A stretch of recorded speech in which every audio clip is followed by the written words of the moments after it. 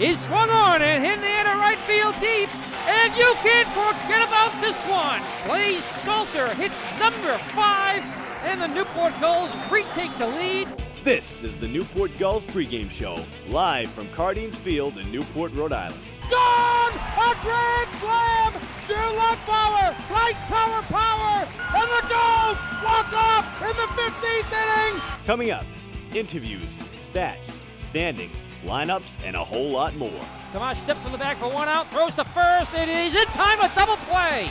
Pitch, breaking ball lifted deep to center field, and it is gone! A 2-run shot for Cody Hosey. Bring a high drive, left field deep. Bolzano going back, looking up. This ball is a 2-run homer. P.J. Jones hits it out. Stay tuned. The pregame show begins now on the NECBL Broadcast Network. Now, in his 3rd season covering Newport Gulls baseball, here is play-by-play broadcaster Zach Ledson. Well, it's America's pastime, and it has arrived here at Cardines Field on Independence Day. Hi, everybody, and happy 4th. I'm Zach Letson, getting you set for Gulls and Navigators here on the 4th of July at Cardines Field. It is the first matchup between Newport and North Shore here at Cardines since 2011. And the Gulls, they sure are hot. Winners of 5 in a row and fresh off a 3-0 win over the Danbury Westerners out at Rogers Park on Saturday. Newport looks for its 2nd 6-game winning streak this season here tonight at 6:35. But we've got plenty of coverage before that here on the Gulls pregame show, which starts right now.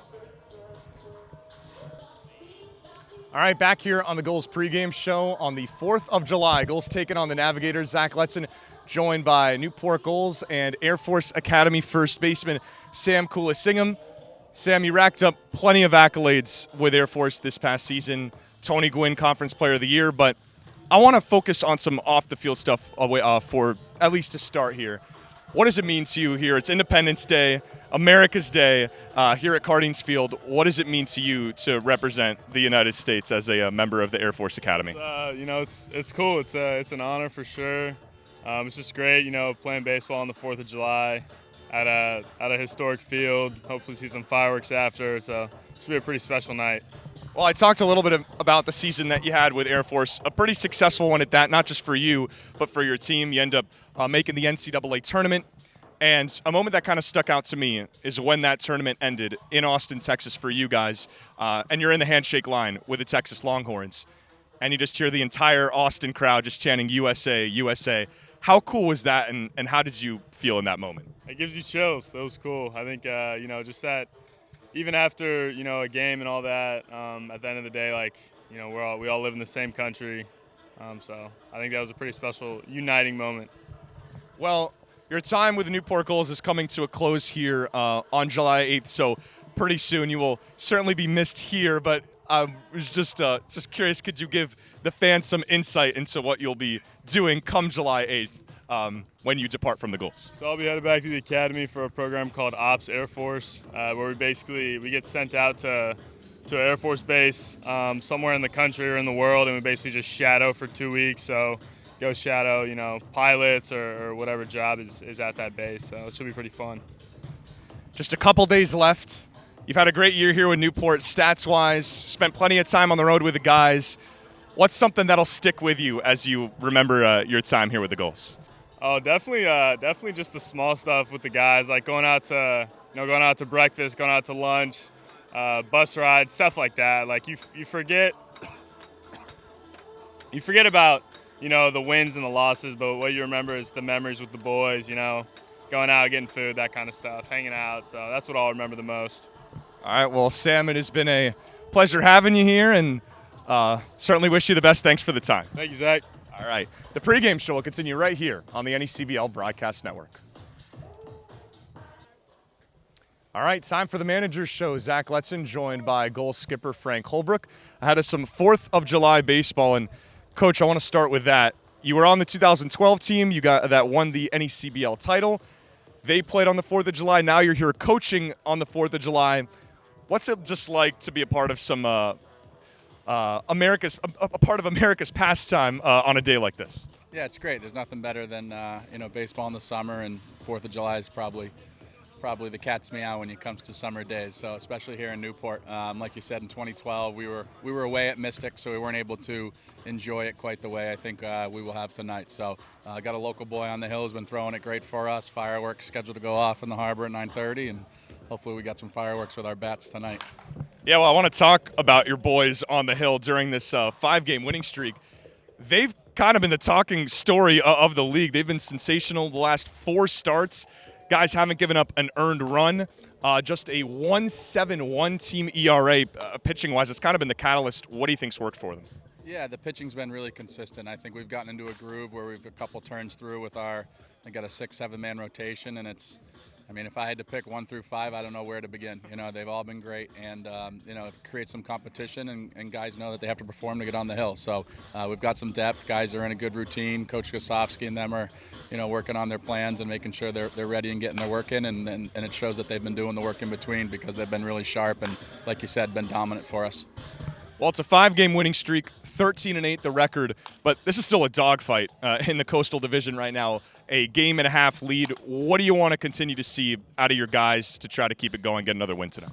Yeah, just good, consistent baseball. I think our team's starting to come together in terms of, knowing who we are and seeing the pieces fit together. We've been dealing with a little bit of injuries. We have some guys back and, look to see the lineup to, continue to take shape and become what it's going to be for us down the stretch. But as long as the pitching can continue to do what it's doing, I think we got as good a shot at anyone, and hopefully here tonight we can, give us a little more separation in our division as well. All right, that's Gulls manager Frank Holbrook. Coach, thanks for the time. Awesome, thanks. All right, the pregame show will continue right here, coming up next on the NECBL Broadcast Network. Hello and welcome back to the Gulls pregame show. Caden Charpentier here with media intern Cole Baker. So we're going to talk a little bit. This is another interview with one of the interns. We've been doing them the past couple of weeks. So I'm here with Cole, and I'm just going to ask him a few questions about really the internship, really the future, things like that. So first of all, Cole, we've been here for a few weeks, so I was just wondering, one thing that you learned so far, and basically a description of your job title, basically, or what you do on a game-to-game basis, basically. Yeah, of course. So what I've learned here so far is that working with the team has been a real aspect, and working by yourself up there will be pretty hard, especially having everyone there will be pretty hard. What's the second question? Oh, basically you're just what you do on a game-to-game basis and behind the scenes, things like that. Yeah, of course. So I do scoreboards, everything put on the scoreboard. You see everything on the display. I put up there. I tweet during the game. I put things on Instagram, and I tweet on Twitter, and I put things on Facebook too. Wow, busy man. He's a beast. So we're just gonna go, go into the future now. Fast forward for a little bit. Just wondering, obviously internship for the Gulls is the next step. It's basically a stepping stool to what you want to do in the future. So what do you hope to get out of this internship to elevate you to the next level of where you want to go?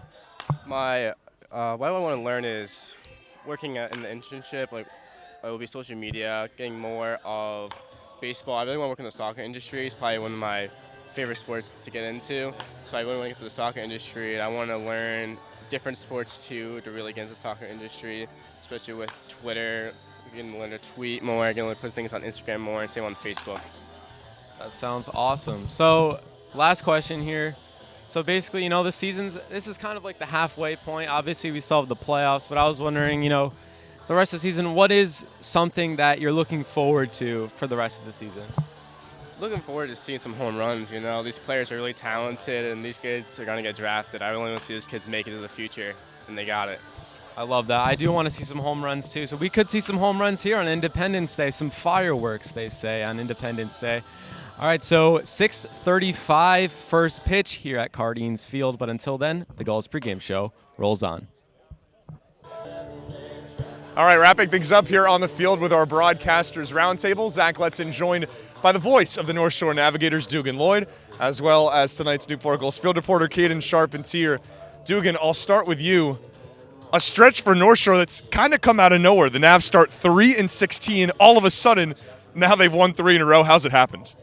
Yeah, the big word that I keep saying over and over is just team chemistry. Everyone seems to be coming together couple new acquisitions, Charlie Taylor, Jack Penny, Jonathan Luters at short. So a couple of guys bringing some energy, but all in all, it's just been a team effort.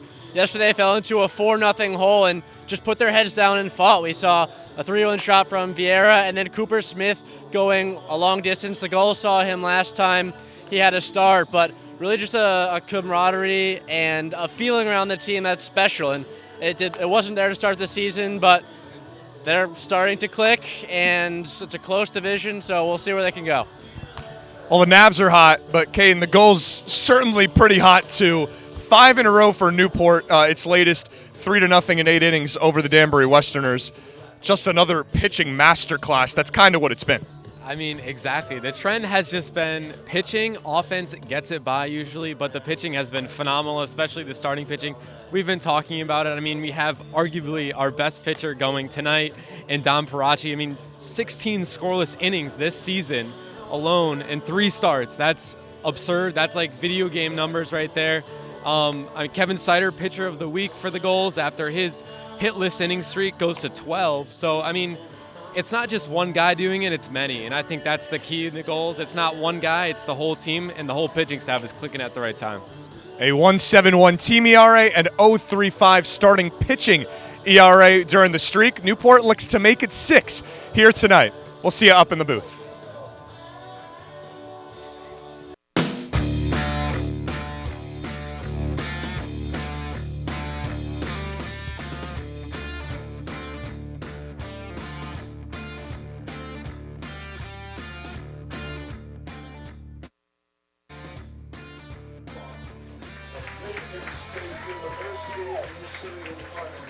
Happy 4th of July, everybody, and welcome to Cardines Field.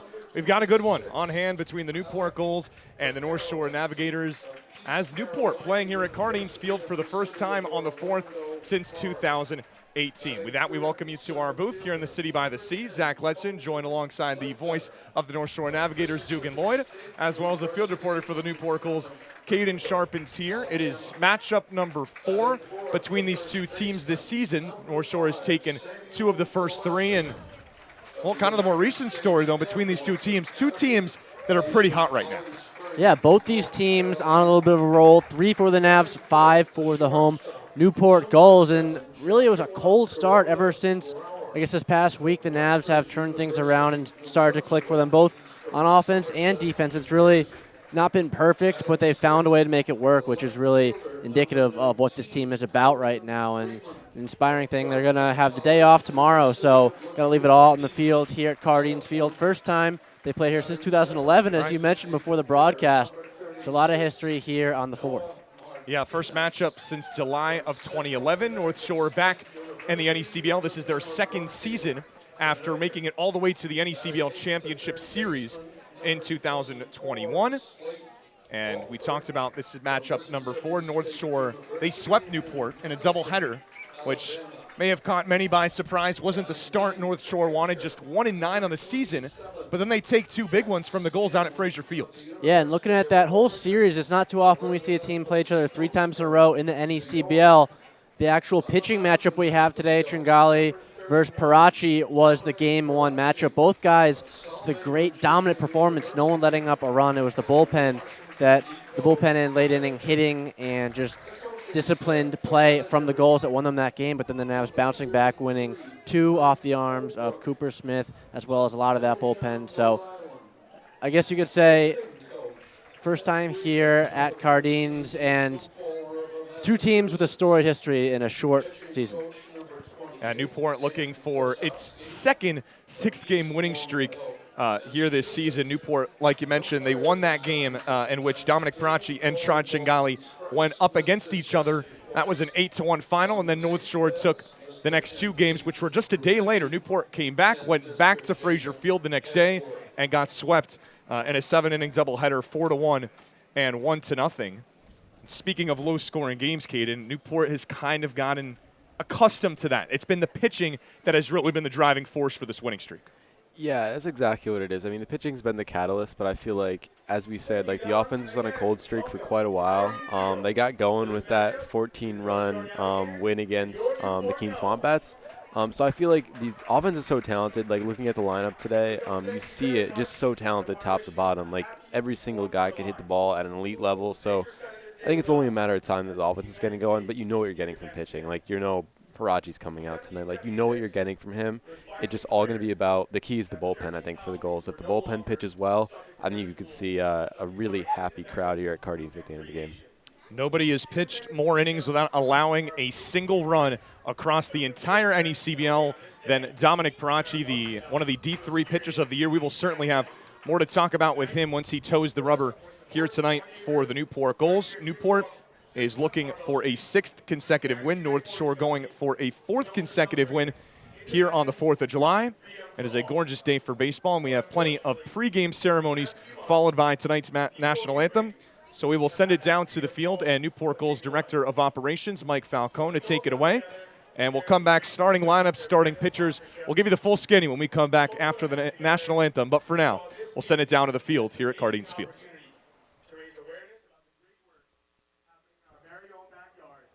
To help the people of Ukraine in any way possible.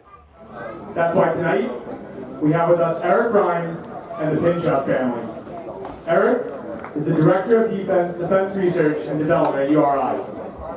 While he was at the Naval War College in 2017 as a U.S. Air Force Reserve Colonel and pilot, he befriended a Ukrainian officer who also studied at the War College, just as so many international military personnel do.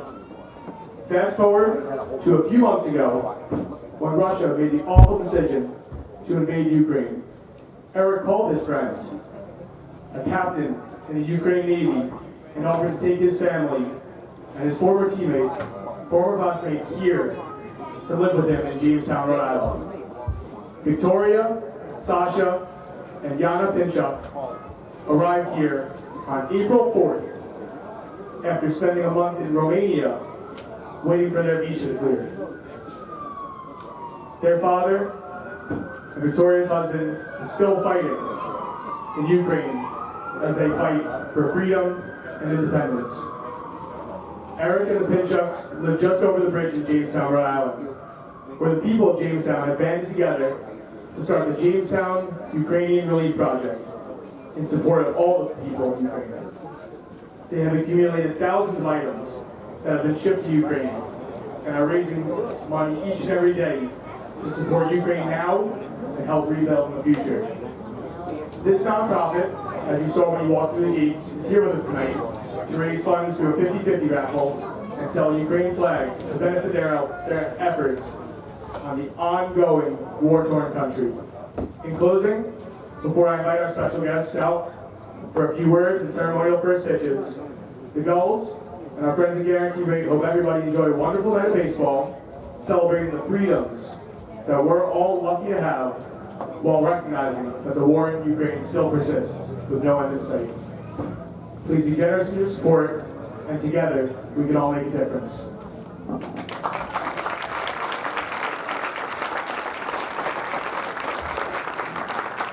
I'd like to call to the mound to say a few words, U.S. Senator Jack Reed.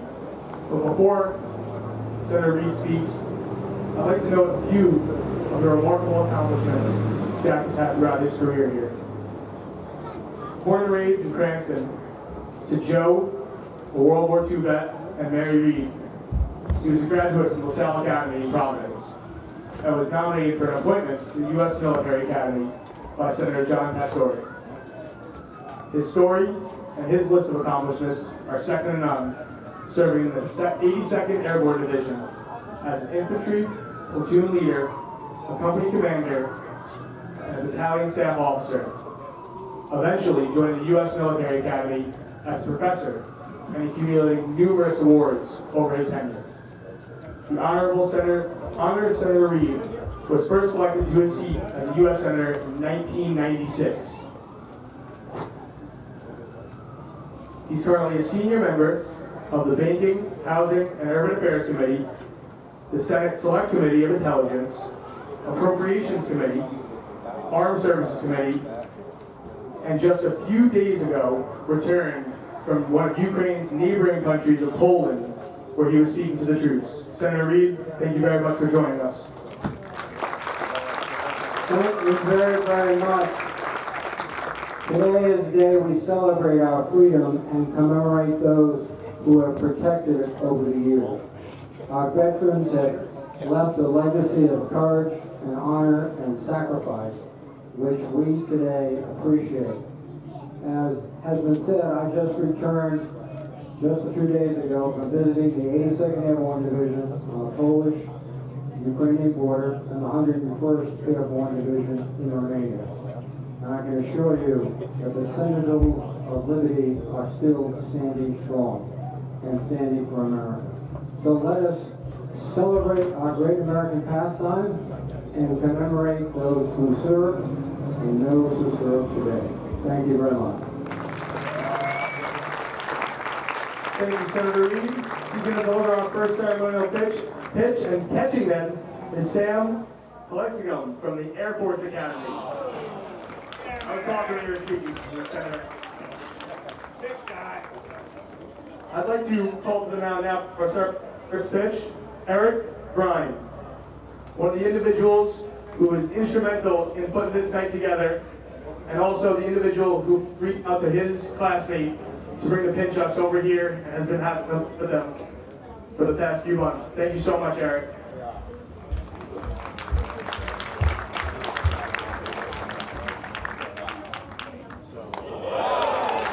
Yeah.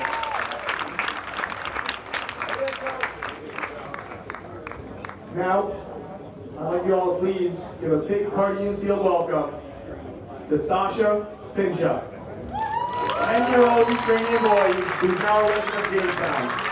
Him and Emily spoke from Ukraine just a few months ago. This is the first time throwing a baseball. Let's see what he's got.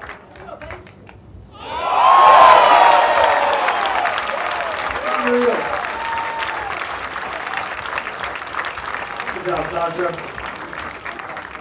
Next, I'd like to call to the mound Daniel Snyder. He's had a goal of bringing awareness to what's been transpiring in Ukraine, together with his partner, Kiki Mitchell. They organized an event back in May called the Gathering for Ukraine. And along with the Church Community Corporation in Newport County, he continues to shed light on the great work that the people right here in Jamestown and Rhode Island are doing for the people of Ukraine. The Snyder family is closely rooted to the war in Ukraine, as his daughter Laura was born in Ukraine and came to this country at the age of 2. Here's what you got, Daniel.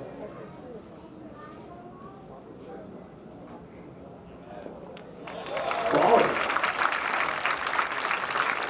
Last, but certainly not least, this night would not be possible without our good friends over at Guaranteed Rate Mortgage Company. We have a few members of the team here tonight, including Cam Stewart, Greg Blythe, Joe Pagliazzo, and Branch Pete Zamacco. But here to throw out a ceremonial for Guaranteed Rate is Sako Bogosian. He grew in Beirut, Lebanon, and moved to Rhode Island to go to college, where he earned a degree in accounting from URI and has grown to be one of Guaranteed Rate's top employees. Him and his wife lived in Jamestown, Rhode Island, and he too is making his first ceremonial first pitch here. See what you got. That works. Thank you very much again. Can we give a big round of applause, everybody, please? At this time, I'd like you please to all rise and remove your caps.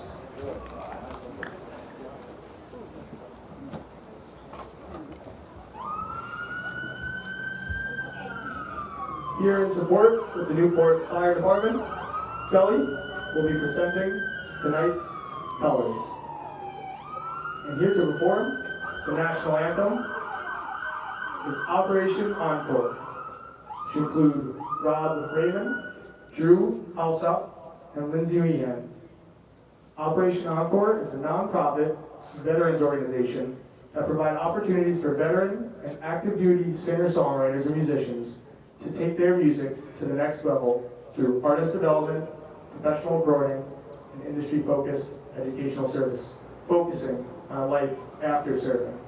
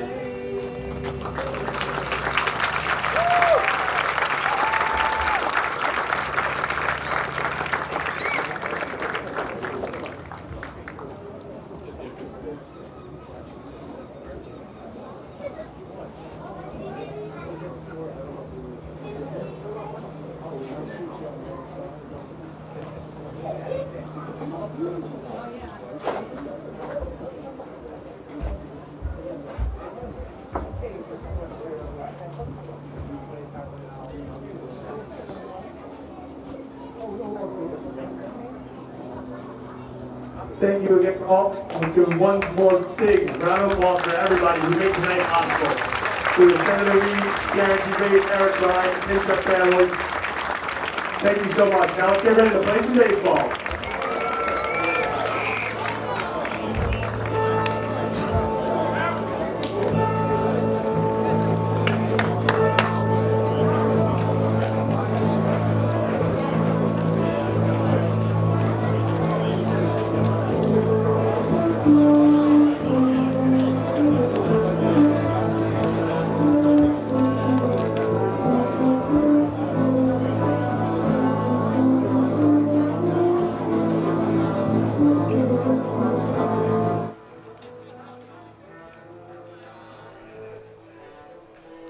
A fantastic pregame ceremony here on America's birthday, Independence Day, the 4th of July here at Cardines Field. And we're so glad that you're spending it here with us on the NECBL Network. Zach Letson, Dugan Lloyd, and Caden Charpentier here with you. We are moments away from first pitch in the first game between North Shore and Newport at Cardines Field since July 25th, 2011. It is the first of 3 straight Mondays that I will be seeing you, Dugan, that we will be seeing the North Shore Navigators. A nice new tradition. Yes, it is. We had, so it's a little different because we had 3 games at Fraser Field in just a 2-day span early in the season. Now we're spreading it out a little bit. That was matchups 1, 2, and 3. Matchups 4, 5, and 6 will be right here at Cardines Field every Monday at 6:35 for the next 3 weeks. And if they're anything like those first 3 matchups, we should be in for a treat. You hit that right on the nose. All games really competitive coming down to the end. Even the 8-1 ball game was decided in that 8th inning. So important to get out to a nice start. The Navs last couple of games have struggled in the first inning.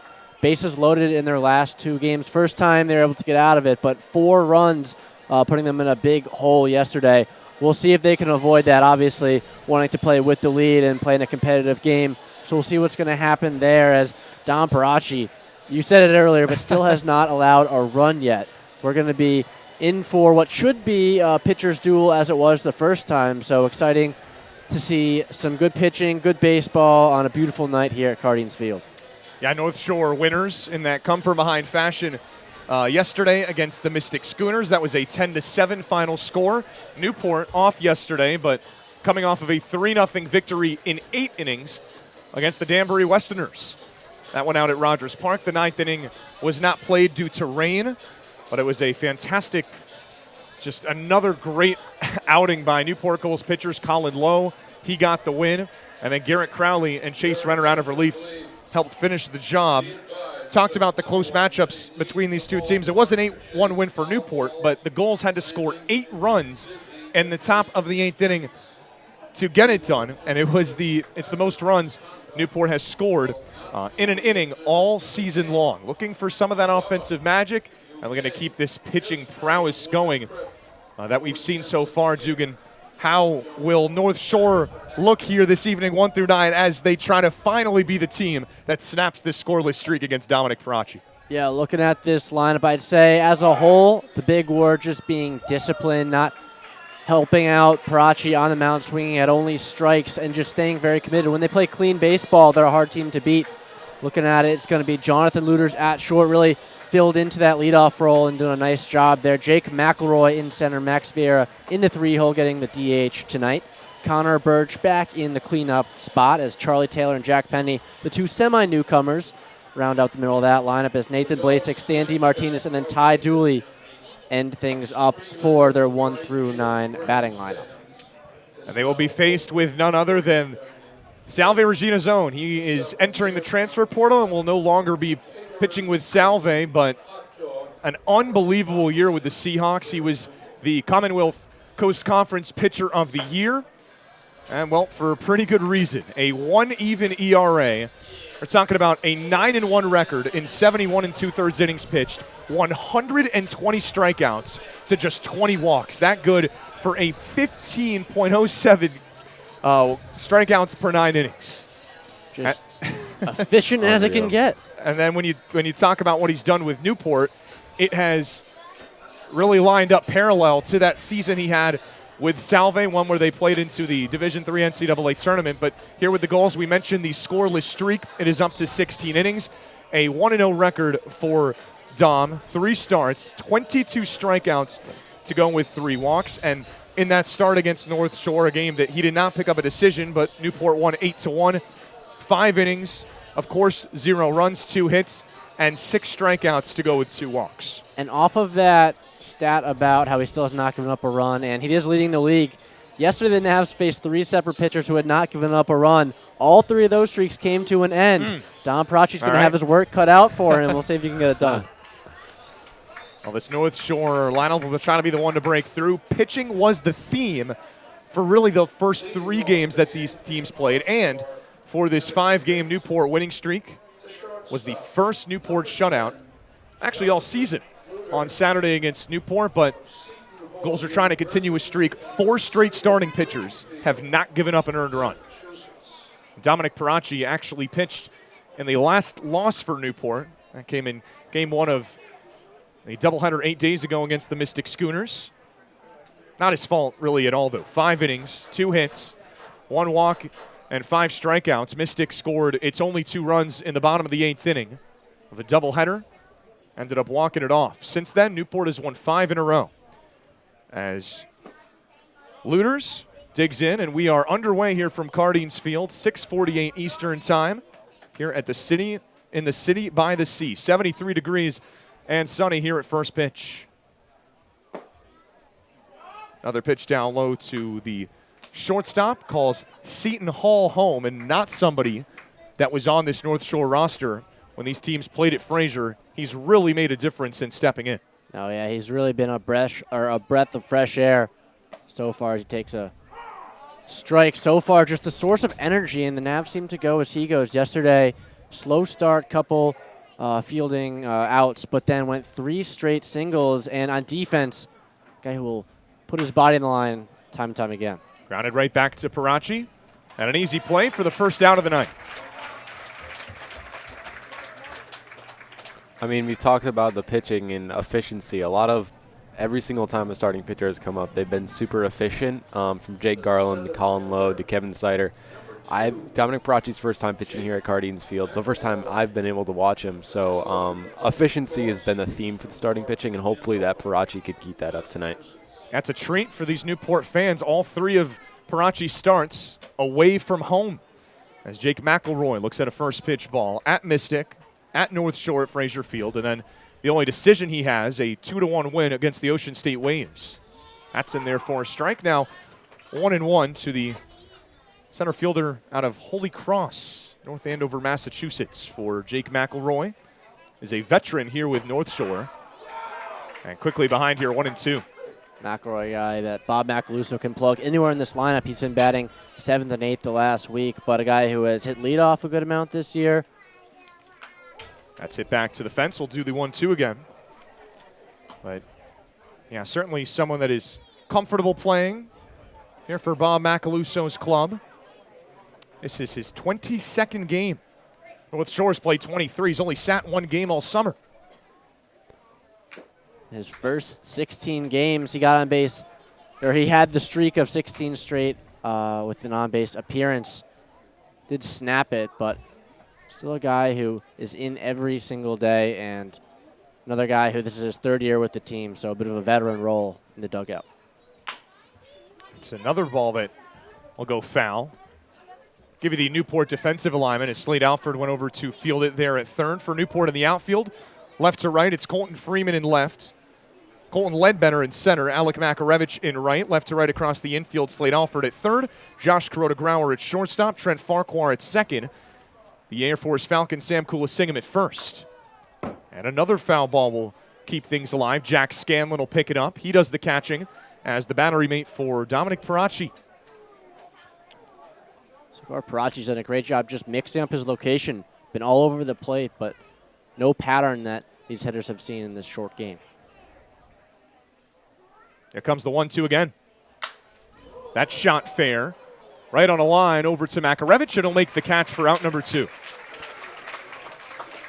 You know, he does strike a lot of people out, but, I mean, he had an 0.08 whip at Salve this season, so not a lot of people are getting on base, and I think, that's hard contact right there, but it's not a base hit, and I think he's okay with contact as long as it's to one of his fielders. He's a strikeout guy, but I think it's okay if he sees some guys making contact because he can make adjustments on that. Yeah, just 7 hits allowed now through 16 and 2/3 innings here this summer for Parachi. He'll look to continue that against a guy that had a big game in his last game here at Cardines Field. It was the 2021 NECBL All-Star game for Max Vieira, and he was the game's MVP. Ahead 2-0 here. He was the MVP as a representative of the Upper Valley Nighthawks. That sent a lot of talent, including one of Newport's catchers, Parker Haskin.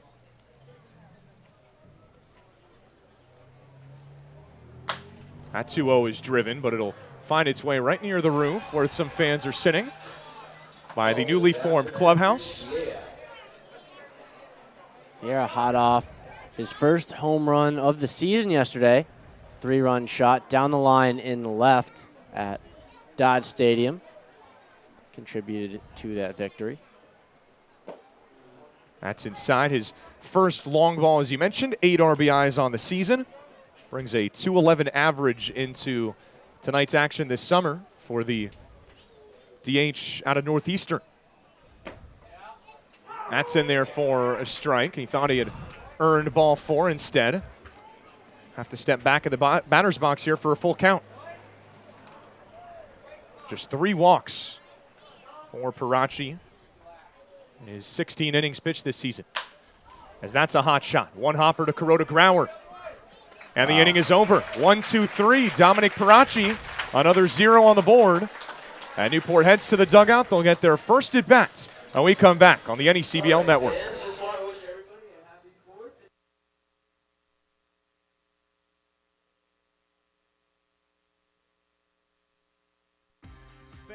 The NECBL's broadcast network brings all of the action right to your home every night.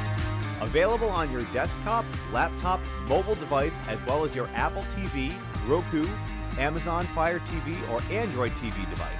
Enjoy single-day passes for just $8, purchase a weekly subscription for $20, a monthly pass for $40, or an all-season pass for $80. Head to watch.necbl.com for more information and for a full streaming schedule.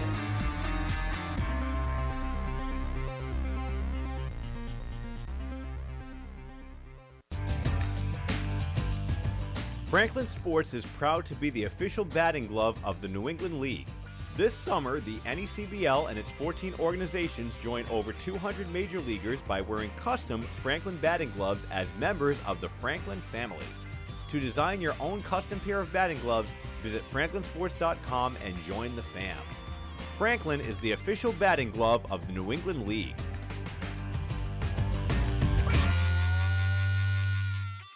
The Newport Gulls broadcast network features 7 high-definition cameras, graphics, instant replay, and extended pregame and postgame coverage. Watch the Gulls all season long every Friday night on YourView New England.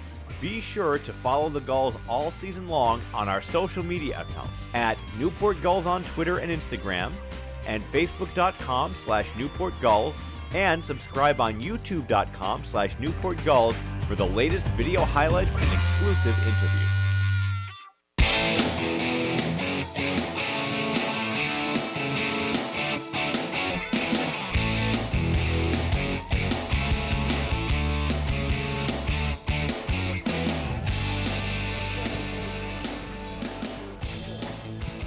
Back here at Cardines Field, not many clouds in the sky.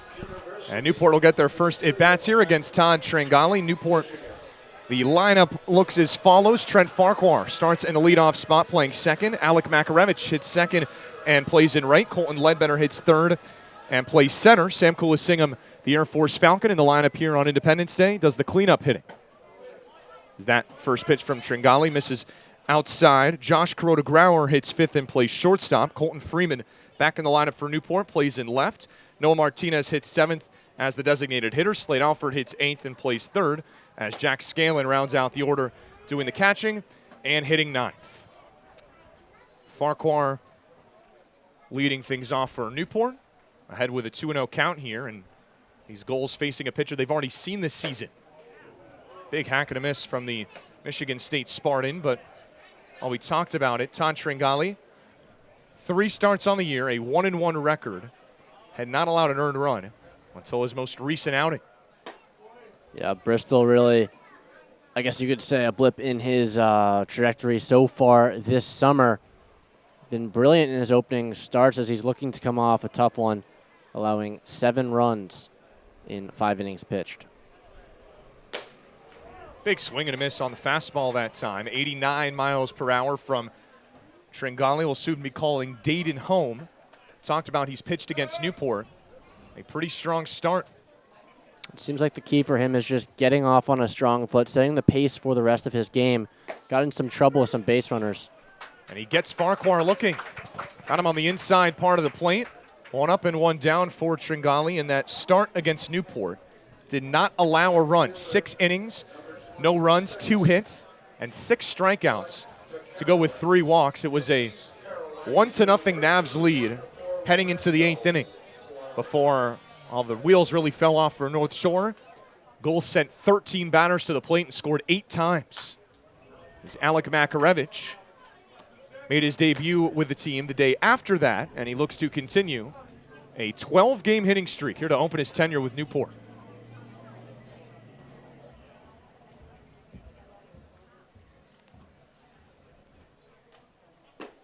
Looks at the off-speed outside, a 1-1 count now to the right fielder who hails from East Carolina University. A major hit he had in that 3-0 win for Newport back on Saturday. Ahead here 2-1 was a RBI single misplayed in the left field by the Westerners. Makarevich got all the way to third base. 2 runs came in to score. That was a big play in what was just a 3-0 win for Newport. Popped him up. It'll go out of play right above us. We'll find a fire station behind us. A lot of fans here in Newport. A lot of people in the area for this big day. 4th of July. Everyone wanting to see Don Parachi in his first home start, it seems like. Right. Here's the 2-2. That fastball just missing. So a pair of full counts here to open things up against Tringali.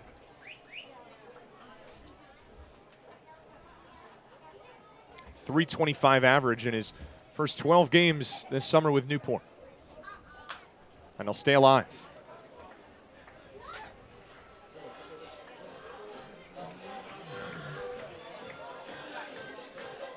A later addition because he was playing with East Carolina in the NCAA tournament. They made it all the way to the super regional rounds, as did a lot of these North Shore Navigators, playing plenty into the super regionals, going the weekends of, I believe it was about June 12th. And Makarevich earns a walk. Just missed on the inside part of the plate. Newport's got its first base runner here tonight.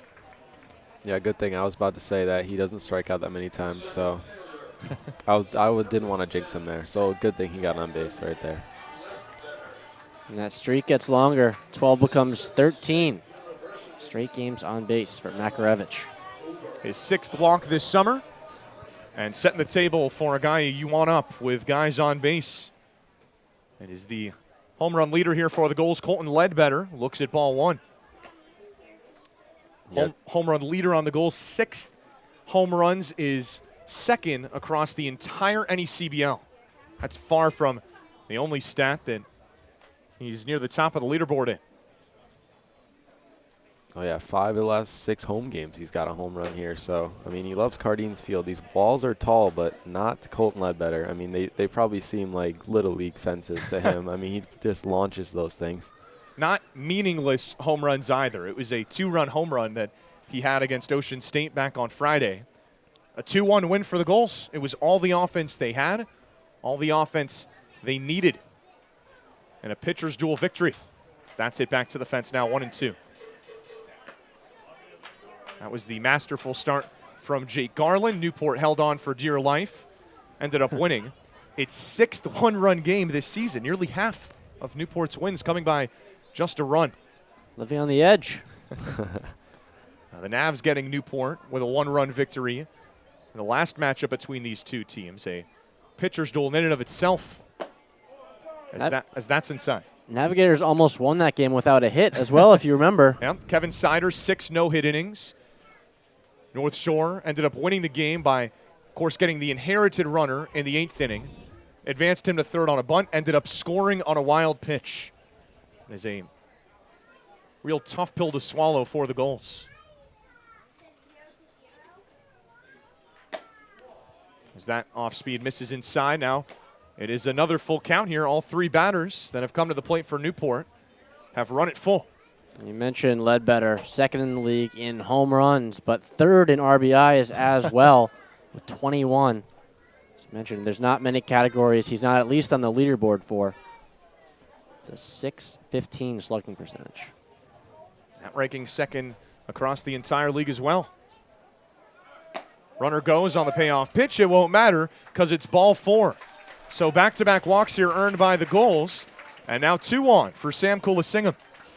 I mean, that's, I think, one of his most underrated facets of his game. I mean, that's his 15th walk of the season. I mean, he's so patient at the plate. I mean, you know the power. He possesses that in a bunches, but he's so patient. He knows what pitches he likes, and when he likes it, he just launches it. And when they're not there, he doesn't swing. And I think that's one of the best things about Ledbetter's ability at the plate. Not just the slugging and home run leader, also the walk leader for the Newport Gulls. He's got 15 now on the season.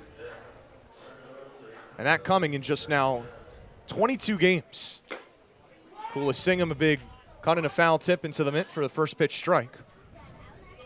The first baseman out of Air Force, you heard from him before tonight's game. Member of the Air Force Academy, a team that also played into the NCAA tournament as the champions of the Mountain West. 2 on here with 1 out for the Gulls, looking to get it started. Fastball misses upstairs. Now it's 1-1. 90 miles per hour from Tringali. Really settled in quickly. Did not have really any issues with Newport. And that last game he faced him, gave up just 2 hits across 6 innings. And an early jam right here. So far, his pitchers have looked good, just missing the zone. Just sharpen that up.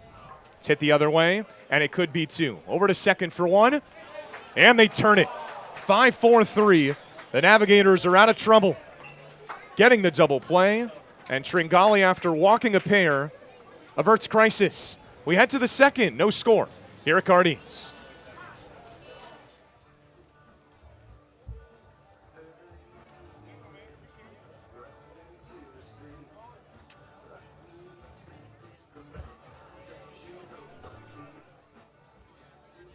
For the first time in league history, the 2022 New England League All-Star Game is headed to Martha's Vineyard, home of the Sharks.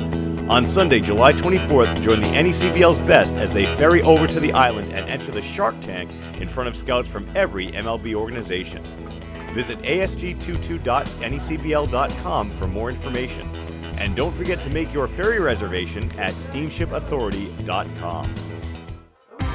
Fans, the NECBL's broadcast network brings all of the action right to your home every night. Available on your desktop, laptop, mobile device, as well as your Apple TV, Roku, Amazon Fire TV, or Android TV device. Enjoy single-day passes for just $8, purchase a weekly subscription for $20, a monthly pass for $40, or an all-season pass for $80. Head to watch.necbl.com for more information and for a full streaming schedule.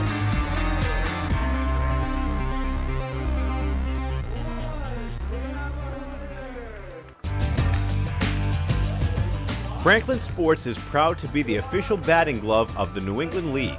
This summer, the NECBL and its 14 organizations join over 200 major leaguers by wearing custom Franklin batting gloves as members of the Franklin family.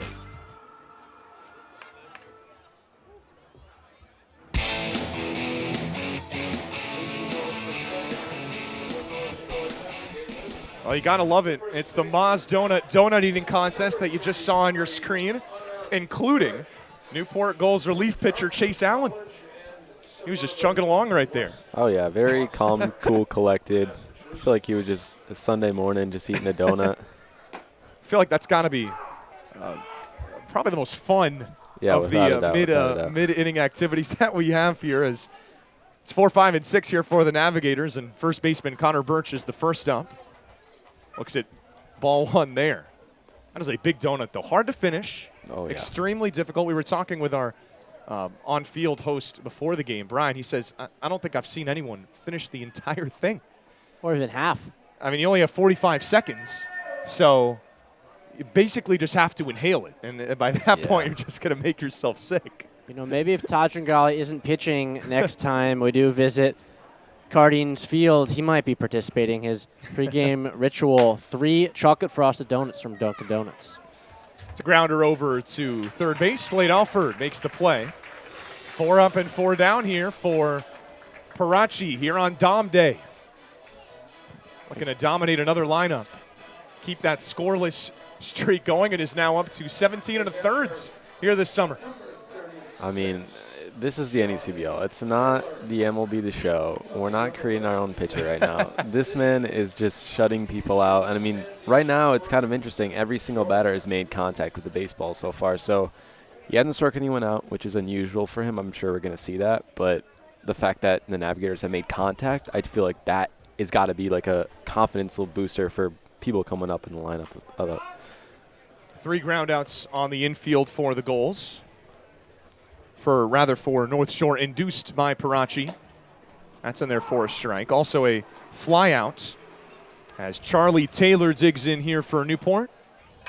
A Tennessee Volunteer, a recent addition for this Navigator squad. And looks at ball number 2 right there. And through just 4 games here with the Navigators, hitting 200 with 2 RBIs, but his biggest impact has come on defense. Getting a start, and every pitcher saying they really appreciate him, almost as a second backstop. This is his 5th game. He is 3 for 15 in his young tenure after playing in that, being a part, rather, of that wild Knoxville Super Regional, of which this North Shore squad has 2 players from, one from Notre Dame and one from Tennessee. See Jack Penny next. Swing and a miss. He got him. There is strikeout number 1 for Dominic Parachi here tonight. Give him now 23 on the summer. I think that ties him to the team lead with Sider and Garland. So, I mean, he's probably going to pass him at the end of the game. But, I mean, just efficiency all around the starting rotation for the Gulls so far this season. 6 strikeouts in his first matchup with the Navigators. Fires the first pitch ball to the Notre Dame third baseman, Jack Penny.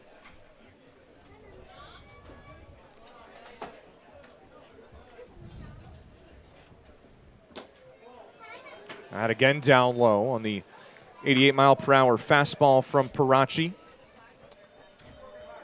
As you mentioned, Jack Penny stepping in and part of that Fighting Irish squad that did win that regional. Big cut and a miss. They went on the road to Statesboro, Georgia, won that regional, went to Knoxville, won the Super Regional as the lone ACC team to make it all the way to Omaha, Nebraska, the promised land for the College World Series. Watch is strike 2. That is, well, it's a 3-pitch mix that you'll see from Dominic Parachi, mostly with the fastball. That'll get to around 89 miles per hour. Also working with a curveball and a changeup. And the fastball that time is flowing out of play onto America's Cup Avenue. Yeah, I mean, you see the fastball getting around like 89, 90, but like the ability to mix your pitches is exactly why he's so successful. Like you have the changeup, the curveball. I mean, you don't have to throw that fast if you have a variety of pitches, and he has that curveball and that changeup. I think that's another thing that makes him so talented. Tried holding his swing, and third base umpire Jacob Ashworth, rather Anthony Brunetti that is, says that he just did. It is Jesse West calling the balls and strikes behind the plate. And tonight's field umpires, Anthony Brunetti and Jacob Ashworth. As that's driven back up the middle, JKG with a jump, and he's got it. On the hot shot, a line out ends things here in the top of the second inning. 6 up and 6 down for Dominic Parachi. Heading to the second, bottom of the second, no score.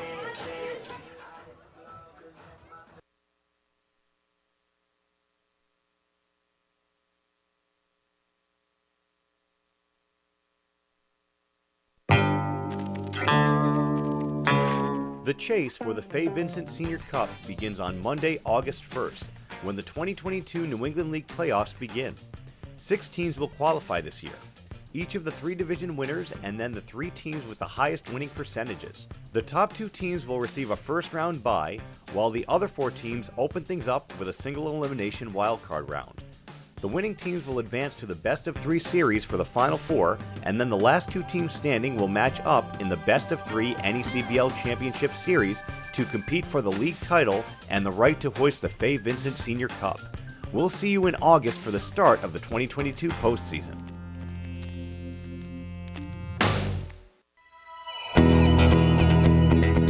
The chase for the Fay Vincent Senior Cup begins on Monday, August 1st, when the 2022 New England League playoffs begin. 6 teams will qualify this year, each of the 3 division winners and then the 3 teams with the highest winning percentages. The top 2 teams will receive a first-round bye, while the other 4 teams open things up with a single elimination wildcard round.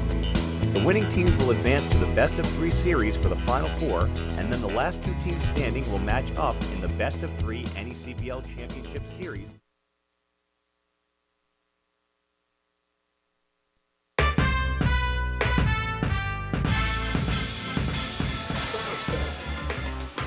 Back here at Cardines Field, no score. We head to the bottom half of inning number 2. And it is Josh Kuroda-Grauer who just made that jumping catch. He leads things off for Newport, 5, 6, and 7. And the Gulls order to face Tringali and a first pitch ball. Couple nice plays in the field at short for JKG. That hard hit ball to end the first, and then grabbing a liner to end the second. And shoots that back up the middle, fielded nicely by Luters at short, high throw, and corralled in. Birch sticking up that glove, able to haul it in for out number 1. Yeah, that was one clean play right there. It made it look pretty easy. Definitely was not easy at all. That was pretty hard hit off JKG's bat and pretty fluid. Gets 1 out. Colton Freeman steps up here for Newport to the NFL on Fox theme. Yeah. That's really, how often have you heard that at the ball yard? It's as American as it gets here on the 4th of July. And Colton Freeman is just enjoying every last second of it. Those socks, too. He is, oh yeah, he is all decked out for the 4th of July, and he rips it into left field. It's going to fall for a base hit. Colton Freeman, stay hot. My goodness, is he enjoying being in this Gulls lineup. Goodness a gracious. High five to Jake Garland, tonight's first base coach. Newport's got a 1-out base runner. I mean, he was out for the majority of the season so far, and then he comes back in, and he's like an instant impact. And just especially on the field, his personality in the clubhouse, you're talking to a lot of guys, just he's such a good guy, really funny person too. So love to see him get on base. And now you have Noah Martinez, Central Connecticut State University, one of the most elite power hitters in that conference. Now 6 for 16 for Colton Freeman here in the early going. Martinez looks at ball number 1. This is just his 6th game, but something we had talked about before the game, he'll square the ball up, even if it's only on a single. That's what you saw right there. With 8 RBIs on the season through 6 games. Yeah. For Martinez, he has also dealt with a couple injury troubles back in this Newport order, playing in his 15th game. Fouls that pitch back. Brings in a 200 average. And those 8 RBIs, like you said, after really a season to remember over at Central Connecticut State. First team All-NEC member.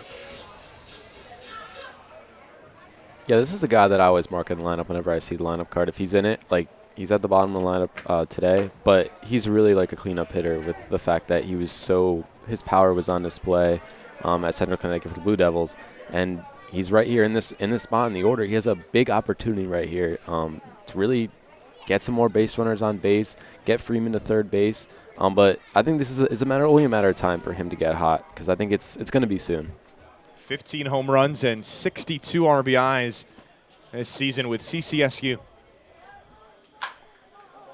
He shoots down in the air, but foul. Still looking for that first long ball in a Gulls uniform, but certainly has come up, had a couple big moments with Newport. Mentioned those 8 RBIs, a 2 RBI double. That helped push Newport to win number 1 of this 5-game winning streak against the Mystic Schooners. 2 RBI double and what was a 3-2 final score. Made all the difference. Tringale's going to check in over on Freeman. Get a good look at those USA socks that he's got on. Chatting over there with the dugout. Seems like Freeman's just walking a little different than anyone else today. Got a bit of... Martinez awaiting a 2-2. And he shoots that into straightaway center field. Sprinting in is McElroy. He won't have a play. Back-to-back singles for the Gulls. And an opportunity here to try to break it open and get on the board first for Slade Alford. Got 2 hard-hit balls, Freeman and then Martinez. Gulls did threaten a bit in that first double play, getting the Navigators out of it, but they've shown the potential to get on, something the Navs have yet to do off of Parachi. Yeah, first hit in his last 11 appearances, so he's 1 for 12 in his last 12. But, I mean, that's exactly what you want to do, get that confidence going. I said this is a guy that I think is going to get going eventually, but gets a nice single, that confidence keeps going. And for a second straight inning, Newport's got runners on first and second here this time for the Mississippi State third baseman Alford. And greeted with a first pitch strike from Tringale on the curveball that time. It's got a fastball, curveball, changeup mix for the Dayton right-hander, making the move over from North Essex Community College.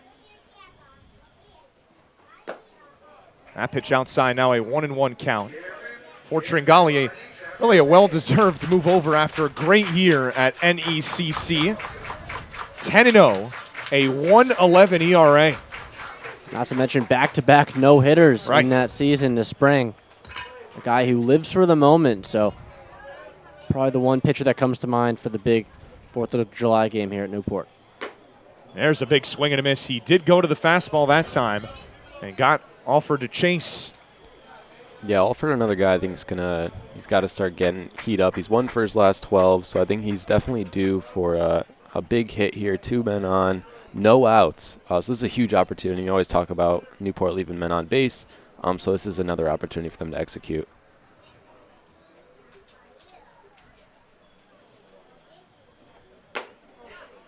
As that's in there, strike 3. Ring him up on the fastball. And it's a bounce back for Tringale. Now there's 2 gone. Good answer there from Tringale. And another big at-bat here, wanting to take care of Scanlon. Don't want to give the bat to Trent Farquhar and the rest of that top of the lineup. It is the second strikeout for Tringale tonight. Both of them have been looking. Backwards K's first to Trent Farquhar, now to Slade Alford. And it is up to the 9-hitter, Jack Scanlon, to try to push home the first runs for either team tonight.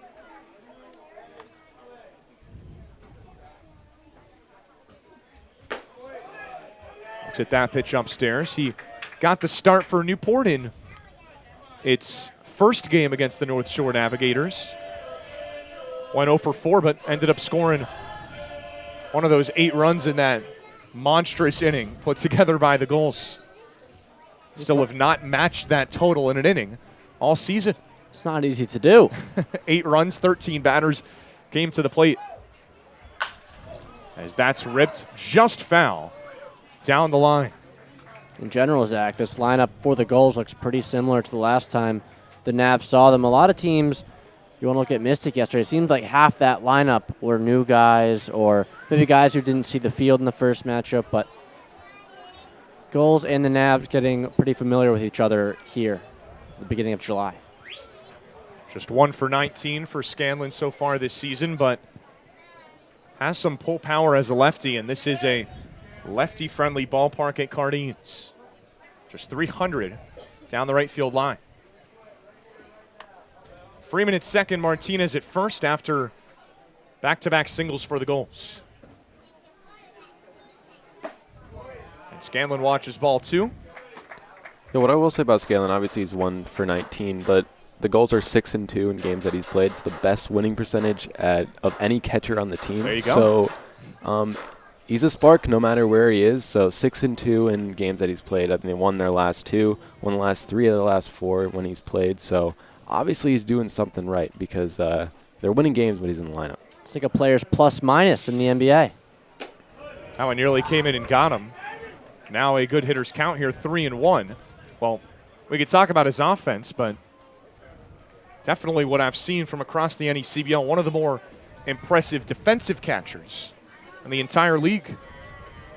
And caught a Nav stealing in that game that he played against them at Fraser Fields. The one position really where defense is your primary job, hitting is a bonus, anything you can do off of that. Two strong catchers in this one. 3-1 is inside for ball 4. It's another free pass as Jack Scanlon gets a first. And the base is loaded here for the Gulls for the top of the order. And that's the third walk we've seen here from Tringali. Still looking to complete that second inning, but the main problem for him is he's allowed 2 hits, but just locating those pitchers and finding the zone is issue number 1 right now for Todd. I think this would be the guy you'd want up here at Carnegie's Field with the bases loaded. Trent Farquhar, 15 hits in the first 9 home games Newport has played. That gets the upper part of the zone for a strike. Few guys will stand out to you more when you look at home road splits than number 4 for Newport. 484 his average, 2 home runs and 8 RBIs at home, 10 RBIs total here this summer. A fastball misses. It's 1-1 here. As you mentioned, a lefty-friendly park, and we've seen a lot of lefties in this lineup here today. So far, Tringali has just been a little high and outside, seemingly to everyone in that opposite batter's box. Base is full here for the Gulls, looking to strike first. That one comes in on the hands, and it's another goal getting out ahead, 2-1 now. A 279 hitter in total, but hit 484 as we said at home. A dangerous batter, and the first of a few here for the Gulls in the top of the order. Yeah, we talk about, like, obviously Newport during their losing streak, they left a lot of guys on. And, I mean, they've done a great job in their during their 5-game winning streak, but this is another opportunity. Bases loaded early on in the game. You want to kind of turn that momentum into your favor. Give Parachi some confidence coming out. Obviously, he's a good pitcher, but if you have some run support, that's going to even elevate that motivation and confidence. That has been the one constant with games Parachi's pitched, and all 3 of them really have been pitchers' duels. Gulls looking to give him a boost right here. It's another ball upstairs. Now a ball away from walking in the first run of the night. And nowhere you can put Farquhar, especially getting behind in that count. Tringali's in a tricky situation here. Going to have to throw him a strike and just hope his defense can make a play. 3 balls and a strike with the bases loaded. Here's the pitch. Popped him up. Shallow in the infield. Penny racing in. Miscommunication, and Luders is able to hold on. Luders and Penny colliding with each other. And a couple smiles to go with it. They hold on to the baseball. And for a second straight inning, the Mavs able to avert disaster and strand multiple goals on base. Still no score at Carnegie's Field as we head to the top of the third.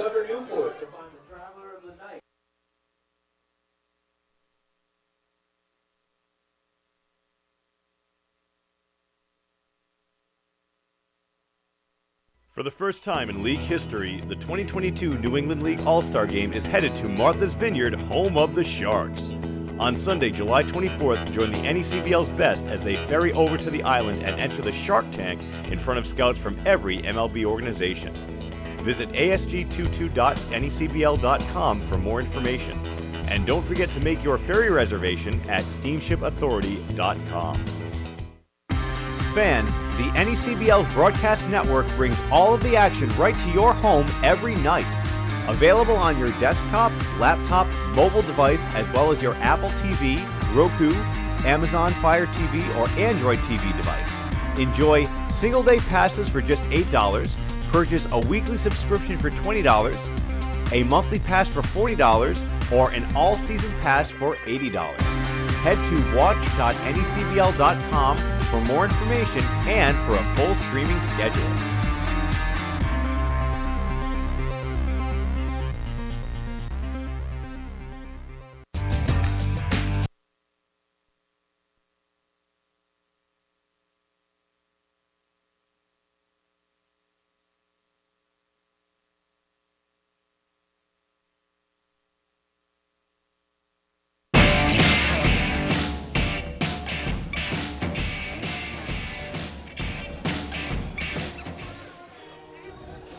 To the third we go. No score between Newport and North Shore in yet another pitcher's battle. And North Shore still looking for their first base runner Right, of this ball game. 2-1-2-3 innings starting it off for Dom Parachi.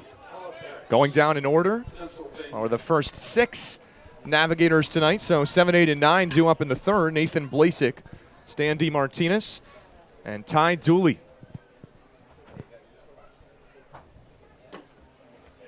Parachi fires a first pitch ball. Now 18 straight scoreless innings for Dom. And 7 straight if you're just looking at his outings against the Navigators. That's a strike. Now 1-1. Yeah, it is not an easy task to get a man on base, especially his ability to not walk people. You see 3 walks for Tringali, but he hasn't walked like anyone. He's very good at keeping, the ball in the strike zone. If he gets hit, it's okay. But he does not walk people, which is another thing. On the ground, Akula Singham, and he'll take it to the bag himself. So 7 up, 7 down for Dom. One of his biggest tools is just, kind of as he mentioned, not throwing balls and taking care of that pitch count. We've seen a lot of balls put in play early in the count and a strikeout as well. Nav's going to need that pitch count to climb if they want to maybe get a chance against a different arm if they can't crack Parachi's code. 3 walks for Tringali tonight, and that's the total Parachi has all season. As the first pitch is fouled by Stan DeMartinez, one of the hotter North Shore Navigators, one of the catalysts for this 3-game winning streak that North Shore has had. 3 wins in their first 19 games, now 3 in their last 3. As DeMartinez now behind 0-2, 6 for his last 12 in these last 4 games here for the Navs. Yeah, he had a tough start to the season, but is coming on nice right now. 4-game hit streak for Stan. As Parachi misses right there now, it is a 1-2 count.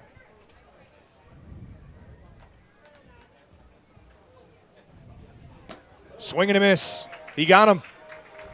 That's another K for Parachi, now his second here tonight. And 8 up and 8 down now. Parachi tested him on the outside half of that plate, well off the plate, really. 2 pitches that he got swings in the other batter's box. So far, just a little anxious at the plate as they've seen what Parachi is made of. Ty Dooley will try to be the first to figure him out here, and he fouls the first pitch back. Dooley with RBI single yesterday. 2 walks to add to it. That breaking ball just drops in the zone beautifully. For Dooley, a 162 hitter. And this is 19th game with the Navs this summer. 3 RBIs to go with it. Now a 1-2 count. He just went from 70, like in the mid-70s, to 90. So that's pretty difficult to read. And then he goes back to the curveball. So, as I said, he's mixing pitches, and it's really hard to get a man on base. The Navs are going to have to do it to get production today. But I feel like right now, with his ability to stay locked in, it's probably going to be against another pitcher. Popped up Dooley in foul territory. Alford looking for a play, scaling the fence, but he won't have one. Almost no space here down that left field line. Cardines Field, little bit different dimension-wise, as especially at Frazier Field, you have so much real estate in foul ground. I'm sure these girls are used to it, but maybe the Navs not so much.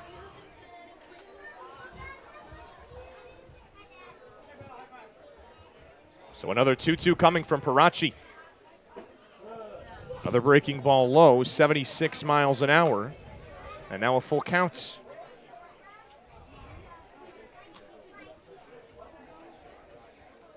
Looking to retire the first 9 of the game. But he won't, as that one comes in inside. They'll say that he just held up his swing. Parachi thought he might have went around. It was close. Dooley is able to hold up and is the first North Shore Navigator to reach base in this game. Dooley almost got caught there. As it looked like he really had no intention of swinging, but that bat did come around as a result, just trying to get out of the way. Lucky to just hold up, and we'll see the first base runner here for the Navs.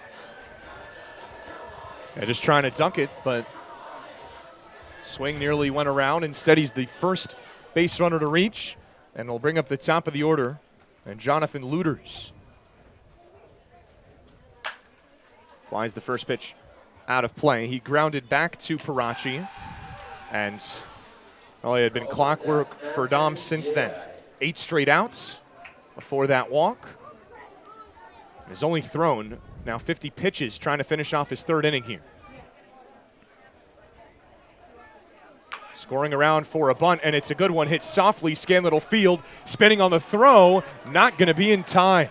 Oh, what a bunt from Jonathan Luters, and it's the first North Shore hit of the game. Well, Zach, I was about to say that you got to think that Bob Macaluso and Dan Hirsch, who's over at third base right now, are going to get creative. They got to figure something out. And even though Scanlon is such a strong catcher, they got to test him the way Parachi's throwing. Just getting creative, generating ways to get guys on base. And then Jake McElroy here with a chance for his first hit and a big one. That was a textbook bunt. I mean, that was in between. Like, you don't even know. The pitcher, the catcher, the third base. Like, it's really difficult to kind of read who's going to get that ball. You got to communicate really well. And obviously it was too good to get an out right there. And you got 2 men on, 2 outs. So I'm sure Parachi is not, like, totally used to getting out of jams, but I'm sure that he has the ability to do it. Yeah, it's just the 8th hit he's given up, and now 18 2/3 this summer. McElroy looking for a 9th. Shoots it deep in the left. He's going to have a 9th over the head of Freeman. The Navs are going to take an early lead. 1 run in. The throw to the plate is offline. It's a 2-run double for Jake McElroy. And the Navs jump in front, 2-0. Time and place. What a shot from McElroy, who, as you said, they need to take advantage of when they can get guys on, and he did so. Throw a little off there. He might have had a chance at Luters. We won't fully know, but just a beautiful piece of hitting from a veteran on this team, knowing, I guess, feeling the moment and taking advantage of that first 2 runs here, and also the first 2 runs of Parachi's season. That streak continues for the Navs. All of a sudden, after Parachi a strike away from his 3rd straight 1-2-3 inning, a walk, a bunt single, and the hardest hit ball by a Nav tonight is a 2-run double from McElroy to bring in the 2021 NECBL All-Star Game MVP Max Vieira. I've jokingly used the term 2-out magic the last couple days, but starting to feel like they do hit better when they are against the wall. Seen a lot of offense generated in these situations. Popped him up on the infield. Kulisingam underneath it, and makes the catch in the sun. That'll finish the top of the 3rd inning, a 2-out rally for North Shore. Jake McElroy with the big 2-bagger, and it is a 2-0 North Shore lead as we head to the bottom of the 3rd.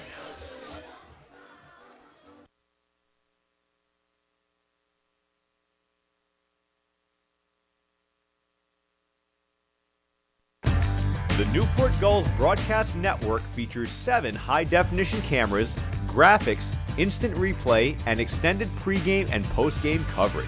Watch the Gulls all season long every Friday night on Your View New England. Be sure to follow the Gulls all season long on our social media accounts at Newport Gulls on Twitter and Instagram, and Facebook.com/Newport Gulls, and subscribe on YouTube.com/Newport Gulls for the latest video highlights and exclusive interviews. The chase for the Fay Vincent Senior Cup begins on Monday, August 1st, when the 2022 New England League playoffs begin. 6 teams will qualify this year, each of the 3 division winners and then the 3 teams with the highest winning percentages. The top 2 teams will receive a first-round bye, while the other 4 teams open things up with a single elimination wildcard round. The winning teams will advance to the best-of-3 series for the Final 4, and then the last 2 teams standing will match up in the best-of-3 NECBL Championship Series to compete for the league title and the right to hoist the Fay Vincent Senior Cup. We'll see you in August for the start of the 2022 postseason.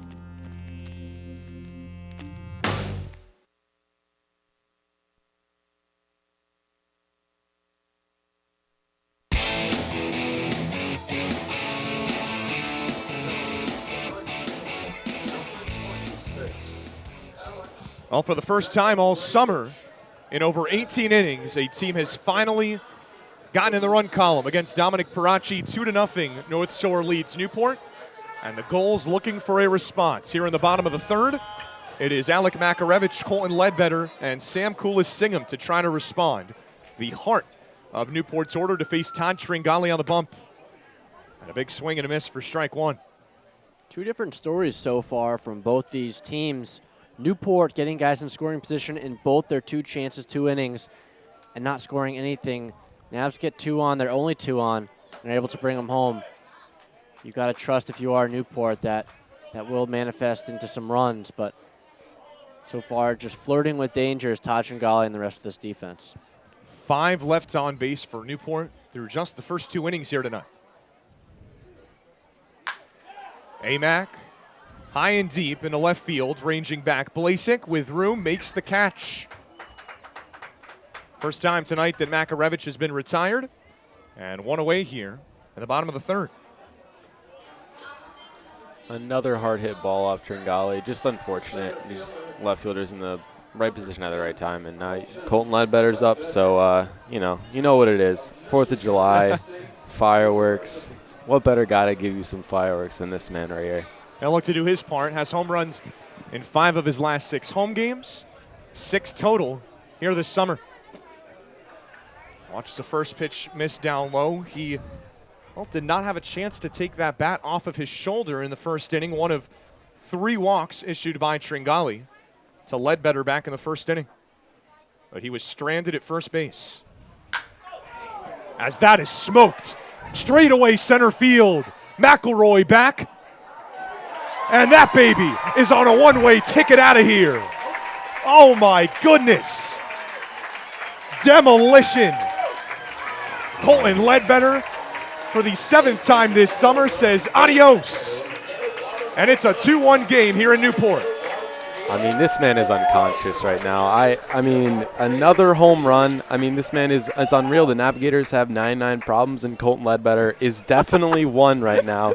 That was an absolute bomb to straight center field. I think I've seen a lot of home runs at Cardine so far, but that was a shot. Right off the bat, you knew it. And you talk about a response going dead away to the deepest part of this park. Just can't hit a ball much harder than that. I'd be interested to get that exit velocity at some point, but 97 the exit speed, 383 feet for Colton Ledbetter. I think he likes hitting here at Cardines Fields. Just a thought. Yeah, just an idea. Stats would support it. Stats would. Keeping up in that home run race as Sam Kulis-Singham got a pair of home runs this season for Newport. He looks at ball 1. And Ryan Ignafo, the man he is keeping pace with, he'll be here on Wednesday as a member of the Upper Valley Nighthawks. Maybe we'll have a home run derby of sorts. Ryan Ignafo actually got some pitching experience against the Navs and did a great job of it. Came into a bases-loaded jam and just threw strikes, getting out of it untouched. It's the 3rd Newport hit of the night. 7th long ball for Ledbetter. And Newport's halfway back. There's a ball to Sammy Kay. And what is his last week here with the Newport Gulls before he departs back to Colorado, a member of the Air Force Academy. A memorable season with the Falcons that resulted in some June baseball. And he's earned now. Good hitters count here. I'm sure when you're looking in that clubhouse right now, it's a lot of confidence. Ledbetter hits a bomb, and now you have the heart of the order we talked about with Kulis-Singham, and now your best hitters are coming up, obviously the top of the order, and it's so deep, so they got to take advantage of this. 2 home runs in his very first game in a Newport uniform. That was in Newport's home opener, June the 8th, against the Mystic Schooners. He's got a .280 average coming into tonight's action, but one of the more important plays in this game when North Shore got him to ground into a 5-4-3 double play that ended the bottom of the first inning. Gulls with 5 stranded through the first 2. As that shot foul, we'll do the payoff pitch again. Putting that bat here from Sam Kulis-Singham. It's behind 1 and 2, but it just continued to fight anything over the plate, he has just kept the count going. And oftentimes, the more that happens, a pitcher might get a little frustrated and let one go for a ball. He awaits pitch number 8 here for Tringali. Sammy K making him work. Here's the payoff pitch again. Outside, ball 4. A 4th walk tonight for the Gulls. And now a runner on here for Josh Kuroda-Grauer. Todd Tringali trying to just keep a short memory. That's a tough one, as a great at-bat from Sam Kulasingham. It was lucky that that home run did come with no one on base. The solo shot does hold on the lead for the Navigators, but Gulls are threatening.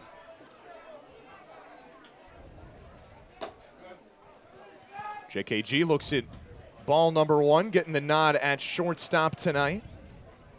3 for 11 in his first 3 games against the Navigators.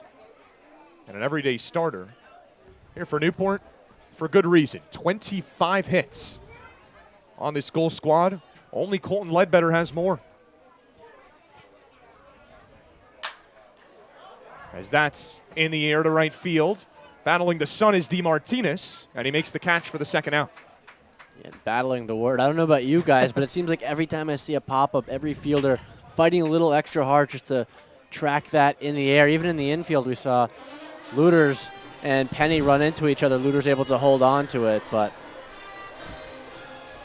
hopefully that sun does tuck away, and we'll see the fielders get a little bit better of a vantage point. From one Colton to another, it's Colton Freeman who digs in with a 1-for-1 day. And just, I mean, they try not to be biased here in the booth, but you're hard-pressed to find many better walk-up songs. You really are. Than the NFL on Fox theme that Colton Freeman's got going. It's working. It's just, it really perfectly fits. We've talked about his personality plenty. I think it really fits perfectly the kind of guy he is. I got to assume he played some football in high school? I would think as much. He's a member with the Dartmouth Big Green. Had a fantastic season on the baseball diamond, but I'll have to ask him about his football background, because that is some elite taste right there. 0-1 coming, and that shot high and deep into left. Will it stay fair, tailing? And it is heading into foul territory near the playground. That ball was crushed. And no doubt about the distance, just not able to keep it right enough.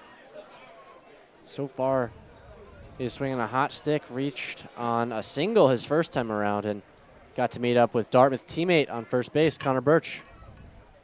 A lot of Big Green representation in the NECBL, as there is a lot of Ivy League representation in this league. I call it the Ivy League All-Star League, because that's really what it's become. The hint of Patriot League. Check swing, and well, that should be an indication right there of how Colton Freeman has been squaring up the ball. Yeah. I think if you went around on that, that would have been out of here, a maybe. gapper or out of here. 6 for 16. This is just his 6th game with the Gulls. Battled an ankle injury, waited it out, has waited his turn, and boy, has he been ready for it. Gulls with a run this inning, but Freeman looking to tie the game, maybe even give the Gulls a lead, or at least keep this rally chugging along. Colton Ledbetter with a solo home run has Newport on the board.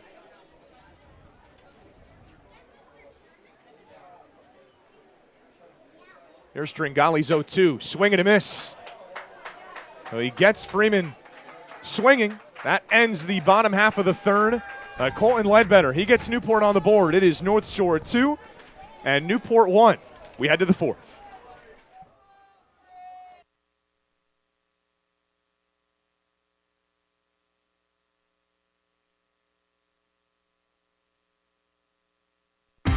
Fans, the NECBL's broadcast network brings all of the action right to your home every night.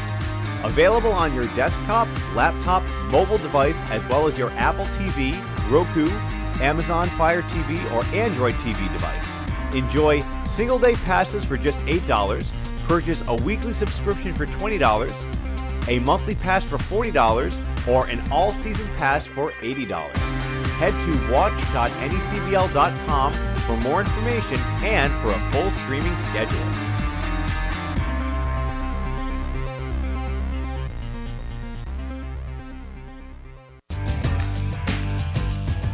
Franklin Sports is proud to be the official batting glove of the New England League.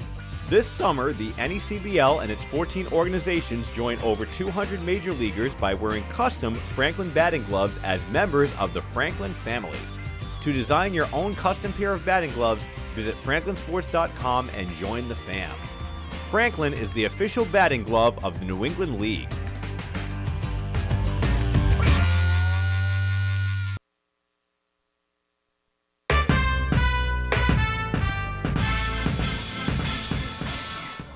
So 2-1 headed into the fourth inning. Dugan Lloyd alongside Zach Letson and Caden Charpentier.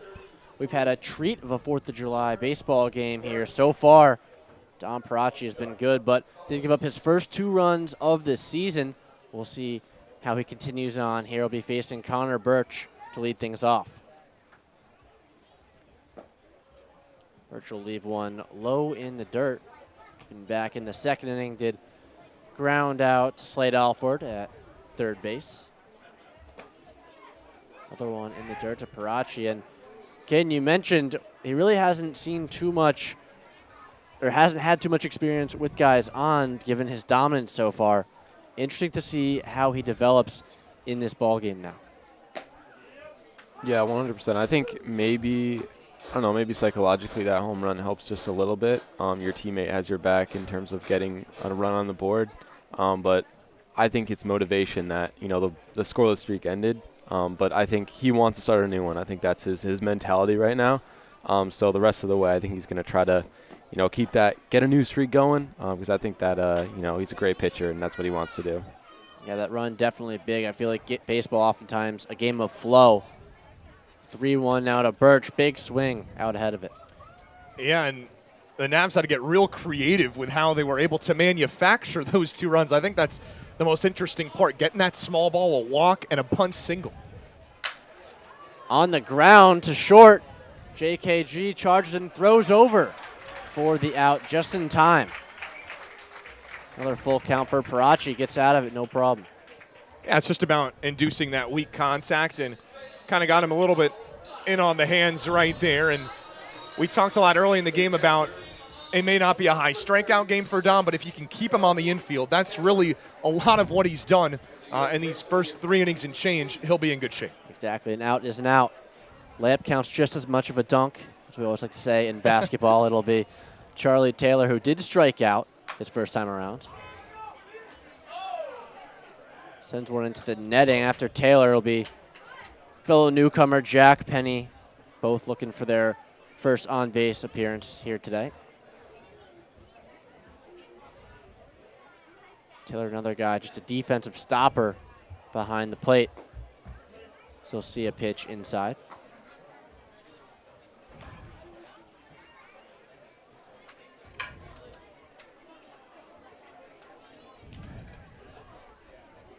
One. Taylor, as he will take for a strike. Looks like early Navs had a chance at scratching a base runner on via walk. 3-1 count to Connor Birch. Just goes to show you how tough it is to face a guy who does not allow walks. This one will be in the dirt. Now, he's just a guy that has, I think, command really is the name of the game, and that's how it is for so many pitchers. They're able to operate efficiently and in the ways they do because they got a good hold of that strike zone. And so I think once that changes, as just an excellent job by our bat boy here for the Newport Gulls, chugging along as you can see on your screen right there. 2-2, back to short. JKG gloves it from the grass. The throw is in time. Big stretch from Sand Kulasingam, but keeps that foot on and grabs out number 2. Yeah, that was a hot shot, 87 miles per hour off of the bat, but man, he is just so poised and comfortable there at shortstop. And this is a guy that really has split time infield, outfield with the Gulls. Exactly. He's a guy that we've seen plenty in right. Tonight he's at short, and you wouldn't notice that he's a guy that can really play all these positions. Swiss Army knife. Right. Jack Penny will see a strike. I don't know if this is just me, but I feel like the majority of balls put in play have gone to short. Some sort of magnetic activity over there in the middle of this infield. Jack Penny almost back to short, but Parachi will grab it and throw to first. Little off track, but no problem for Sam Coolasingham. 1, 2, 3. Nice rebound here for Dom Parachi. Navs carry a 2-1 lead into the bottom of the fourth.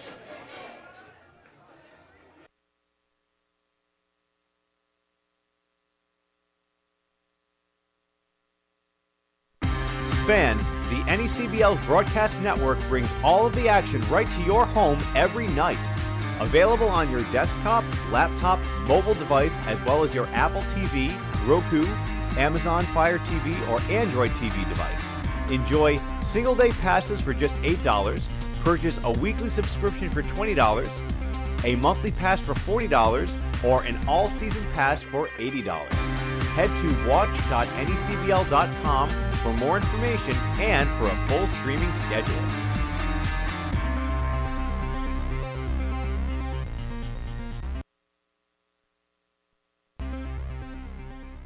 For the first time in league history, the 2022 New England League All-Star Game is headed to Martha's Vineyard, home of the Sharks. On Sunday, July 24th, join the NECBL's best as they ferry over to the island and enter the Shark Tank in front of scouts from every MLB organization. Visit asg22.necbl.com for more information. And don't forget to make your ferry reservation at steamshipauthority.com. Whether you're an island resident or just visiting, the fastest way to get to the Cape and Islands is by taking the New England League's preferred partner, the Steamship Authority Ferry. Visit steamshipauthority.com for more information.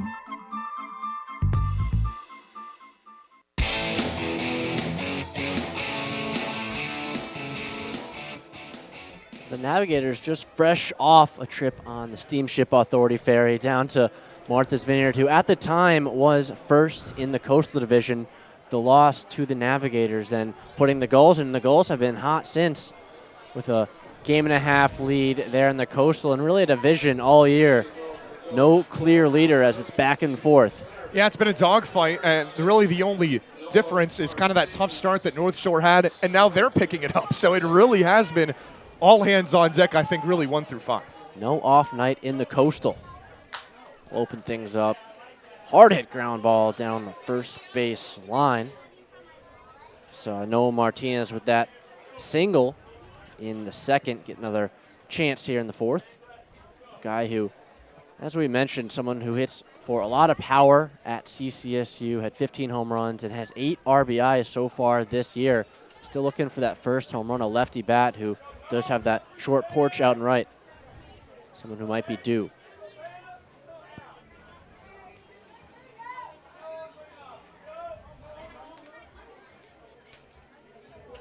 0-1 to Martinez. Good bit outside. Really important for Tringali to stay calm and just keep pace. Unsure how far Parachi's going to go. Tringali's been very good on his own right, but as we've said, has gotten into a little bit more trouble. Skied out of play. It'll be Noah Martinez, Slade Alford, and Jack Scanlon, 7, 8, 9 here to kick things off in the bottom of the fourth.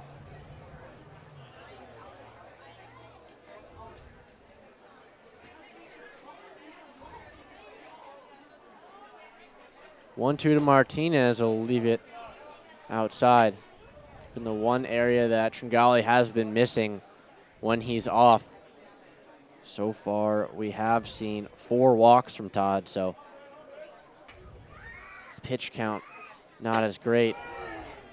Some more high heat, and we've got a loaded boat here, 3-2.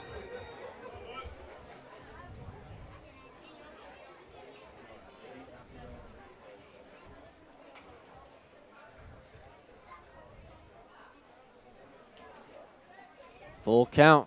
Tringali deals. Just misses Noah Martinez. Close call there. Not going to matter as that is ball 4. Noah Martinez back on first base, but Scary play there. Yeah, kind of a scary sight. Those last 2 pitches, a little bit of chin music, especially that last one. Really had to duck out of the way quickly, but fortunately, those quick reflexes being put to work, and Martinez is on base yet again. Slate Alford, strikeout victim in the second. We'll get a chance here with Martinez on first. Outside again for Tringali. Got to say, top to bottom, the walk-up music has been on point for the Gulls. Always interesting to see what the home team goes with.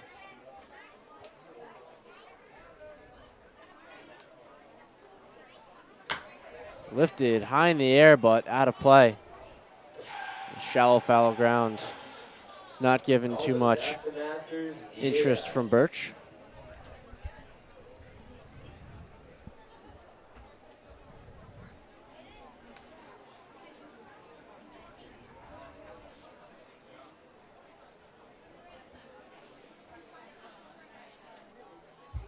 So runner on with no outs here. This one straight into center field on the line. McElroy not going to have to go far as he squeezes out number 1. Yeah, Alford can square it up well, and just hit it a little too hard right there, right to McElroy, and an easy play right there. Too much of a good thing. Just a tough location there as McElroy. Pretty routine fielder in general, someone who covers a lot of ground, a lot of speed, not having to use it there, but a guy you can put really anywhere in the outfield, playing both center and right field pretty consistently for the Navigators. Jack Scanlon reached on a walk in that second inning. Saw 6 batters, no runs. This one straight to Ty Dooley at second. Going to get the easy out at 1. Martinez will advance to second here with 2 outs. That was a loud sound off of the bat. I'm wondering if a piece of it might have shattered. Jack Scanlon, that's a big kid sitting in the lefty's batter's box, and he got a good piece of wood on it. And while he would prefer to have a base hit, that's still a productive out nonetheless here. And you bring up a guy that's got more hits at Cardines Field than anyone on this team. That's a good call. It seemed a bit off. Loud piece of contact, but going to have to do a little bit of a checkup on that bat. Runner in scoring position for Trent Farquhar, who oddly enough still does not have a hit today, even though he does have that crazy home split. Tringali's cracked the code so far. 0 for 2. Optimist would say he's due for one. Third at bat here in inning number 4. Wonder if that might be part of Tringali's strategy, just trying to keep everyone on the outside half with that fence so shallow in right field and a lot of lefties in the box. Maybe just trying to avoid danger. 2 outs. Still is a high strike number 2. Farquhar not going to love it, but looks like it is in the zone on our StatCast. 1-2, chance to get out of it. Just missing the elbow of Trent Farquhar. He's got to be careful. He's really worked that inside corner pretty well. It's how he struck out Farquhar back at the bottom of the first, but if he misses his spot on the inside part, it can be tricky, as we saw with Martinez. His issue hasn't been getting to strike 2. It's been getting number 3.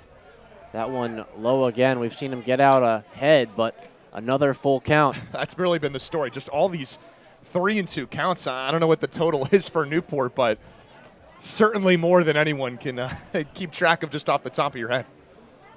Wonder if that might weigh mentally.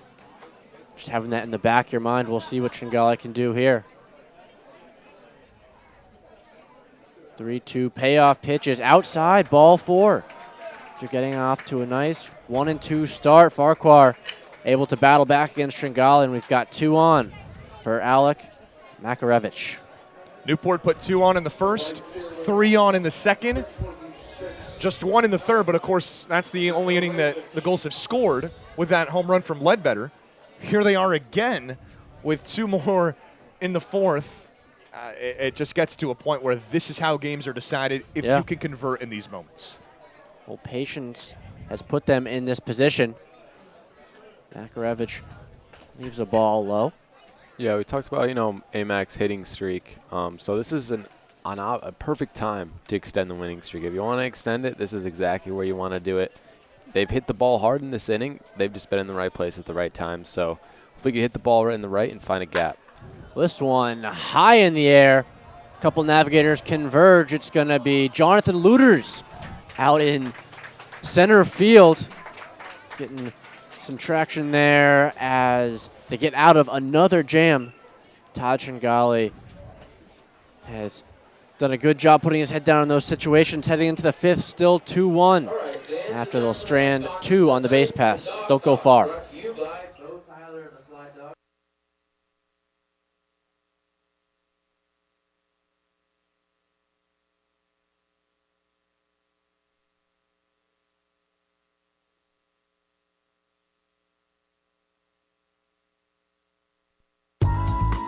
Whether you're an island resident or just visiting, the fastest way to get to the Cape and Islands is by taking the New England League's preferred partner, the Steamship Authority Ferry.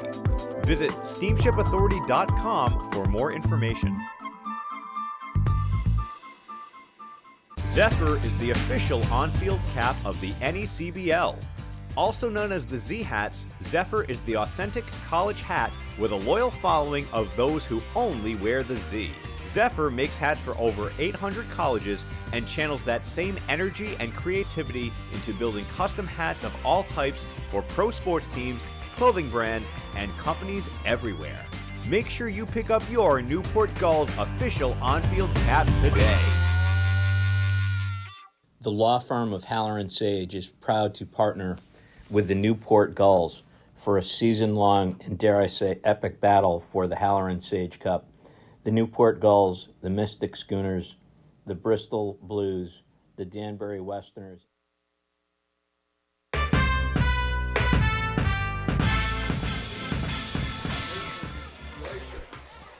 So 7-8-9 due up for the Navigators. Nathan Blasek, Stan DeMartinez, Ty Dooley. Last time we saw this group lead off were the 2 runs for the Navigators. We'll see what they can do here in the top of the 5th inning. Parachi fires a little bit low for a ball.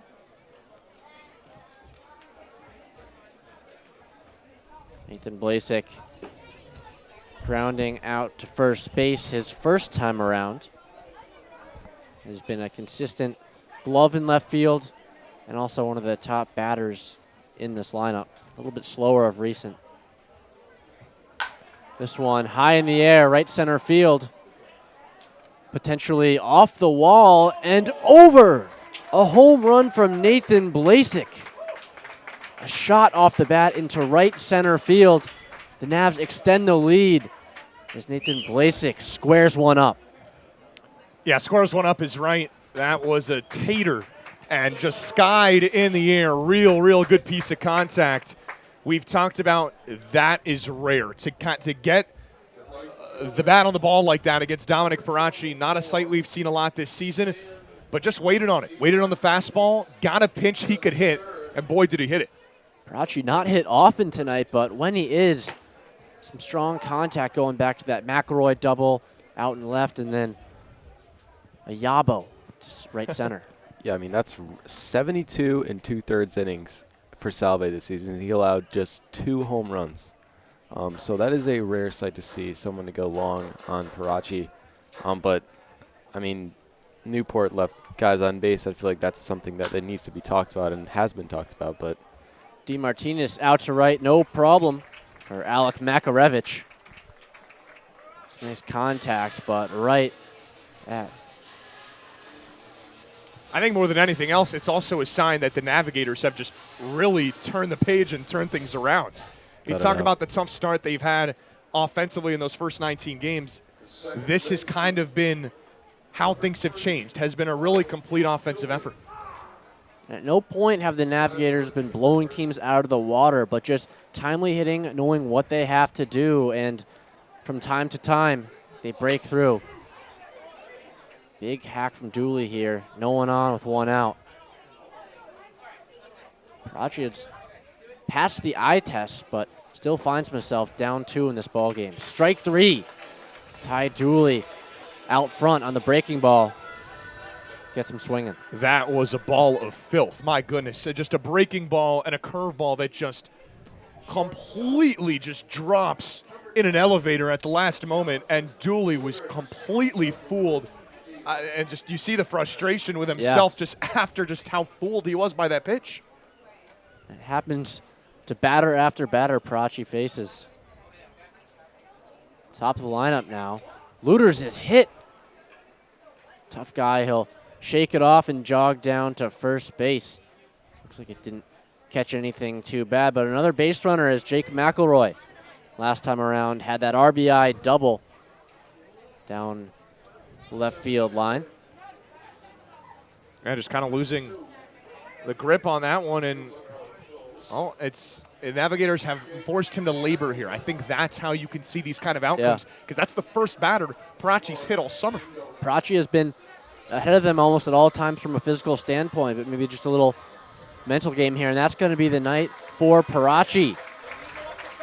A little bit earlier than we thought it might be. 3 earned runs here. We are 2 outs into the 5th inning. Top 5 Parachi getting a bit of an ovation here as he heads off the field. We'll see who the new pitcher is going to be, as we have a call to the bullpen. We'll take a quick break. Be right back here on the other side.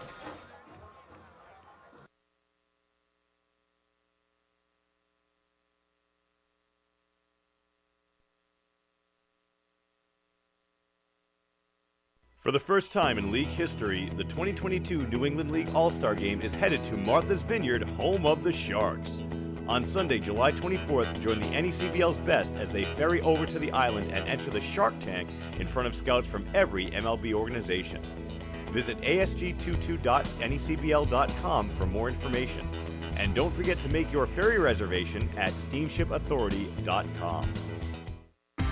Fans, the NECBL's broadcast network brings all of the action right to your home every night. Available on your desktop, laptop, mobile device, as well as your Apple TV, Roku, Amazon Fire TV, or Android TV device. Enjoy single-day passes for just $8, purchase a weekly subscription for $20, a monthly pass for $40, or an all-season pass for $80. Head to watch.necbl.com for more information and for a full streaming schedule.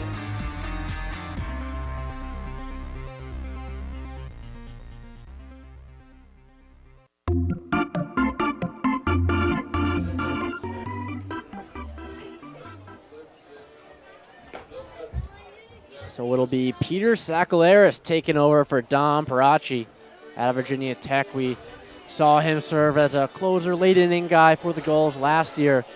Tell me a little bit about what he has been for them this year and what his role has been in this bullpen. Yeah, he's a seasoned vet. I think that's really the first thing that comes to mind. 15 appearances with Newport in 2021. That is the most of any Gull. And this year, he is the first Gull to pitch for a 5th time. So already being put to use plenty. He has not given up an earned run for Newport through 4 innings pitched. Bit of a sidearm release. That's the other thing. So you told me, you asked me a question about what sticks out about Sakalaris. You got a little submarine action.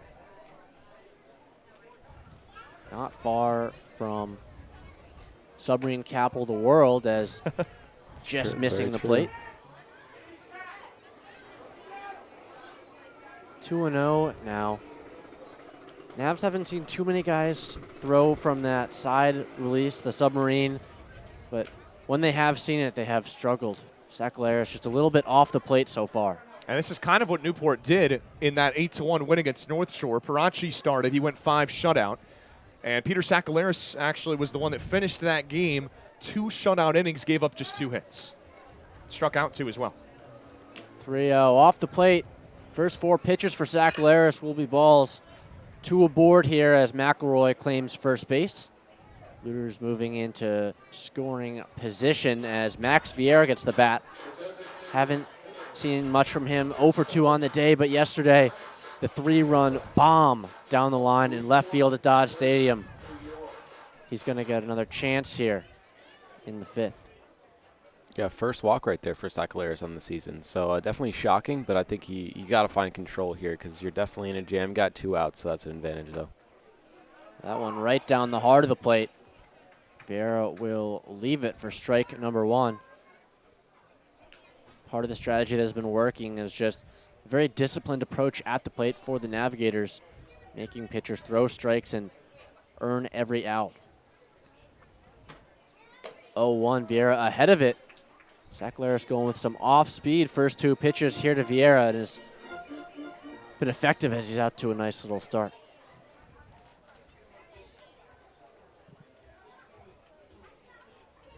So 2 on, gotta expect a hit might score Luters with the speed he possesses on second. 0-2 into right center field.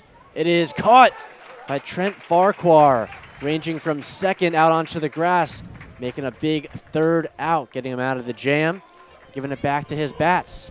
We'll see what they can do here heading into the bottom of the 5th on the NECBL Broadcast Network.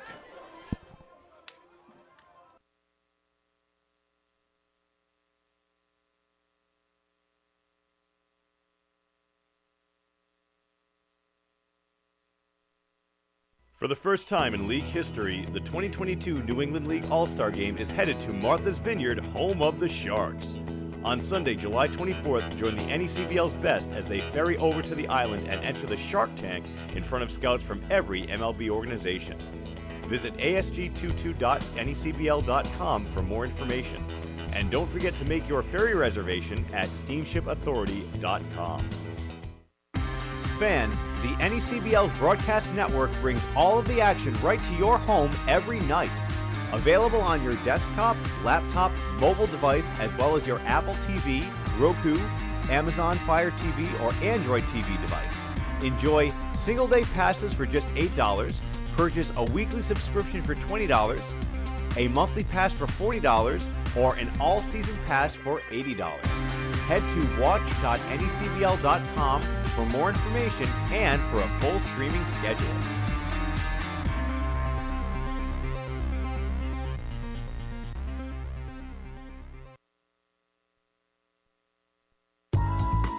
Whether you're an island resident or just visiting, the fastest way to get to the Cape and Islands is by taking the New England League's preferred partner, the Steamship Authority Ferry.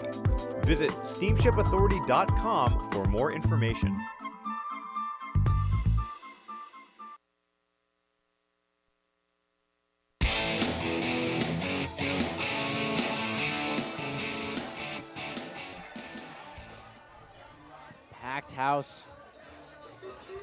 Packed house here in Newport Gardens Field.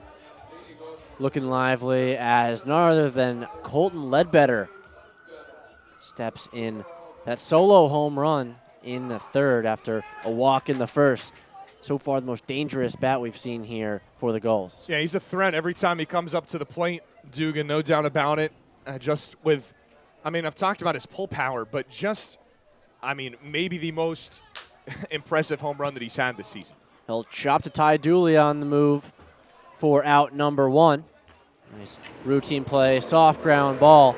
Good start here for Tringali, who has gotten into some jams, but has done a great job when it counts, getting out of it, trusting his defense, mixing things up, and so far just 1 run off that solo shot.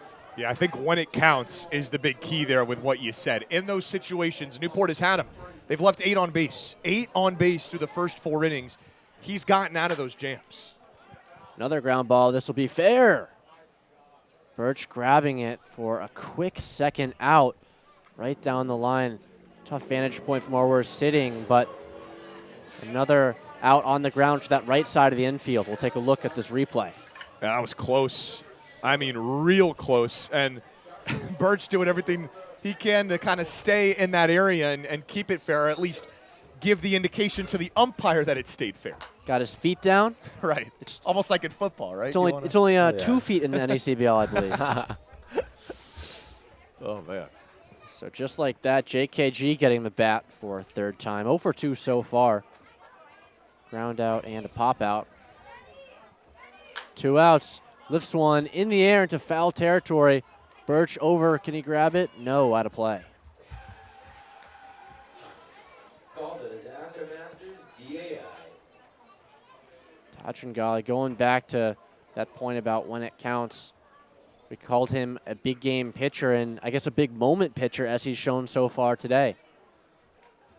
Not too many 1, 2, 3 innings, but just one run to show for it. This one cracked into left field. Is it out? Yes! Catches a piece of the tree branch. Third home run on the day. That one for Joshua Kuroda Grauer. The answer, 3-2 ball game here as the Gulls cut it to 1. Sometimes you just know it, and that time you knew it. My goodness, JKG, an absolute missile, taking a tree branch down with it. That might be a new first. Are you kidding me? It took a whole tree branch 100% down with it, and there was no doubt in anyone's mind that was leaving the yard. You hit it on the nose. I think if I closed my eyes and heard that, I would have known the result. Just like that, a little bit of an announcer's jinx as Colton Freeman, who's 1 for 2 on his day with a single and a strikeout, going to get the bat. Down 1 now.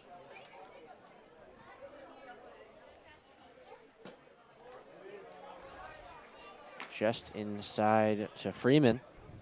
One of 2 Coltons in this lineup. Both of them pretty nice start to this game.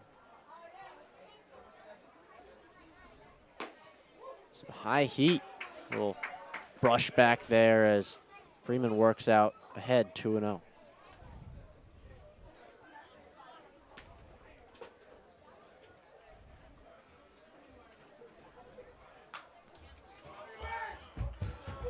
Tringali earns a strike, and we've seen the move to the bullpen for the Gulls.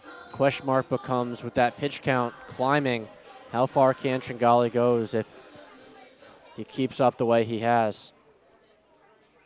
Another solo home run, so not going to hurt him too much. It's an aggressive swing from Colton Freeman. Yeah, this is where it kind of gets interesting. You would figure likely you're working into that last inning of work. He's past the 90 pitch threshold, so I would imagine you're likely to see some action in that North Shore bullpen. We're looking to close out the 5th inning here. Freeman, no easy task. This one shot down to third. Penny gloves it backhand, the throw on time. Masterful play from Jack Penny at third base on a hard hit ball down the line. Gonna get him, but the Gulls strike back 1 closer. 3-2 ball game. Navs hold on to the lead. Headed into the 6th inning here on the NECBL Broadcast Network. All right, fans, it's time for our next contest of the night. Race the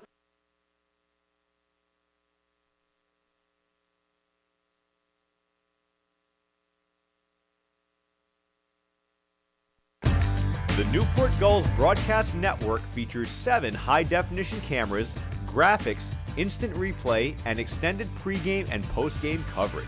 Watch the Gulls all season long every Friday night on YourView New England.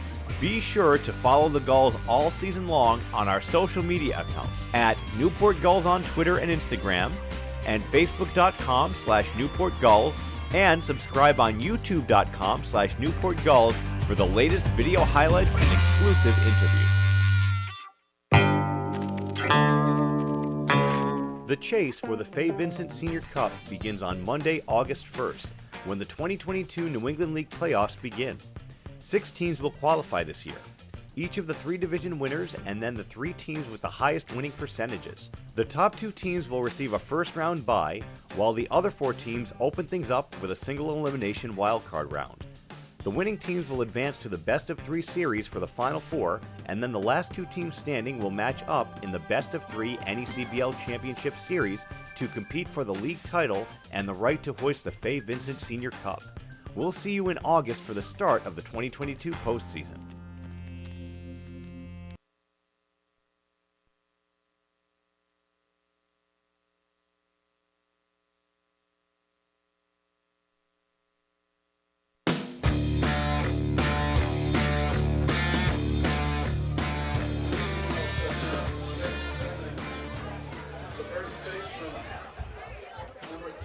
Sixth inning is upon us now. Connor Birch set to kick things off for the Navigators. Peter Sakalaris sticking in the game. And we found out over the break he actually used to be a member of the North Shore Navigators before both of our times back in 2020 in the Futures League. Yeah, it's a small world. He's likes pitching here in Newport and is a summer ball veteran dating back before his Gulls days even. Yeah, 23 innings, 6 earned runs for the Navigators in that season. So far, pretty strong in this one, getting out of trouble in the 5th. Another pitch outside, 2-1 now to Connor Birch. Maybe a breath of relief for the Navigators just seeing Dom Parachi leave the game, but so far Sakalaris has picked up where he left off. Ripped in the air to right field, and under it is Makarevich, who will make the grab. Big first out. Yeah, I will say a lot of hard hit balls today on both sides. Some of them finding gaps, some of them going over the fence even, but that's just exactly another hard hit ball. Makarevich is in the right place at the right time. It's kind of been the story of the game for Parachi and both pitchers and Sakalaris now as well. Seems like every out in the field has been, or at least almost every, hit pretty hard, would agree there, as finds a strike against Charlie Taylor. Taylor 0 for 2 with the strikeout. Grounded out to JKG at short.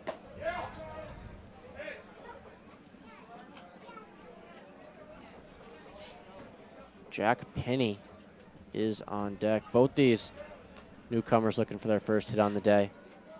Some hit streaks involved as Taylor sees a strike on the lower half.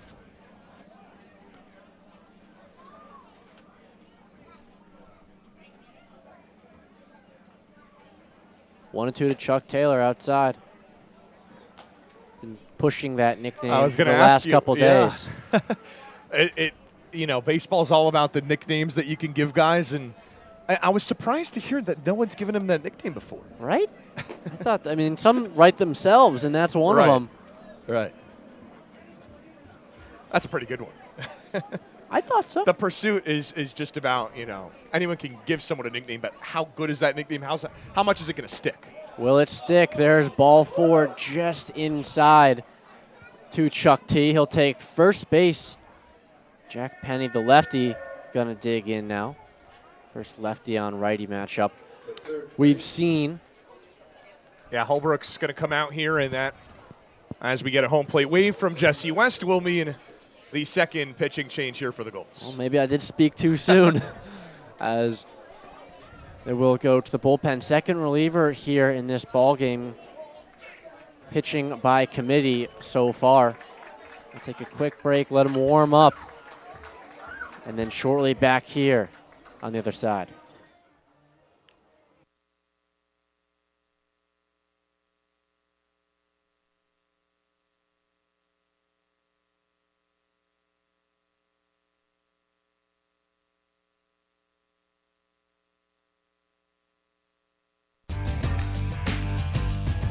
Franklin Sports is proud to be the official batting glove of the New England League.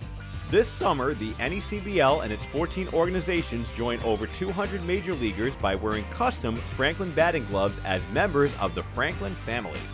To design your own custom pair of batting gloves, visit franklinsports.com and join the fam. Franklin is the official batting glove of the New England League.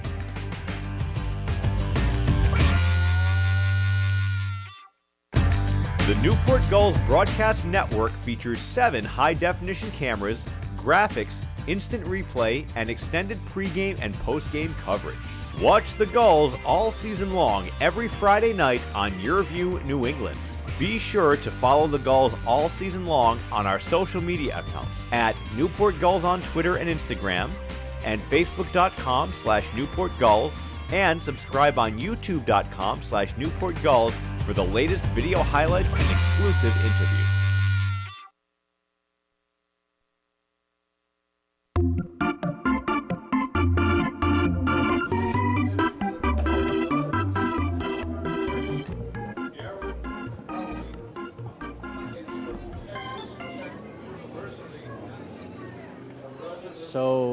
Garrett Crowley will take over here. Second reliever, as we mentioned, going back to the southpaw here.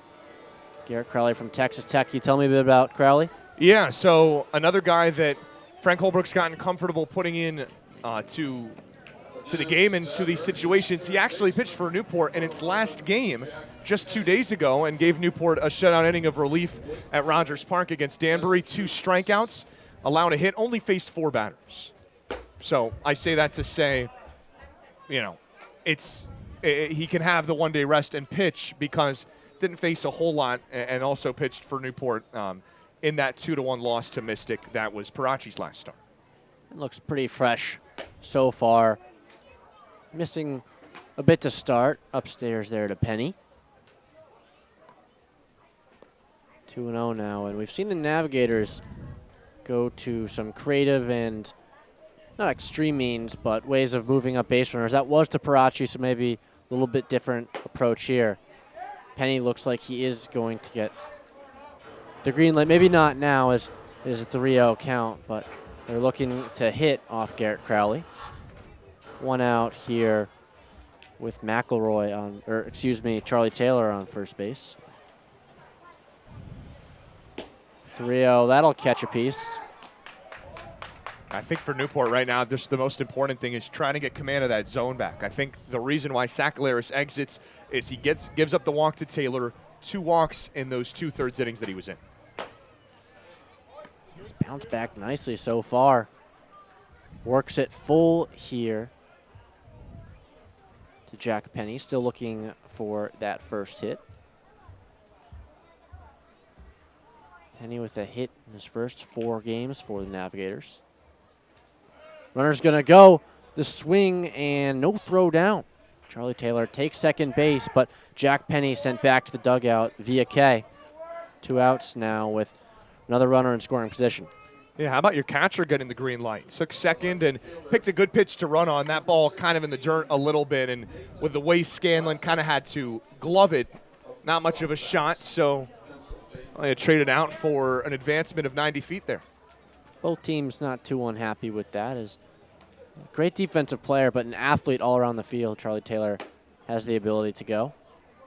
Yeah, it's a way to come back from 3-0, get a strikeout. That's exactly what you need right there. I mean, obviously you get a stolen base, but now you got 2 outs, a little bit more confidence. You get that strikeout coming back from 3-0, so I'm sure Crowley definitely wants to get this quick out again. Will be none other than Nathan Blasek, who went deep. This one to second. Farquhar gloves and throws in time in the dirt, but nice scoop there from Sam Kulasingam on the backhand. They get out of it stranding. Charlie Taylor at second base will hustle back to put on the catcher's gear. Still 3-2 here at Cardines Field heading into the bottom of the 6th inning.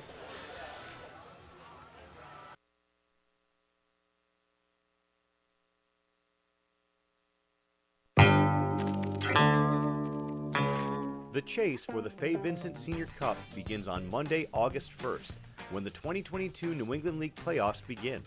6 teams will qualify this year, each of the 3 division winners and then the 3 teams with the highest winning percentages. The top 2 teams will receive a first-round bye, while the other 4 teams open things up with a single elimination wildcard round. The winning teams will advance to the best-of-3 series for the Final 4, and then the last 2 teams standing will match up in the best-of-3 NECBL Championship Series to compete for the league title and the right to hoist the Fay Vincent Senior Cup. We'll see you in August for the start of the 2022 postseason.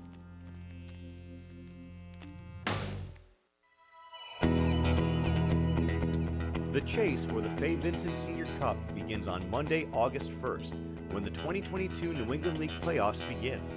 6 teams will qualify this year, each of the 3 division winners and then the 3 teams with the highest winning percentages. The top 2 teams will receive a first-round bye, while the other 4 teams open things up with a single elimination wildcard round. The winning teams will advance to the best-of-3 series for the Final 4, and then the last 2 teams standing will match up in the best-of-3 NECBL Championship Series to compete for the league title and the right to hoist the Fay Vincent Senior Cup. We'll see you in August for the start of the 2022 postseason.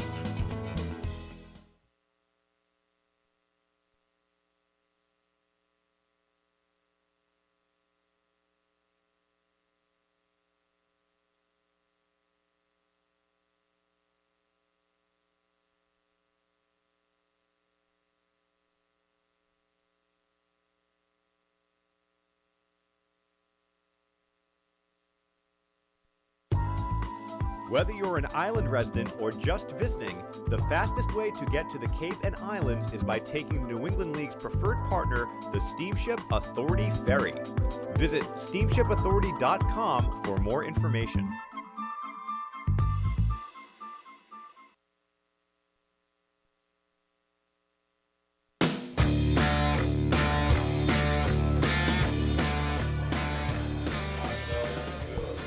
Another pitching change here. Todd Tringale's day will be done after 5 complete innings, giving up 2 runs, holding on to that lead. In line for the win if Navigators can hold on in this close contest. It'll be Nate Espellin taking over, one of the top arms out of the bullpen. The Dayton Flyer with a 2.93 ERA so far. Saw him in that Martha's Vineyard Sharks win. Yeah, going from one Dayton Flyer to another with Tringale making the move over, and a guy drafted by the Yankees in the draft back a few years ago. Opting to play for the Navigators instead. Hey, you know, not a bad choice. As a Yankees fan, no. Espellin definitely one of the more trusted arms, especially in a close game. A guy who has pitched in some close contests, getting that close against the Sharks, and third innings pitched on his year. Only 5 runs allowed. It'll be Noah Martinez kicking things off. Yet to make an out, single and a walk. Doing exactly what you need out of that DH role.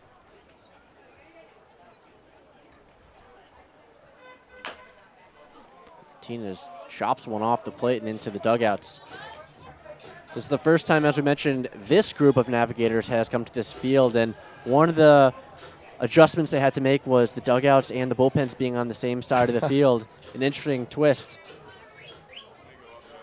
Yeah, my guess is that they probably have never seen that before. Either one. Gotta love baseball history. Another ball will be walk number 1 to Noah Martinez. Back-to-back walks for number 36. Slate Alford will get the bat. Yeah, he's got a pair of them now on the day. Like you said, he's yet to be retired. I mean, this is just exactly what you're looking for from someone in the 7-hole, and Newport has done a real nice job staying patient at the plate, earning those free passes. That's now the 8th one they've gotten tonight. And 3 walks to the bottom 3 guys in this order. Usually as a pitcher, gotta think I want to be retiring for outs more times than not in that spot, but Slate Alford 0 for 2. Strikeout and a line out to center field. Got good contact, just hit right at McElroy.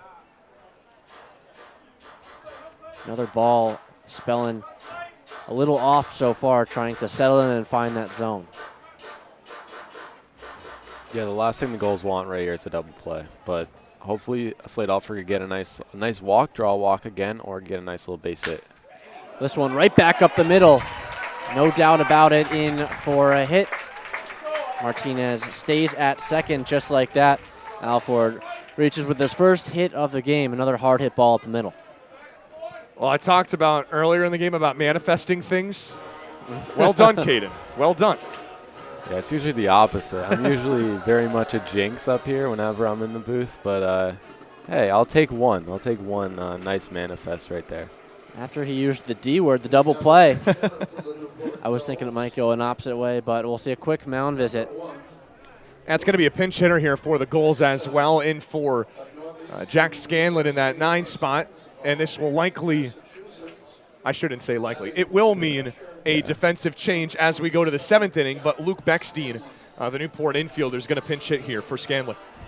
Another familiar face. Got the start against the Navigators in that 3-game series we played over at Fraser. First time here tonight. Beckstein squares to bunt and pulls back. Throw down to second. Is it in time? No. Charlie Taylor actually did that at Mystic. Has the potential to throw down and nail base runners no matter where they're standing. And I think Martinez was just really caught off guard by that decision there. Yeah. You saw he didn't even go in with the slide. As you get a look at the replay here, that's real close. He got that footed. Pulls back on another bunt. 2 quick balls here to Beckstein. Some trouble right now for Espellin. Yeah, doesn't have to put the bat down if that ball's going to be up and out of the zone.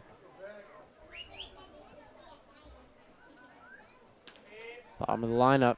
Beckstein squares again. Will pull back this one off the plate. Sometimes we talk about when you see a guy square at a bunt, maybe if that might play some mental games as a pitcher.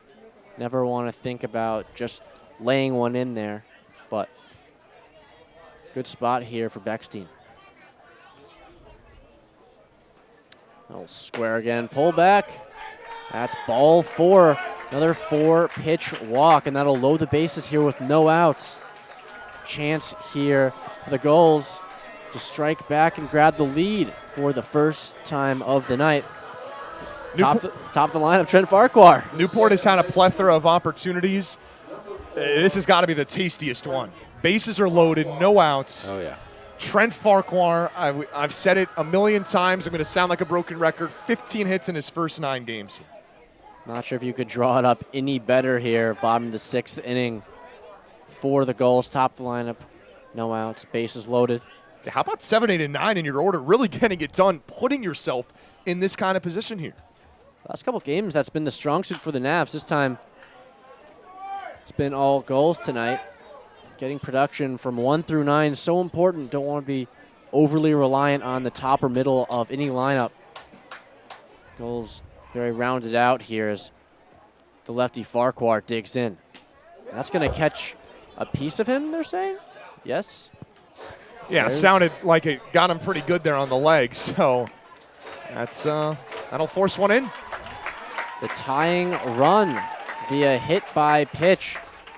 Martinez will step on home plate. 3-3 ball game here. I mean, any way you can get him right there. I mean, obviously, ideal situations is you get a hit and you get multiple men on, but any way you can get it a walk, hit by pitch, it's worth it. And wouldn't this be quite the stylish way to extend that hitting streak for Makarevich? A major spot, and he'll have time to think about it. Another mound visit here from Taylor, joined by Bob Macaluso. Manager wondering if this is the night, and it is. Makes the point down to the bullpen. Maybe giving these guys a little time. We'll see who it's going to be. Another mound visit here for the Navs. One thing Charlie Taylor's done a great job of is coming in, younger guy in the team, late start to the season, but has not been shy about talking to his pitchers. I mean, this is the first time he's caught most of them, but has had good control and has done exactly what any catcher should do. Look for a number here out of the bullpen. That is little blocks from our vantage point here right now.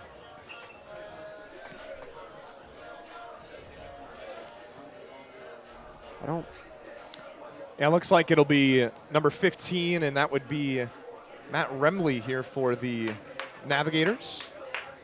Matt Remley, a guy we really haven't seen much out of the bullpen in a big moment. His first appearance here has been on the roster, but we haven't actually got to see him in person. Big, tall right-hander, 6'5", so some potential to throw pretty hard. We'll watch his warm-up and let him get loosened up. We'll be right back here on the NECBL Broadcast Network.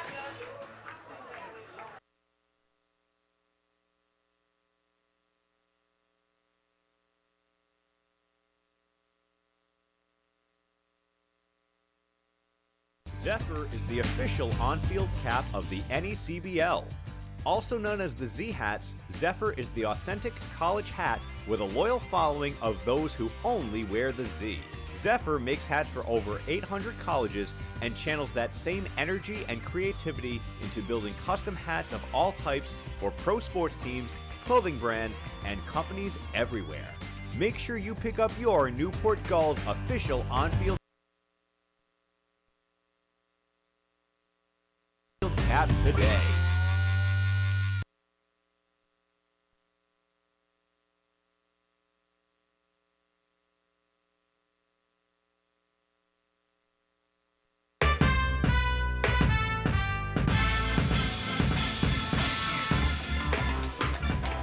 So 3-3 ball game here. What a spot for a first appearance. Matthew Remley at a Holy Cross inherits. Bases loaded. Still no outs here in the bottom of the 6th inning, looking at his season with a 6.99 ERA on the season at Holy Cross. Saw 46 1/3 innings of work. Usually a guy out of the bullpen, but does have experience starting. So we'll see what he can do here. As we mentioned, big tall guy with a big wingspan. He's got quite an effort ahead of him as Alec Makarevich digs in. 0 for 2 with a walk, but poised for a big spot here. Catches a piece off the glove of Charlie Taylor. Nice start here. That first batter is always really important for any bullpen pitcher. Makarevich with some power. Another one of these lefties in the Gulls lineup. Grounded to Luter's, chance for 2, 6, 4, 3. Not in time as the ball rolls out of the glove. Another run will score for the Gulls, making it a 5-3 ball game. Ball squirts away from Connor Birch at first base. The throw is a little low from Dooley in the dirt, and the Gulls pounce. As Caden would say, any way you can get him, and that might have been a double play, or at least tailor-made as such. Makarevich hustling down that line. Not only does he get the fielder's choice, but the Gulls get a fortuitous bounce. And how big is that? 2 runs home. And their first lead of the ball game. Been trailing since Navs jumped out 2-0. It's going to be Colton Ledbetter. 1 for 2 with solo home run and a walk. I mean, this Gulls lineup does not get any easier. You have Ledbetter, Kula Singham, and then Kuroda Grauer. 2 of those guys have had home runs so far today, so massively difficult right here for another relief pitcher. And you already got a man on. That was a really close double play. I feel like if that was a double play, that would have really changed the game a little bit. But now the Gulls got to take advantage again. You got to keep piling these runs on, keep the pressure on the Navigators offense. And how big is it that you make the substitution, you bring in Luke Beckstein, and then he's able to hustle all the way around from second base on kind of just an awkward hop right there. One of the more aggressive base runners for Newport. He scored all the way from first on an errant single on Saturday. Insane. Good job being an opportunist. Some slight contact there as foul tip. And so it's a dead ball. Confusion on the field, we had though. a moment there where the catcher for North Shore, Charlie Taylor, was getting a word from someone that might not have been fouled, but I mean we could hear it and see kind of the small ricochet there to indicate otherwise. It's going to be 2-2. Chance for a big out, especially falling behind now. Important to stay in this game and not let it get out of hand. Don't want a blow-up inning. 3 runs already for the Gulls here in the bottom of the 6th. We'll do it again, 2-2. Lined just foul. Hard hit ball, but just a little out ahead of it as he pulls it too far. You mentioned no easy outs in this section of the lineup. Guys who see the ball very well, and a team in general who is hot. 5 straight wins. Strike 3 in the dirt. Colton Ledbetter gets fooled. And so far we've seen a strong showing from Matt Remley. Ground ball and a strikeout, basically doing anything he can. Yeah, that's how you pitch to Colin Ledbetter right there. You don't give him anything tasty or a fastball that can catch the plate, going with the off speed. And when you're in that position, you have a pitch to waste, putting it down in the dirt. That's really a job well done there on the mound by Remley. Sam Kula Singham will think about it, but holds back as the pitch is low. Another dangerous bat, looking for its first hit. Walked in the 3rd, but 0 for 2 other than that.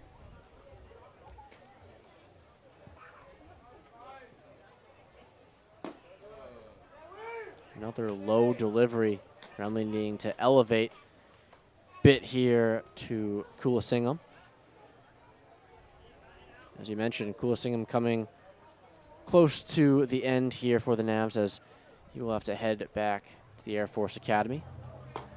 Big swing. A little bit too low for Sam.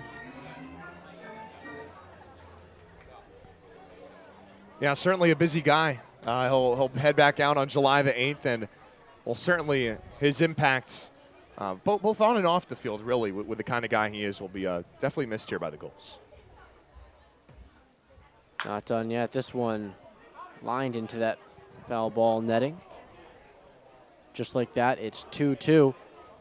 Don't want to look too far ahead, but Joshua Grauer coming off a solo long ball is on deck.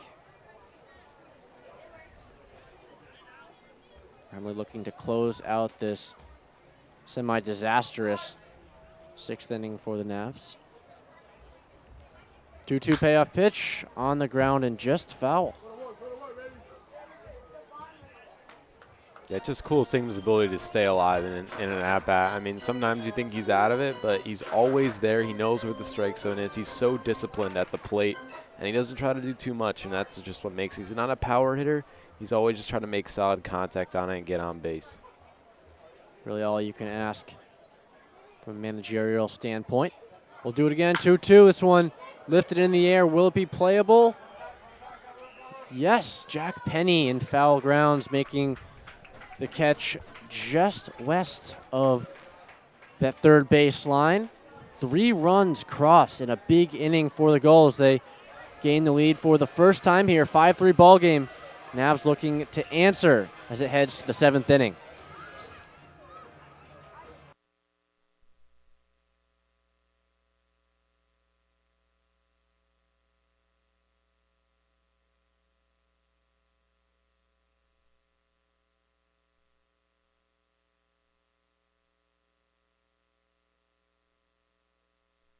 For the first time in league history, the 2022 New England League All-Star Game is headed to Martha's Vineyard, home of the Sharks.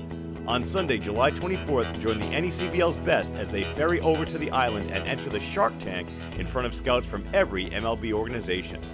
Visit asg22.necbl.com for more information. And don't forget to make your ferry reservation at steamshipauthority.com.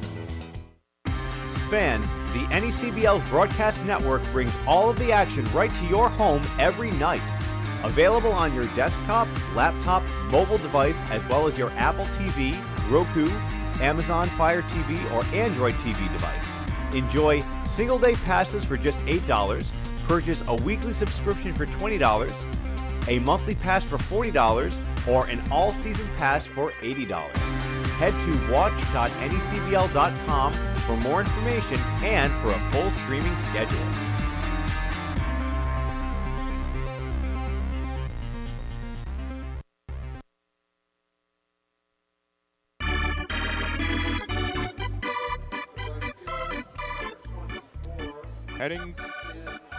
Heading to the top of the 7th here at Cardines Field, and for the first time, the Gulls enter an inning with a lead, 5-3 the advantage. And Garrett Crowley back out for Newport. He faces 7, 8, and 9 here for the North Shore Navigators, beginning with Stan DeMartinez. DeMartinez looking to continue that streak he's been on recently. As he mentioned, on a tear his last 4 games, batting .500 in that span. 0 for 2 so far tonight. As that's foul tipped into the mitt. On the fastball from the Texas Tech Red Raider. Made the move over from Fordham University. And has pitched a lot, both at the collegiate and summer ball level, as that's driven into left center field, ranging over a dive, and it falls. DeMartinez stays hot. He's got a 2-bagger to lead things off in the 7th. What a way to answer. DeMartinez getting a hold of that one right into the left center gap. The bat stays on point here for DeMartinez. As you see on the replay, what an attempt. What a dive by Ledbetter, and then quickly get it in from Freeman. But what an effort. I mean, you can't ask for much more than that. Just a really hard hit ball. Gets a double to start it off. Got to respond for Crowley right here. He's made a couple diving catches this season, and we saw Newport go to the bench in the 9 spot with Luke Beckstein. Bob Macaluso and company going to do the same instead of Ty Dooley. It is Trace Wilhoit. Well, it worked for the Gulls. See what Wilhoit can do here. Another guy that's been playing well for these Navigators in these last couple of games, been a spark plug, getting the night off tonight, or so he thought, for the first 6 innings of this game.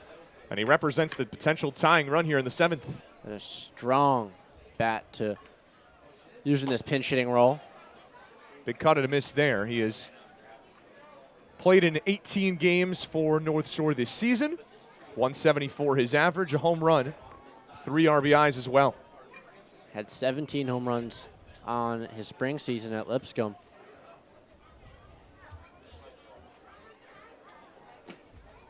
Looks at a 1-1 down low now, 2-1. Wilhoit actually the run, if you think back to that wild pitch winning run in extras, it came via Wilhoit. Right. He was the inherited runner in the bottom half of the 8th inning. And North Shore walk-off winners against the Gulls. The last time these two played in what was a 7-inning doubleheader, so 8th inning being the de facto extra inning. And without a hit, they did it with a bunt, and they did it with a wild pitch. Talked about Newport going to the bench.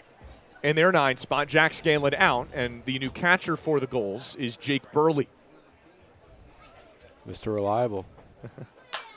As 3-1 Sky in the air into foul territory. Kula Singham giving chase.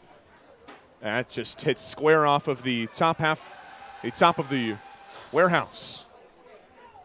Wilhoit's going to get another chance. Now working a full count here. 3 balls and 2 strikes. 3 runs on 4 hits for the Navigators. They are looking for their first runs since the 5th inning. Trailing here for the first time all night. Fastball's upstairs, and it's a walk. Wilhoit off the bench, earns a free pass. The 4th walk of the night for the Navs, and boy, are they in business here to begin the 7th inning. Can't ask for a better start. Looks like we might see another pitching change. Gulls going through that bullpen pretty fast, but they've got a deep group of arms. We'll see where they go. Yeah, Frank Holbrook making the immediate gesture. The day is done for Garrett Crowley. We'll have the new arm for you when we return. North Shore threatening here in the top of the 7th with the Gulls up 2.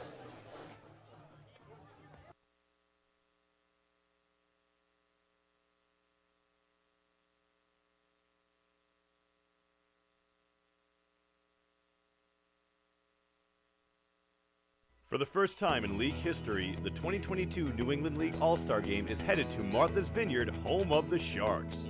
On Sunday, July 24th, join the NECBL's best as they ferry over to the island and enter the Shark Tank in front of scouts from every MLB organization. Visit asg22.necbl.com for more information.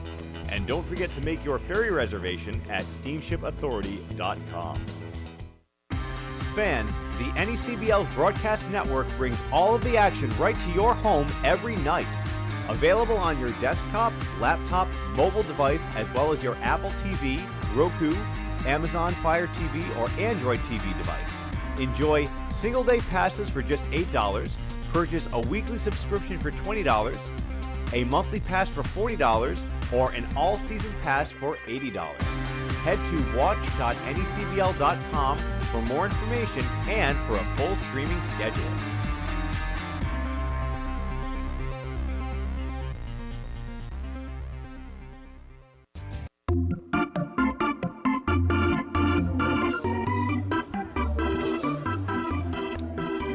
Newport makes its 3rd call of the bullpen here tonight in a major spot. 2 on with nobody out. It is a 5-3 Gulls lead, and it is Garrett Simpson, the new arm for Newport, the Wright State Raider. And the right-hander has been fantastic for these Gulls to start the summer. 3 outings, 7 2/3, a big ol' 0 in the run column, 5 strikeouts to go with it, and he pitched in game number 1 of this 5-game winning streak for Newport it was a different game against the Mystic Schooners, same final score. at Dodd Stadium. 2 innings pitched, a hit. Picked up the save in that one for Newport. Had to double check because Newport was the home team at Dodd Stadium in that doubleheader. Now, not too often that you see that. Okay. They split it, so Newport was the road team in game 1, lost by 1. Home team in game 2, won by 1. And that was the last time Garrett Simpson pitched. He picked up the save. Here he is in a pivotal spot facing the top of this North Shore order. It is Jonathan Luters that steps in. He's been on base 2 separate times today as Kulisingham steps in. It's a good bunt. Bare hand by Simpson. And Kulisingham able to dig it out at first. A great job by Kulisingham, but an equally great job by Jonathan Luters. He pushes both runners over. All of a sudden, the tying run is in scoring position. And Luters has been an agent of chaos so far with those bunts. Reached on a single and almost reached yet again. That throw a little low. Beautiful play from Kulisingham at first base, as you mentioned. A little bit of a late call. We weren't sure if he had the ball. He did. Nevertheless. What a spot here for Jake McElroy, the center fielder. Big swing and a miss. It was his double that is as big as any hit in this game. It got the scoring started, and it drove in the first runs all season on Newport's Dominic Parachi. Filthy breaking ball from Simpson. There's a strike. Quickly 0-2. 77 miles per hour from the Eastern Kentucky turned Wright State kid. Pitched a lot with the Raiders this spring. That shot on one hop to Farquhar. Only play to first, and he'll get it. It is a productive out. An RBI ground out from Jake McElroy into score Martinez, and it is a 5-4 game. Yeah, it gets the job done. Just want to keep this close. D. Martinez scoring. 5-4 ball game here, and still another runner in position as Will Hoyt advances to third. Did what he needed to do. 2 back-to-back productive outs, actually, as Luters and then McElroy both advancing their teammates around the bases. Big spot for Max Vieira looking to knot this thing up. And you mentioned a couple times earlier in this game, had the big moment for North Shore in the Navigators' last win, a 3-run home run in the 3-run Navigators victory over Mystic. And he looks out a strike. That was win number 3 in a row for the Navigators. Trying to tie this game, trailing by 1 with Will Hoyt at third. Interesting stat coming into this one. Max Vieira with 4 straight games, not just with hits, but 4 straight games with an extra base hit. So still nothing doing today for him, but big chance. Big swing and a miss on the fastball from Simpson. He's working on an 0 for 3 days so far tonight. Pair of pop-outs and a ground out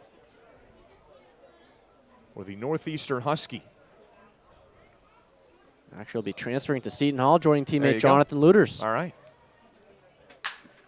That is smoked over to shortstop. Kuroda Grauer.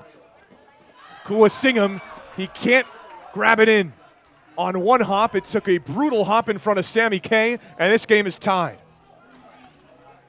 Looked like the inning was done.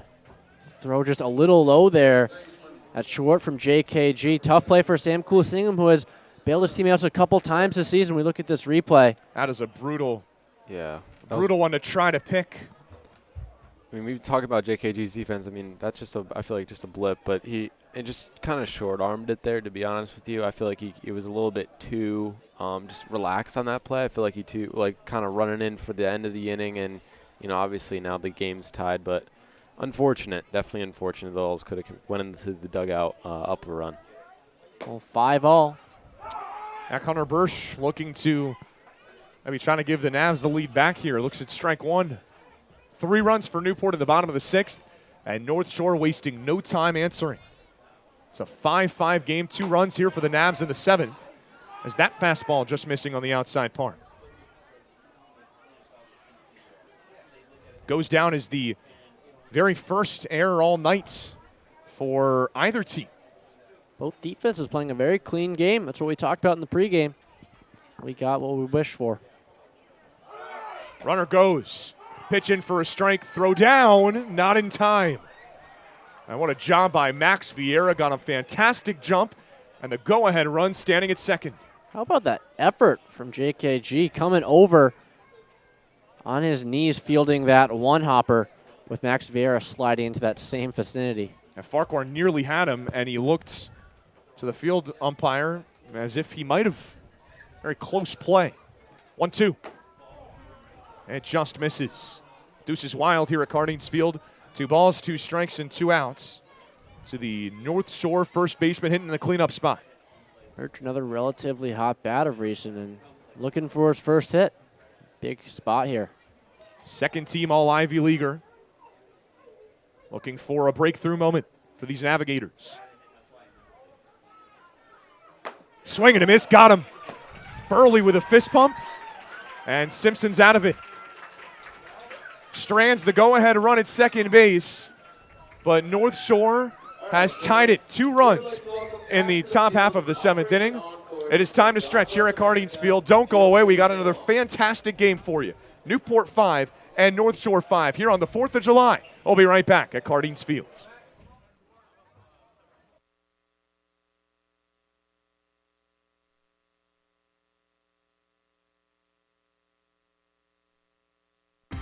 Fans, the NECBL's broadcast network brings all of the action right to your home every night. Available on your desktop, laptop, mobile device, as well as your Apple TV, Roku, Amazon Fire TV, or Android TV device. Enjoy single-day passes for just $8, purchase a weekly subscription for $20, a monthly pass for $40, or an all-season pass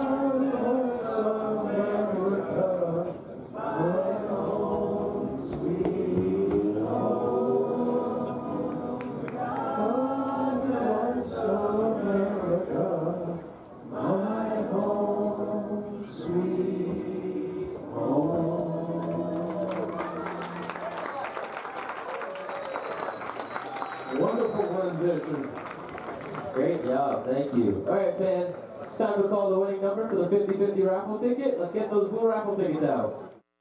Visit franklinsports.com and join the fam. Franklin is the official batting glove of the New England League.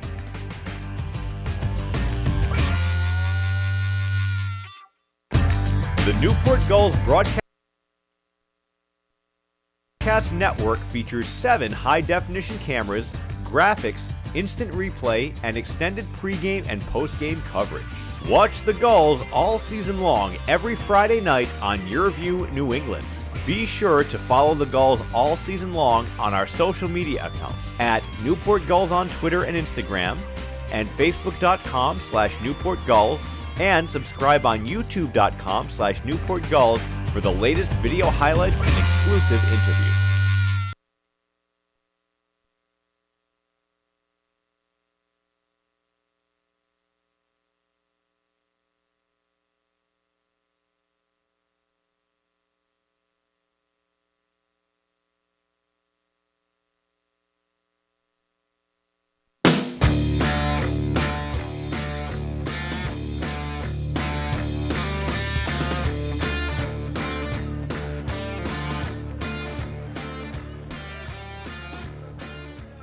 What do we have a good one here at Cardines Field? So glad you're with us. 5-5 the score. And the home half of the 7th inning. It is Josh Kuroda-Grauer, Colton Freeman, and Noah Martinez due up to hit for the Gulls. And their half of the 7th. And there's a first pitch strike. Matt Remley still going strong for these Navigators. What more can you ask for in a baseball game? Back and forth. JKG fouls it back. A no doubt about it solo shot his last time up. And smoked so hard it took down a tree branch. Near that left field fence. One of 2 home runs for Newport tonight. We have seen 3 combined by both these teams. That 0-2 is in the dirt. Another close one here at Cardines. I mean, I keep saying I feel like there's magic in the air here. All these fans are treated some really good baseball games so far this year. Another tie ball game, bottom of the 7th inning. 6 one-run victories for the Gulls here in 2022 as Kuroda-Grauer flies it out.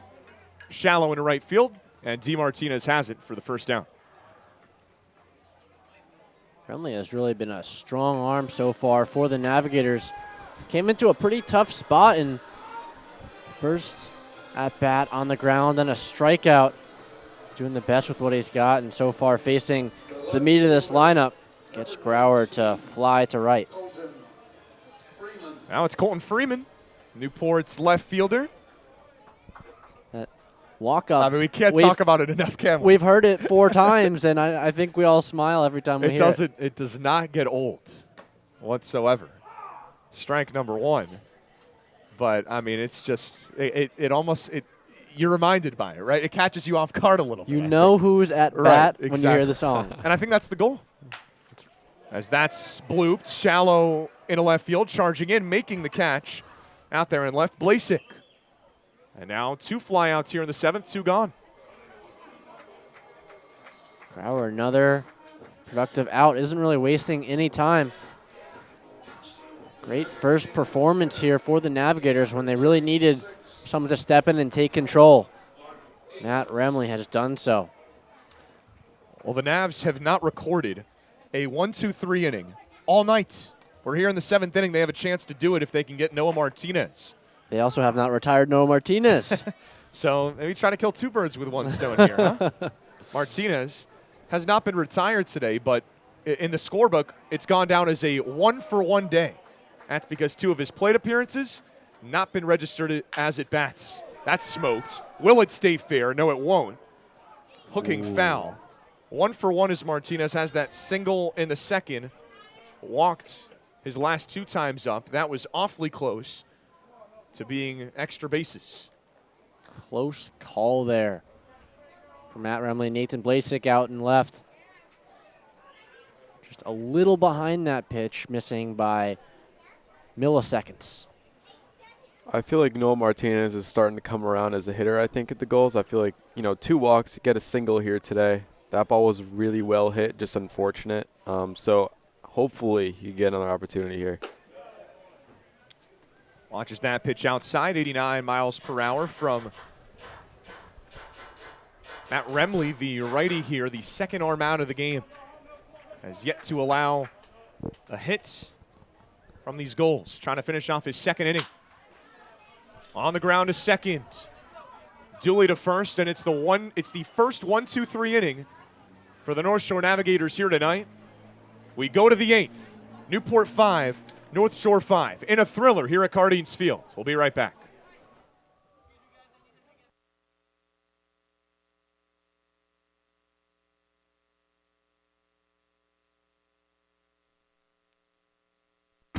Fans, the NECBL's broadcast network brings all of the action right to your home every night.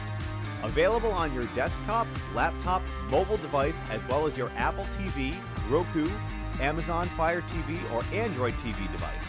Enjoy single-day passes for just $8, purchase a weekly subscription for $20, a monthly pass for $40, or an all-season pass for $80. Head to watch.necbl.com for more information and for a full streaming schedule.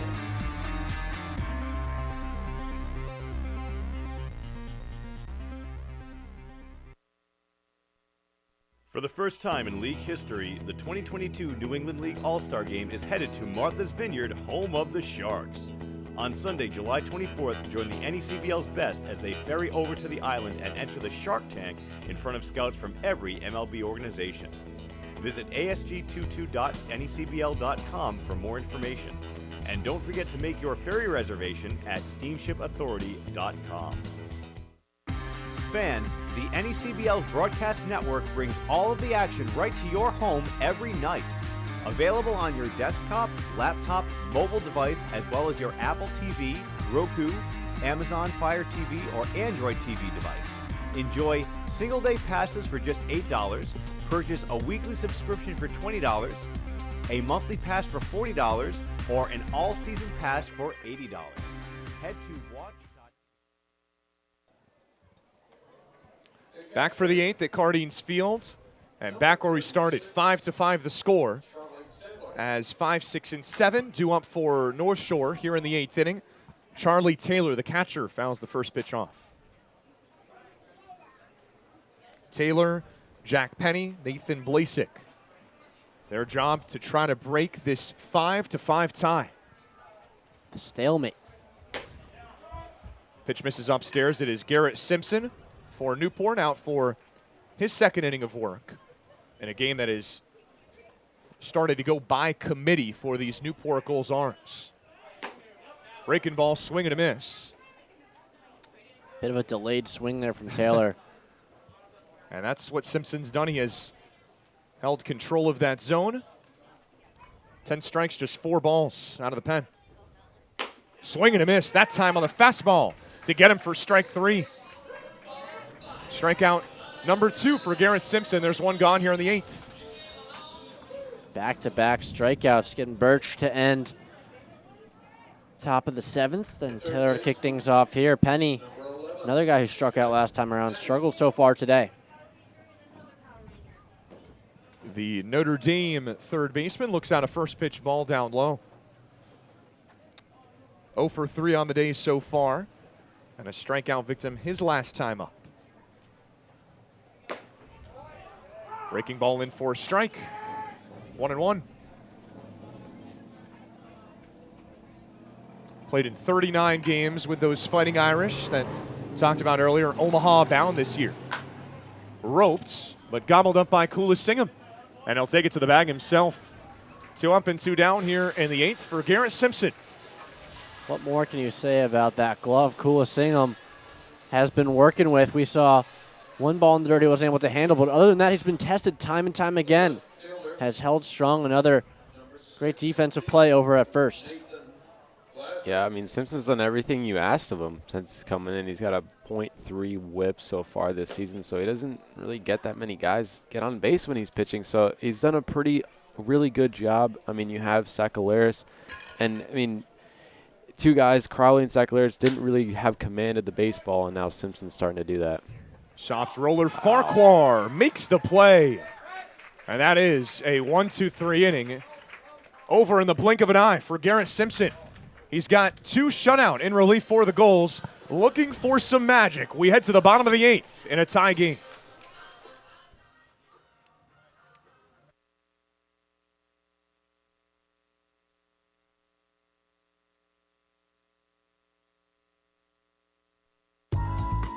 Whether you're an island resident or just visiting, the fastest way to get to the Cape and Islands is by taking the New England League's preferred partner, the Steamship Authority Ferry.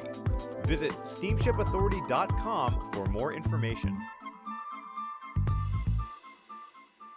Zephyr is the official on-field cap of the NECBL. Also known as the Z-Hats, Zephyr is the authentic college hat with a loyal following of those who only wear the Z. Zephyr makes hats for over 800 colleges and channels that same energy and creativity into building custom hats of all types for pro sports teams, clothing brands, and companies everywhere. Make sure you pick up your Newport Gulls official on-field cap today. The law firm.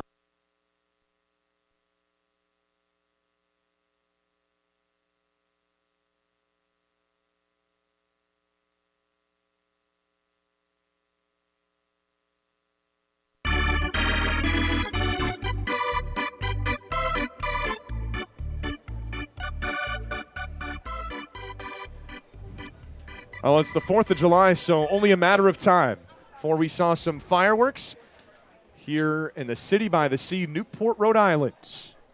The 4th of July, the first time that the Gulls have played on Independence Day since 2018.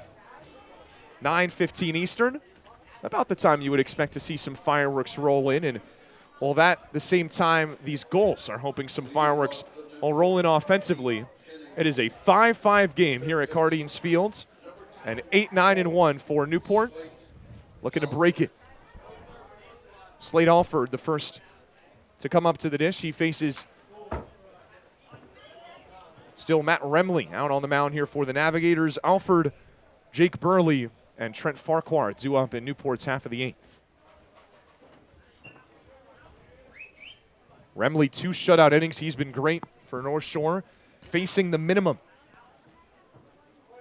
1-2-3 6th, 1-2-3 7th, and greets Alford with a nasty breaking ball there. Quickly 0-2 here. Getting out of front. It's the name of the game, especially when you're trying to keep guys fresh, see how long you can go into the game. Not sure how many innings they're going to need. Popped a mile high, shallow into center. Ranging out is the shortstop Looters. And there's one gone. Another quick out, especially after the top half of this inning. Seems like the game has started to pick up the pace faster and faster. It's Jake Burley. He'll get his first plate appearance here tonight. Came in off the bench. As you see some more fireworks still coming in here in Newport. Actually, in middle school, I got to watch the Newport fireworks. Not baseball related, but all right. More just a spectator role. Burley coming in off the bench. It was Luke Beckstein that pinch hit for Jack Scanlon in the 6th inning.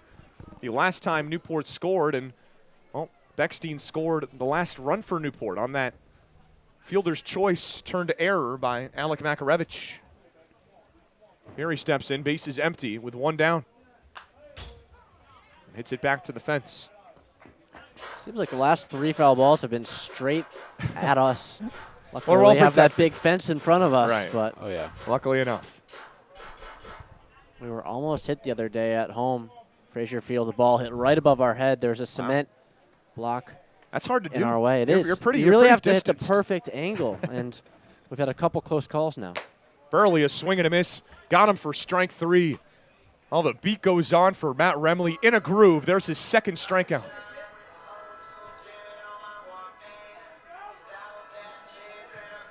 What more can you say? Matt Remley, maybe not coming in as a question mark, but someone we hadn't seen. We had been hearing about for a while, but he has had a phenomenal begin to his season. Trent Farquhar looking for some magic right here. Navigators figured him out first 2 times up since. Switched on a walk in the 6th, hit by a pitch. Rather, walk in the 4th, hit by a pitch in the 6th. And that hit batsman is what tied this game at 3. Martinez jogged in from 3rd. And Newport had 3 runs back in the 6th inning. That was the last time Gulls could find the scoreboard. 1 in the 3rd, 1 in the 5th.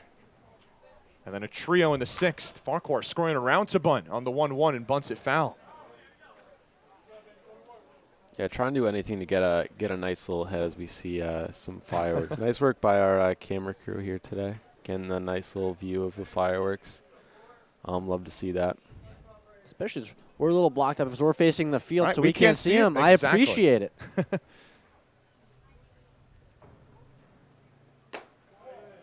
That's just a touch upstairs, and Farquhar avoids the strike 3 called. 0 for 2 officially today.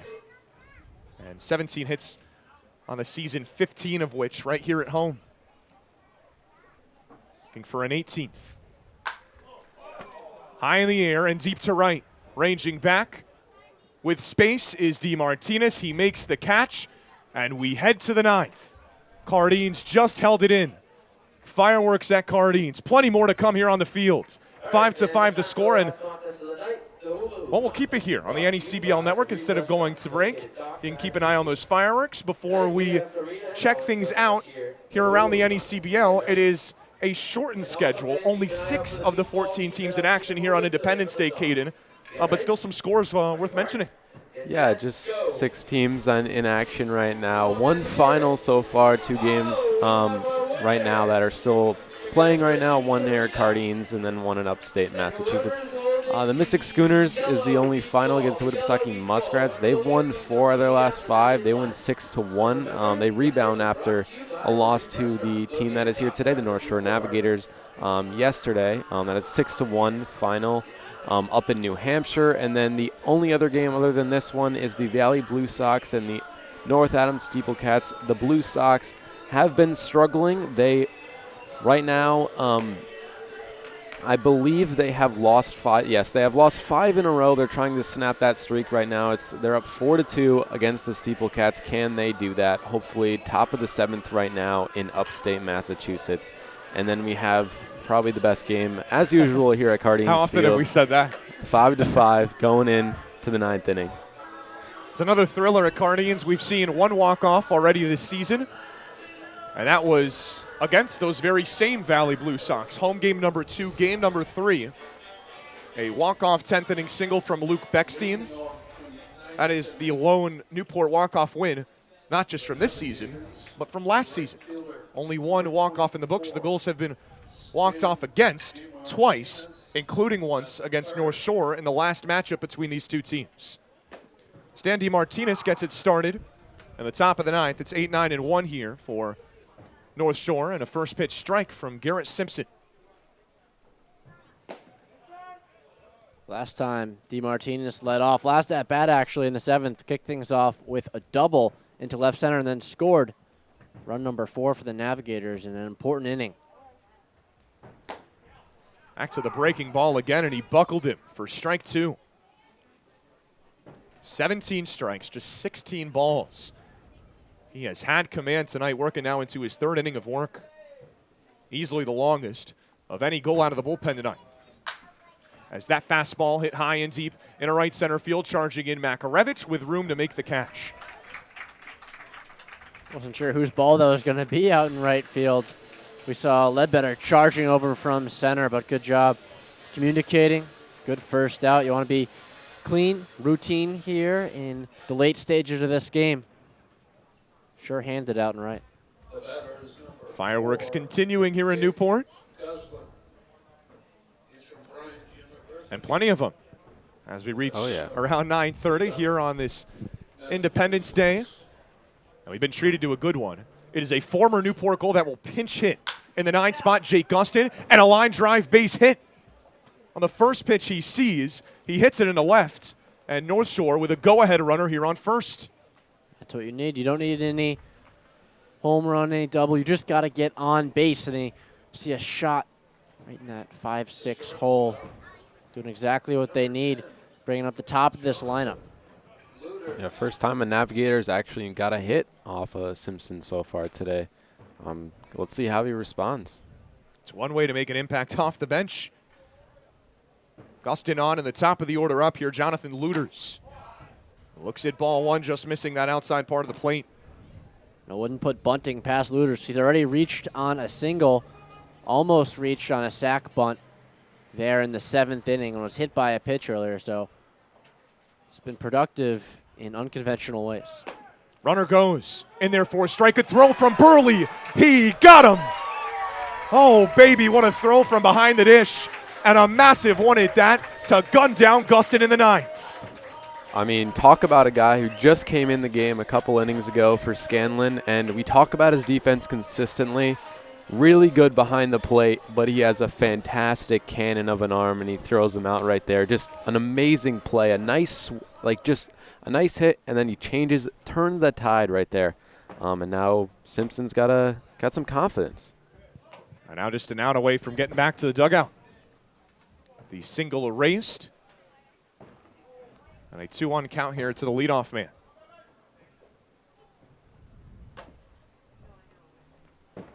How big is that? I mean, that's the go-ahead run in the 9th inning.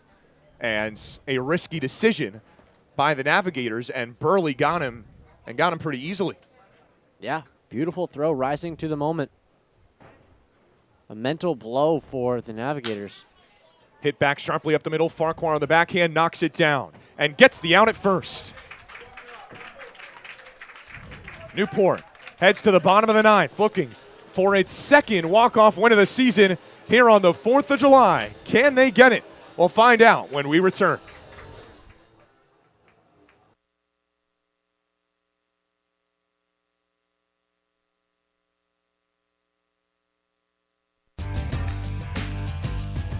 Franklin Sports is proud to be the official batting glove of the New England League. This summer, the NECBL and its 14 organizations join over 200 major leaguers by wearing custom Franklin batting gloves as members of the Franklin family. To design your own custom pair of batting gloves, visit franklinsports.com and join the fam. Franklin is the official batting glove of the New England League.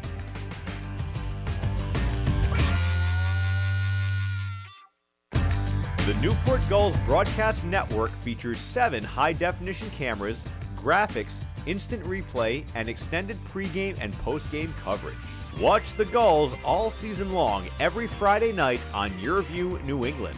Be sure to follow the Gulls all season long on our social media accounts at Newport Gulls on Twitter and Instagram, and Facebook.com/Newport Gulls, and subscribe on YouTube.com/Newport Gulls for the latest video highlights and exclusive interviews.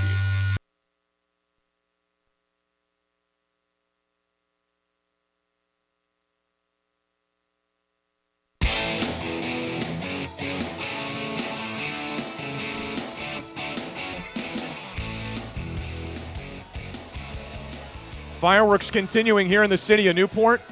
Do the Gulls have any fireworks left in them? 5-5 the score as we head to the last of the ninth. And it is a new North Shore Navigators pitcher and the lefty Peyton Heisner out of Merrimack College. Yeah, Peyton Heisner, one of the younger guys in this bullpen, ever since late June, early July rolled around, has been a really strong arm. His last 2 performances going 1 inning both times. No hits, no runs. Big spot here for Heisner, who provided a very valuable 8th inning in the win over the Martha's Vineyard Sharks, keeping them at bay, keeping things all right for the Navs. He's going to have a yeoman's effort ahead of him as he faces 2, 3, 4 here in this potent lineup. Alec Makarevich, the first to step in for the Gulls, and he looks at ball 1. A 12-game hitting streak for AMAC. That could be resting in the balance on this at-bat. 0 for 3, walking back in the bottom of the first inning. And he drives it back to the screen now, 1-1. I really can't overstate the importance of getting the first batter here. You do not want to put someone on board, especially them being the home team and that walk-off potential. Got to be very careful here for Heisner. Ball gets away from the catcher Taylor now, 2-1 the count. Does not have a hit tonight, but had a major moment in that 6th inning, grounding into that fielder's choice that could not be handled by Connor Birch at first. 2 runs came in to score for Newport. The last 2 runs the Gulls have tonight. And a foul tip by Makarevich makes it 2-2. 325 his average coming into tonight's action.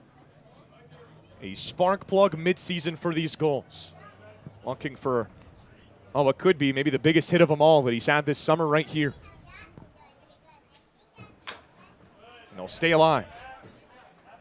Heisner loves that fastball. Bringing in low 90s. Can throw it really whenever he wants and does opt to do so pretty often. Here's the 2-2. Swing and a miss. Went up top on the fastball, and a huge punch out for Heisner gets things started in the bottom of the 9th. And as we say, Heisner sticking with his guns. Last 4 pitches in at 91 miles per hour. Goes upstairs that time to Makarevich. Wow. And the big first out. And the fireworks. They might be getting the grand finale. Gulls can have the grand finale themselves. It's the home run leader, 1 tonight for Colton Ledbetter. How about this timing? Yeah. Pretty good, huh? It's been a machine for Newport, 2nd in the league in bombs. 1 of them tonight. It came in the 3rd. 7 on the season. He also leads the team in both batting average and RBIs. As that pitch inside and treated to 2 balls here to start this at bat. This is where you got to be careful. You do not want to leave one out over the plate if you're Peyton Heisner. Now, when you fall behind, you feel the pressure to throw it over the zone, but with Ledbetter, it's a risky ball game. Heads up. That one nearly got him. And instead of getting something to hit, got one near his head. And it's a 3-0 count to the Newport center fielder. Right now, Ledbetter just got to take what Heisner gives you. If you can't find the zone and he's pitching around you, don't help him out. Ledbetter shoots it the other way, getting the green light on 3-0 and hits it foul. That is an interesting call. Of course, any base runner would be massive here for Newport. Colton Ledbetter, also the leading base stealer for these Newport Gulls. Would certainly love to find a way to get him on if you're Newport. And he'll get on. It is another walk for Colton Ledbetter, his second of the night. And his fantastic season continues for Newport. Walk number 16 for the center fielder on the summer. And now we're going to see, are they going to send him? You mentioned leads the team in stolen bases. Taylor does have a strong arm behind the plate and has thrown someone out in his last 2 games. We'll see. He's got 8 of them on the season. Won't be easy. Heisner, a lefty. Certainly increases the challenge. Sam Kulisingham now steps up for Newport and looks at a first pitch strike. Kulisingham has a walk, but 0 for 3 other than that. I don't know if that's indicative of his entire day, as he has really been important on the defensive end. And he shoots it a mile in the air. Won't be a play on it as it finds its way near the intersection behind us. That walk came in the 3rd inning for Kulisingham. A ground out, 3 unassisted, also a pop out since. And that major double play, North Shore got him to ground into all the way back in the 1st. How big does that stand now? Newport stranded 8 runners through the first 4 innings of this game. It all adds up. Here we are in a 5-5 nail biter in the 9th. Kulisingham high in the air, but shallow into center. McElroy has a beat, and there's 2 away. Nice pitch there from Heisner. He's done a good job attacking for the most part this meat of the order. JKG, another guy who has gone long so far today, but that can't be his focus. Just needs 1 more out, and they have the force now. First or second, can go anywhere. JKG steps up. First pitch swinging. It's through for a hit. Off of the glove of Looters. And a 2-out single back up the middle. Josh Kuroda-Grauer. It is his 2nd hit of the day. And now the task up to Colton Freeman. Freeman doing a little bit of a handshake there, it looked like, with the bat boy. Feel like it's football season right now. Big time 2-minute drill. Can he get it done? NFL no timeouts. NFL on Fox. Boy, it is blaring over these Guardians Field speakers. Do you think they turn it up every time? Maybe, who knows? I'm not complaining. It's the 9th inning. You never know. Ledbetter out on 2nd. Kuroda-Grauer on 1st. The Gulls just need 1 to win it. And a first pitch strike back to the breaking ball for Heisner. A walk, then a base hit. And the Gulls find their 2nd walk-off of the year. Freeman on the ground, staying in the infield. Penny. And we go to extra innings. On to the 10th. In this crazy game, 5-5 the score. And you won't want to go anywhere. Everybody on the edge of their seat. I'll be right back with extra innings.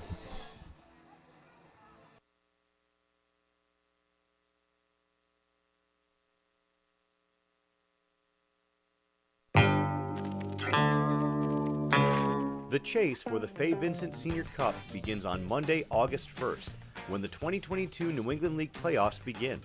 6 teams will qualify this year.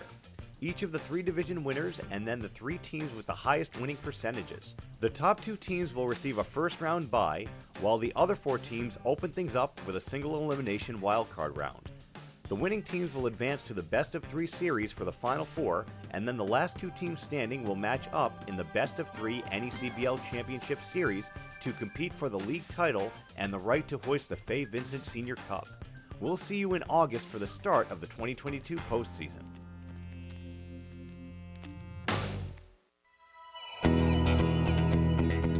The chase for the Fay Vincent Senior Cup begins on Monday, August 1st, when the 2022 New England League playoffs begin.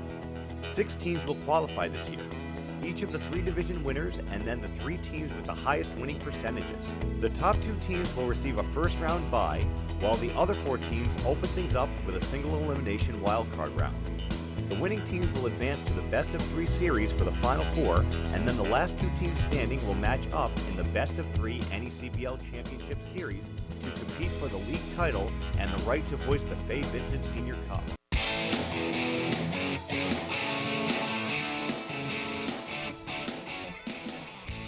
Well, if you like baseball, you are in the right place. Got some free baseball on the way. Dugan Lloyd on the call now. Zach Letson and Caden Charpentier to my right as got to go over. Jonathan Luters made the last out, so he will be on second. One of those new rules here as Jake McElroy getting the bat. 2, 3, 4. Just like Newport, 2, 3, and 4 in the ninth. Now, I mean, this is the exact part you want up for the Navs. And the speedy Luters on the base path. Going to dance a little bit up on second. No change at pitcher as he'll fire outside. Yeah, with the man on second, it's definitely for sure has to be a scoring 2 runs is huge. 1 run is kind of a given, but 2 really puts you in the driver's seat. McElroy fouls one off. It's going to be stuck in the fence. And well, what we saw North Shore do in that extra inning game these two played in the doubleheader, bunt him over to third, and Newport that's exactly what they're thinking. Sam Kulasingam in on the infield grass. And it was right off the bat of McElroy, you're right. No outs. Luters on second. He does square a bunt, and he'll pull back. Yeah, if Kulasingam can get a good enough read on this ball, of course it also matters how hard it's hit. If it is a bunt, he could be thinking 3. Yeah, and Luters has put down a couple we've seen down the third baseline. This one would at least be attempted to go towards Kulasingam at first. Simpson checks second. Just missing the bunt is Jake McElroy. He did hold to it. 2-2 count now. Yeah, never took that bunt back, so even if it wasn't going to be a called strike, it'll still go down as 1. Well, 2-2. Bunt off the table, we think. Can't say for sure, but wouldn't fit the pattern as Simpson continues that stare down at second. He'll fire home as McElroy stays alive. Nice play there made in the Gulls dugout.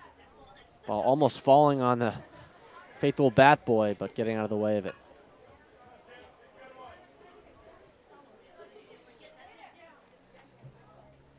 Simpson will step off. As you mentioned, really strong part of the order here for the Navigators. Max Vieira and Connor Birch will follow him up. Just missing off the plate is Simpson. Count draws to 3-2, full count.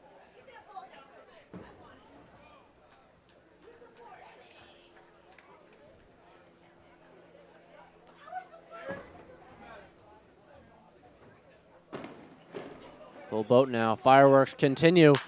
Ripped into left field. Yet again, it's down.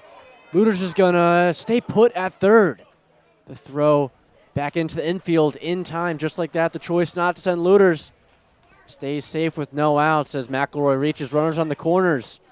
Yeah, We'll see what they can do. That was well hit, I think, and if it's maybe any other scenario other than 0 outs, I think he's absolutely getting the wave home. A little more cautious that time, and you can understand it. You don't want to risk getting a guy gunned out and make the first out of extra innings at home plate. Especially after Gustin was thrown out at second, Right. trying to be aggressive on the bases. Max Vieira does get the bat now. Big spot for the Navs as they have 2 on. We'll see if they send McElroy. Not going this time. Simpson finds a good piece of the plate.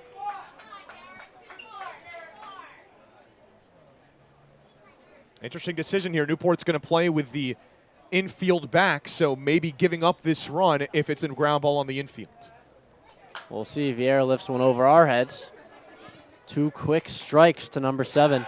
Of course, the double play still would be in order, and you could turn it, but that would concede the runner and Luters being at third if that is the scenario. And that's just part of the strategy. Goals are guaranteed a runner on second, so they can feel a little better about their offense on that end. 0-2. Sets up outside, no swing. This time for Max Vieira. I think this is a perfect situation to have Jake Burley behind there. Any pass ball scores a run, and I think this is the perfect defensive catcher that you want behind the dish right now. He is going to be tested here. Runners on the corners, 1-2. Lifted in the air and out of play yet again. It's an interesting decision. Of course, McElroy's got plenty of speed there, and we saw him take off. I don't know if you're Burley if you even attempt to throw it down there, because you got the runner at third base, and it could be trying to initiate a double steal. Definitely, and ultimately we'll have to see what the Gulls are thinking. Still 3-2. We're going to, or 1-2, excuse me. We'll do it again here as Vieira looks to shorten up that swing and put one in play. 5-5 ball game here at Cardines.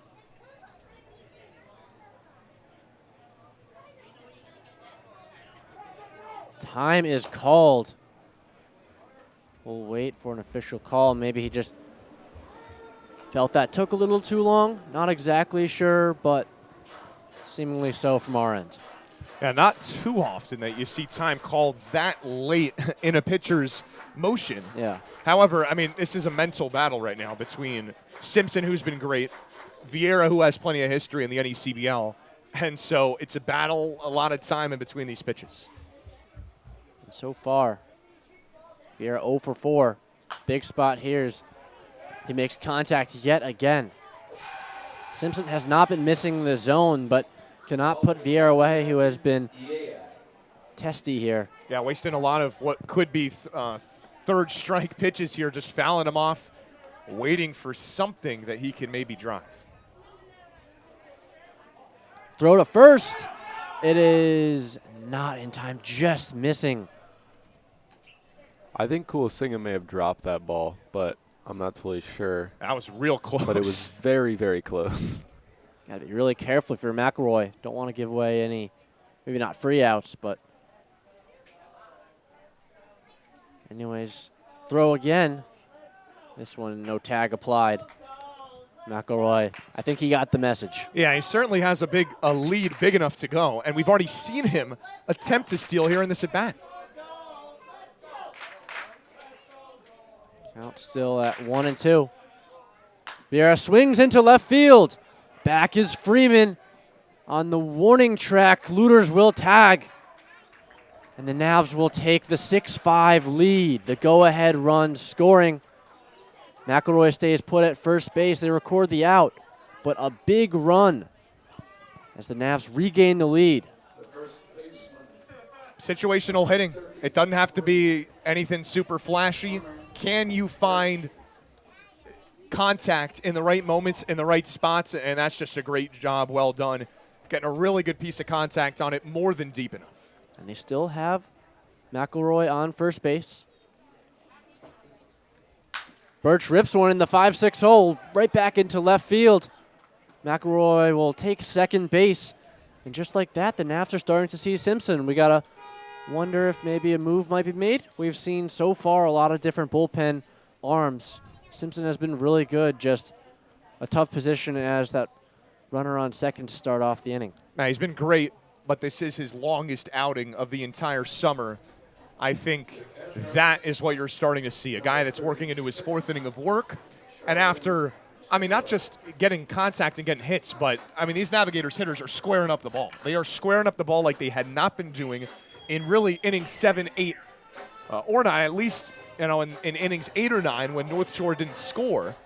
I mean, this is just, it looks like a different lineup going against him, and this could be dangerous, but Holbrook's going to trust him and trying to stick with him to try to get 2 more outs here. It does, but Simpson will continue for now.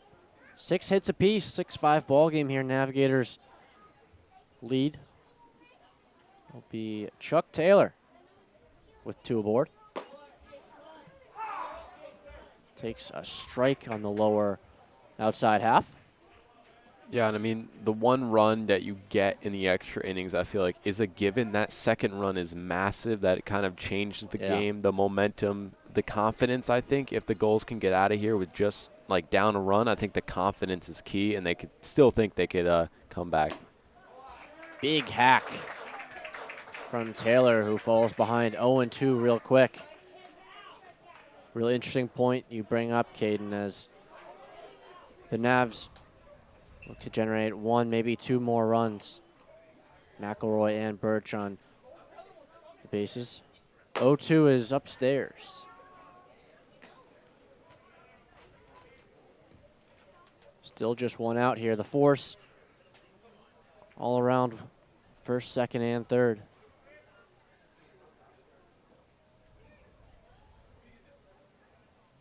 1-2 now to Taylor. Catches a piece. Just like that. Another Navigator just staying alive with 2 strikes. That was the secret for Vieira, who worked that pitch count up for knocking in a sac fly. Jack Penny takes the bat on deck.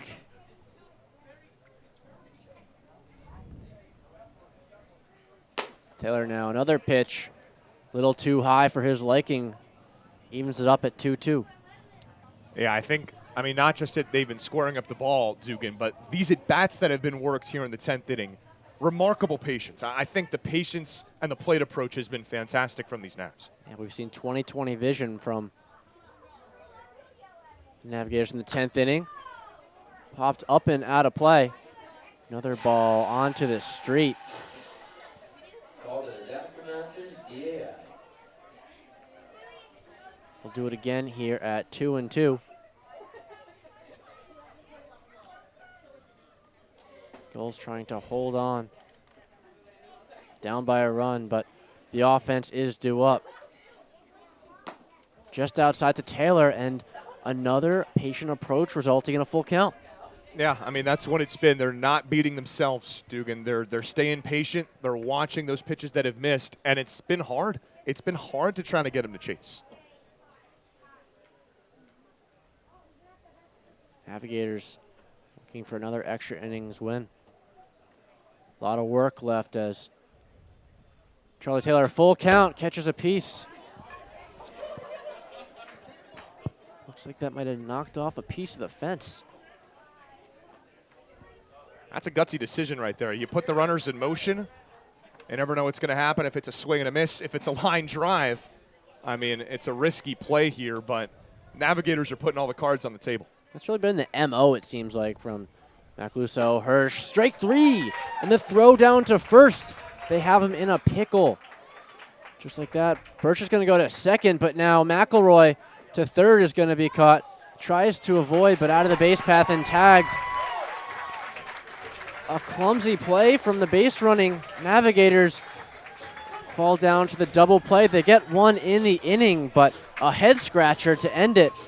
Their defense is going to need to be good. We'll see who gets the ball here, bottom of the 10th.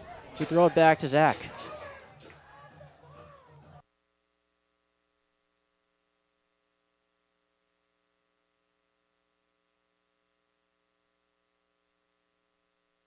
For the first time in league history, the 2022 New England League All-Star Game is headed to Martha's Vineyard, home of the Sharks. On Sunday, July 24th, join the NECBL's best as they ferry over to the island and enter the Shark Tank in front of scouts from every MLB organization. Visit asg22.necbl.com for more information. And don't forget to make your ferry reservation at steamshipauthority.com. Fans, the NECBL's broadcast network brings all of the action right to your home every night. Available on your desktop, laptop, mobile device, as well as your Apple TV, Roku, Amazon Fire TV, or Android TV device. Enjoy single-day passes for just $8, purchase a weekly subscription for $20, a monthly pass for $40, or an all-season pass for $80. Head to watch.necbl.com for more information and for a full streaming schedule.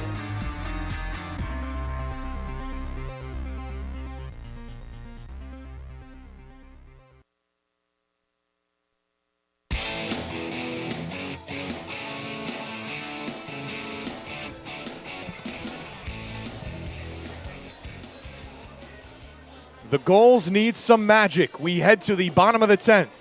It is North Shore 6. It is Newport 5 here on the NECBL network. So glad that you're with us for yet another thrilling game here at Cardines Field. Gulls looking for their second walk-off, but they will need some magic as North Shore taking the lead in the top of the 10th inning. Scoring a run, Newport able to get out of further trouble, but what a game here at Cardines, and Newport is going to go to the bench. It is 7, 8, and 9 due up for the Gulls with the inherited runner at second base. That is Colton Freeman, and standing at the plate instead of Noah Martinez in the DH spot, it is the Washington Husky Cam Clayton. Scoring around a bunt, and bunt's a beauty. Going to third, the tag, not in time. A great bunt by Cam Clayton, and the Navs roll the dice and it backfires. Wow. Throw that. There was no hesitation either from Taylor behind the plate. A strong throw, just missing by milliseconds. Wow, I mean, it doesn't get much closer than that. And now this Navigators middle infield, after beginning to creep in, now is going to creep back, just like what Newport had. This is the exact same situation that the Navigators had. Runners on the corners, nobody out for Slade Alford. And he takes a home run hack and misses for strike one. Well, I always make the case that 7, 8, 9 is actually the best spot to start some sort of rally. I guess it helps when you have someone on second base to kick off the inning, but so far, a nice bunt there from pinch hitter Cam Clayton. Alford with a foul. And it's 0-2 quickly. Not the spot. The start to the at-bat you'd want. This is exactly what Peyton Heisner, the North Shore reliever, was looking for on the Newport Gulls strikeout leader, Slade Alford. A lot of power, some strikeouts to go with it. Tying run at third here with no outs in the 10th. And Alford watches that pitch come inside. And it also begs the question if Freeman's socks gave him a little extra boost to get to third base. You know, it is the 4th of July, so maybe America had some influence on that. Alford with a bullet. Look out. Wow, for all the good karma that Colin Freeman's socks might have got, that one almost got him, an absolute hot shot. That was 92 miles per hour on a foul ball. And Slade Alford, his last home run, 100 miles an hour, 400 feet to left. 1-2. Upstairs. The Newport crowd egging him on. Everybody on the edge of their seat. Gulls are 1-2 in extra inning games this season, with a walk-off win here at home against Valley. Alford with a chopper. Freeman will come home and score the tying run on the RBI ground out. It's a 6-6 game here in Newport. Just like that, and that was hit so slow that there was no play at second base either for Jake Gusson. Gets the easy one, but another great opportunity here for the Gulls. Runner on second, only one out. Now it's up to Jake Burley. And what a spot for the guy that came in the middle of the game as a defensive replacement at catcher. Here he is in the bottom of the 10th inning. Clayton, the potential winning run over at second base. And the catcher from Brown University looking to play hero. First pitch upstairs from Heisner, ball one.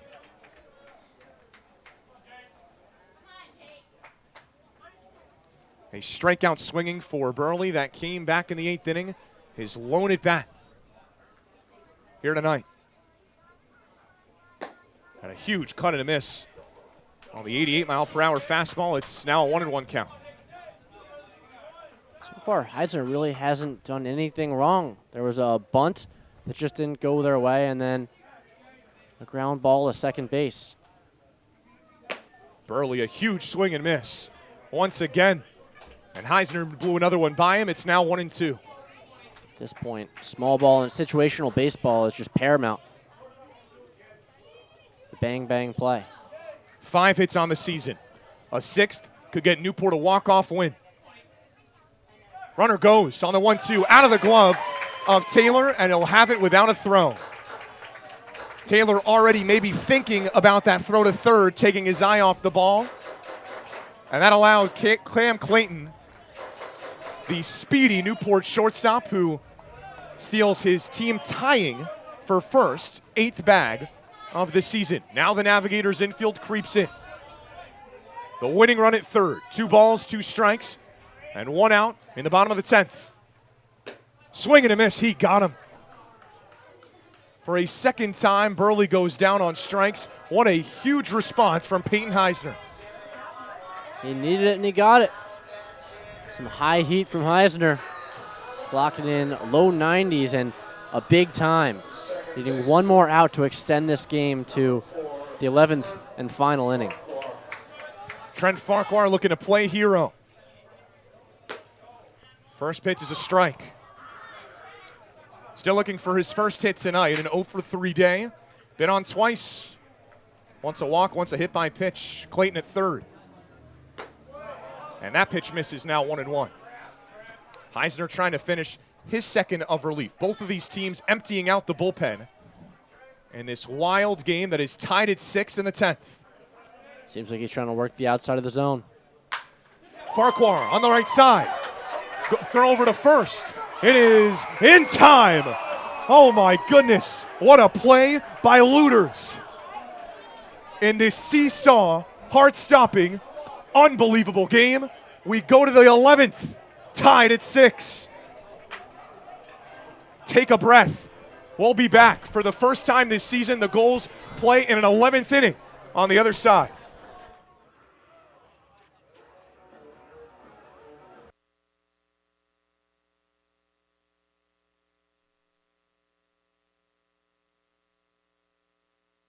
For the first time in league history, the 2022 New England League All-Star Game is headed to Martha's Vineyard, home of the Sharks. On Sunday, July 24th, join the NECBL's best as they ferry over to the island and enter the Shark Tank in front of scouts from every MLB organization. Visit asg22.necbl.com for more information. And don't forget to make your ferry reservation at steamshipauthority.com. Fans, the NECBL's broadcast network brings all of the action right to your home every night. Available on your desktop, laptop, mobile device, as well as your Apple TV, Roku, Amazon Fire TV, or Android TV device. Enjoy single-day passes for just $8, purchase a weekly subscription for $20, a monthly pass for $40, or an all-season pass for $80. Head to watch.necbl.com for more information and for a full streaming schedule.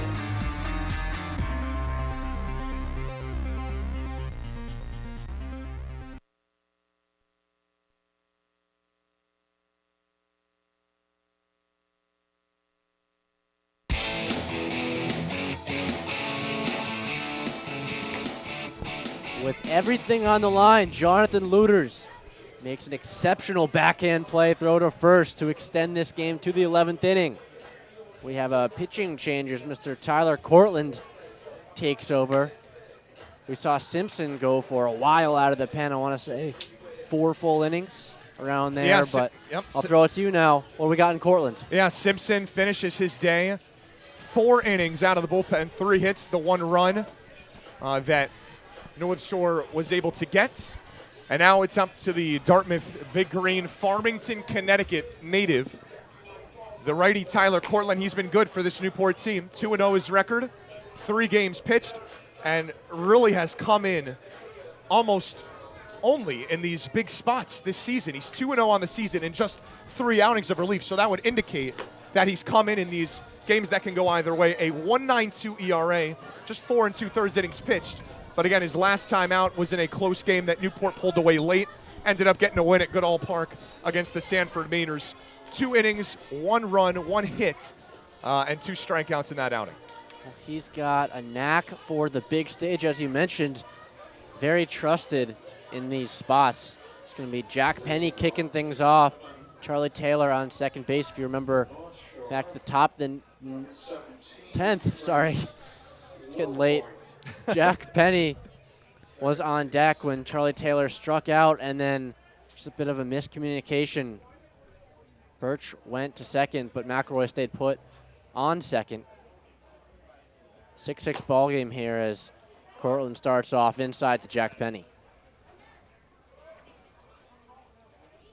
Just a reminder, In the NECBL, there's a cap of 11 innings per game, so no matter what happens, this will decide it. Two teams on a win streak. One is going to come to an end tonight. No guaranteed loss, but we will see. Who knows? It could be two teams that see their winning streak. I mean, this is just wacky baseball at this point. Newport, this is their fourth game for the Gulls that has gone into extra innings. All three of the previous were decided in that first inning. They have not played in a second extra inning, if you will, this season. Well, that one at Frazier Field. Nav's victorious off the Trace Wilhoit walk-off wild pitch. This time we go to Cardines. Jack Penny on the ground to second. Fielded cleanly in the throw to first by Trent Farquhar. Taylor does advance to third base, and just like that, another go-ahead run 90 feet away with one out. Yeah, it's basically does the job of a bunt, right? You get the runner over to third, and, well, we know North Shore has done that before, getting those bunts down. This time they get the job done in a different way, and now Newport will bring that infield in. With the infield on the grass, Nathan Blasik takes over. Another lefty here. Inside to Blasik, ball gets behind. Taylor going to stay put. Important to mention how it's really a closer backstop here at Cardines compared to Frazier. Frazier almost double the length back. You know, I think the most likely there would be for a wild pitch to come in and score is on a pitch like that, where it's a soft squeaker instead of something that can carry him right back to the catcher. Confusion. Right.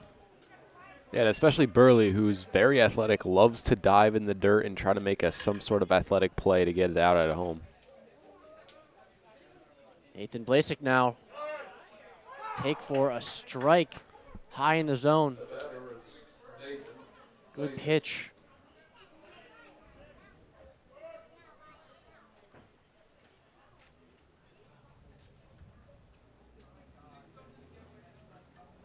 One to Blasik. Little high upstairs.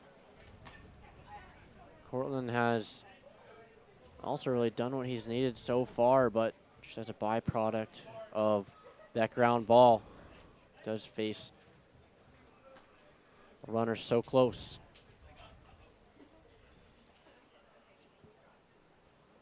Six ball game.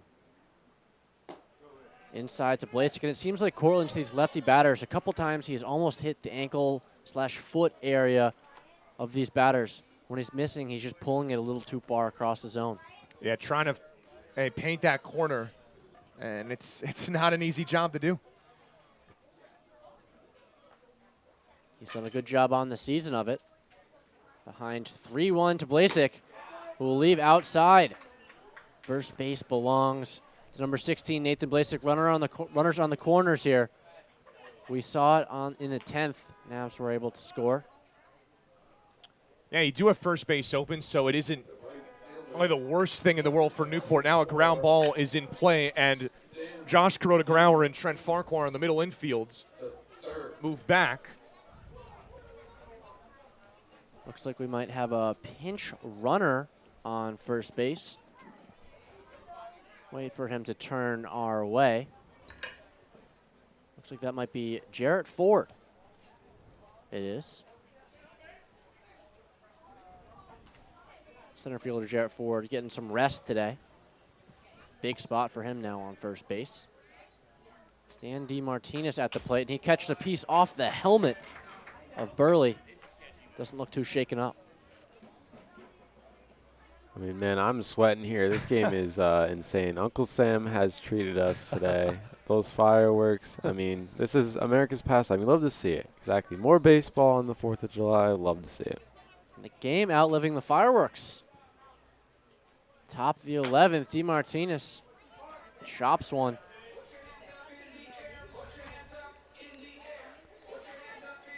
Yeah, I'd expect nothing less than a battle here. Stan DeMartinez, I mean, we've touched on it. He's been a main cog in this Navs lineup all season, and especially a major piece in why the Navs have finally figured it out offensively. But now the pressure's on. Final inning, and you're asking him to come through. He'll have his chance. Still one out. Jake Gustin, the former Gull, on deck, singled his first appearance on the pinch hit. 0-2 to Stan Martinez. Runner going to go. Strike three. They fake the throw. Burley going to hold on to the ball. Wow, they're going to call him out. It's, my goodness, I think this is going to be batter's interference. They're going to say that he didn't allow Jake Burley to get a throw down to second, and that bat interfered with Burley's ability. What a play, what a call to end the top of the 10th. Got another look here on our camera. Excellent job by our production crew. And, well, you can see the body is getting in the way before Burley, and it clearly obscures him, and I think that is what Jesse West. A tough call, but yeah, he does kind of bob back into the frame over the plate. A brutal ending as Bob Macaluso having some words right now on the field. Nothing he can do as Hayden Heisner has the weight of the world on his shoulders now. The win not a possibility for the Navigators, but trying to preserve that tie, keep another one out of the loss column. We'll see if he can do it here on the NECBL Broadcast Network.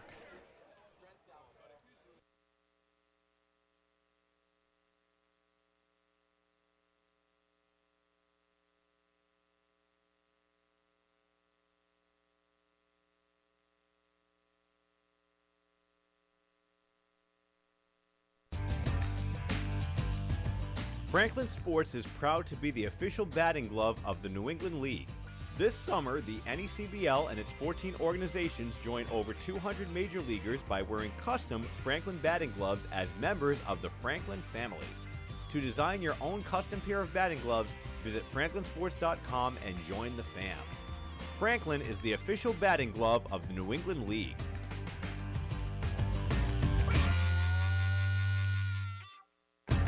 The Newport Gulls Broadcast Network features 7 high-definition cameras, graphics, instant replay, and extended pregame and postgame coverage. Watch the Gulls all season long every Friday night on Your View New England. Be sure to follow the Gulls all season long on our social media accounts at Newport Gulls on Twitter and Instagram, and Facebook.com/Newport Gulls, and subscribe on YouTube.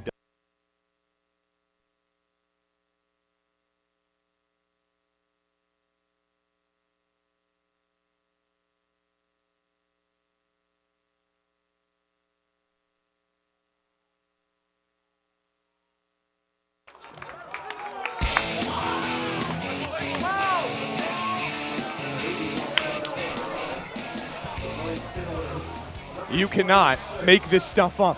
We head to the bottom half of the 11th inning. It is the final half inning. Here at Cardines Field, the entire bullpen has come in from left, and Newport looks for some magic. It is a win or it is a tie. And Alec Makarevich, the first batter up for the Gulls. He lines, hits it back through the middle for a base hit. Rounding third is Trent Farquhar, and he scores the winning run. Newport walks it off. An unbelievable game here at Cardines Field, and it's Gulls 7, North Shore 6 in 11 innings.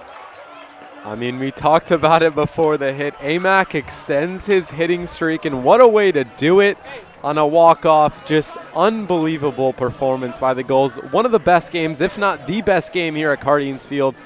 Just a heartbreaker for the Navigators, but, I mean, on the edge of your seat. I mean, you see the emotion, and I mean, what a win. What a win. It took one pitch in the 11th inning. Alec Makarevich, in the best way possible, extends his hitting streak with the Newport Gulls to 13 games. And the Gulls walk it off for the second time this season.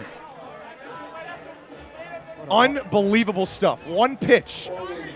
And Alec Makarevich sends everyone here home happy. What a heartbreaker here for the Navigators, who left it all out there. 11 innings. The extra innings series is even now between the Gulls and the Navs. Gulls earning one back here off the bat of Alec Makarevich. Timely hitting, and really both teams leaving it all out on the field. Neither team can hang their head too much. Big win for the Gulls here at home. What a 4th of July homecoming for Newport.